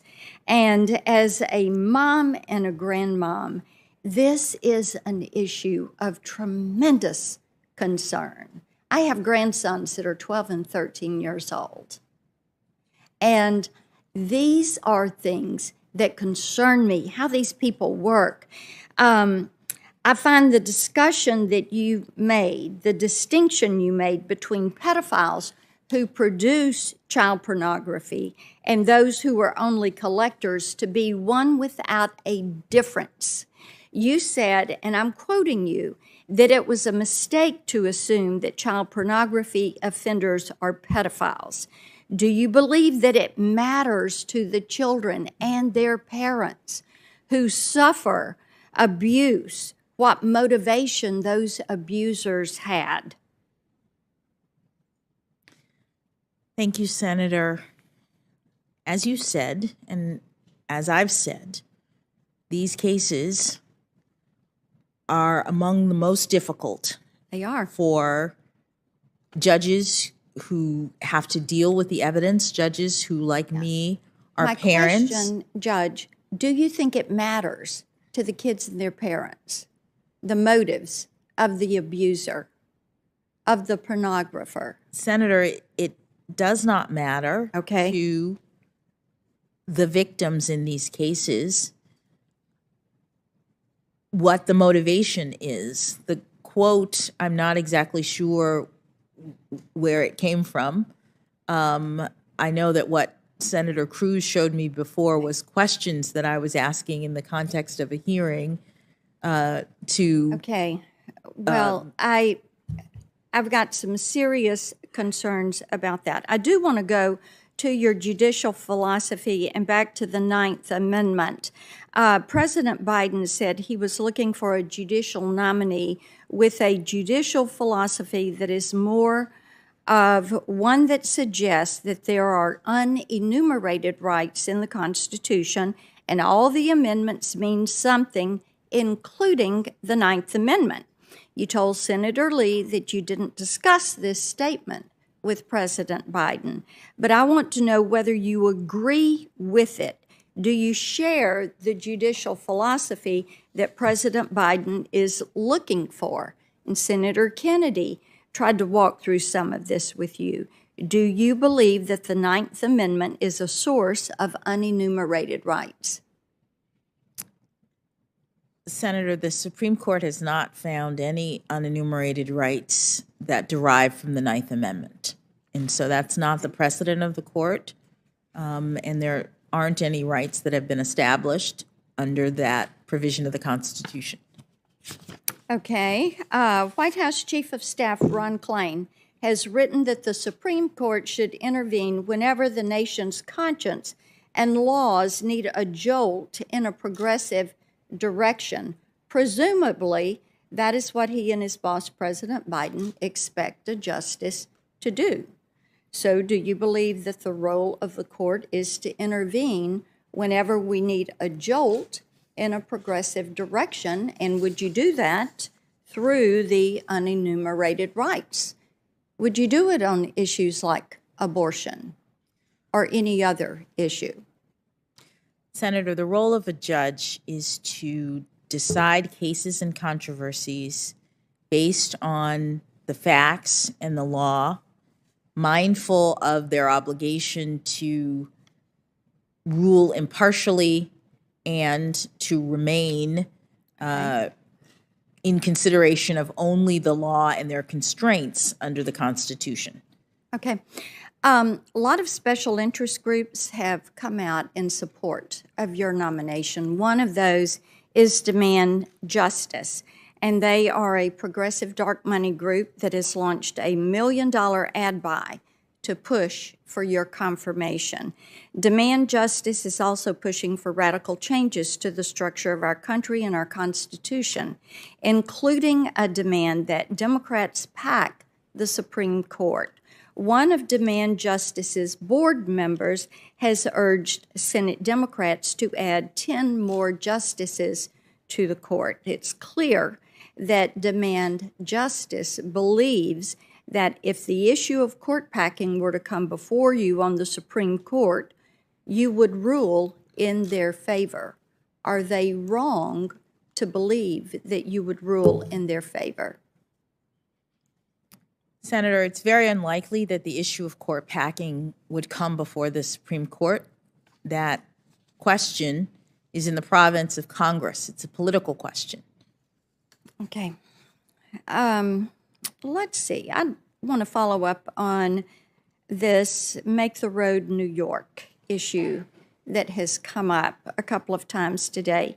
Congress granted DHS sole and unreviewable discretion to determine which illegal immigrants should be deported. This means DHS's decision was unreviewable by a federal judge, and any attempt to challenge DHS's decision should have been dismissed by the court.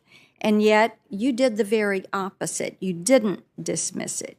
You inexplicably construed the law to permit a judicial challenge to DHS's immigration decision, despite the plain language of the statute. The D.C. Circuit, where you sit, reversed you. It noted that it could hardly imagine a more definitive expression of congressional intent than the one in the law at issue. And it questioned how you could have come to any other conclusion based on the text of the statute. So I'd like to know what was ambiguous about the immigration law that we enacted, and we explicitly stated that DHS's decision was unreviewable. What more could we possibly have said or have made clear that you were not authorized to review DHS's decision? Thank you, Senator. When Congress strips the court of jurisdiction, Congress, in many cases, does so explicitly. It says something other than sole and unreviewable. It says things like, no court shall hear, there's no jurisdiction to consider. There are ways that Congress clarifies that judges have no authority or no jurisdiction to hear a particular case. The D.C. Circuit considered jurisdiction with respect to this statute and this dispute and determined that the court did have jurisdiction, and the question was whether there was a cause of action to proceed. What I determined in looking at the statutes at issue in this particular case is that sole and unreviewable meant that DHS had the sole power to make a decision about... Not to interrupt you, my time is going to run out, and I want to be respectful of getting you out of here tonight. But we were clear in what we said on that, and I heard your explanation on that earlier today. That's why I wanted to come back to it tonight, because this is the kind of judicial activism that really concerns Tennesseans. These issues that I've been through with you today, the statements that I gave back to you last night in my opening, things that you had said, decisions that you had made, these cause concern. So we'll take up a little bit more of it tomorrow. Thank you for your graciousness, Mr. Chairman. Thank you for the time. Thank you very much, Senator Blackburn. I want to thank Judge Jackson for this long day and part of it under tough circumstances. You were a model of grace under pressure. At times, things were said about you which turned out to be inaccurate. It was said you called President Bush and Secretary Rumsfeld war criminals. That didn't happen. It was said you also always sentence criminals too lightly. That's not exactly true. It was said you apologized to a defendant in a child pornography case without any sympathy for the victims, and that wasn't true either. The truth is you've been a judge for nearly 10 years. You've sentenced more than 100 defendants, some to decades in prison. And even the child pornography cases my colleagues continue to raise over and over with you, your sentences were in line with the recommendations of the government or probation office in the vast majority of the cases that you heard. We invited a number of people to come here today, and one special guest was a lady who cleans our office at night. She works the midnight shift, but she wanted to be here today to see you and hear you and stand by your side.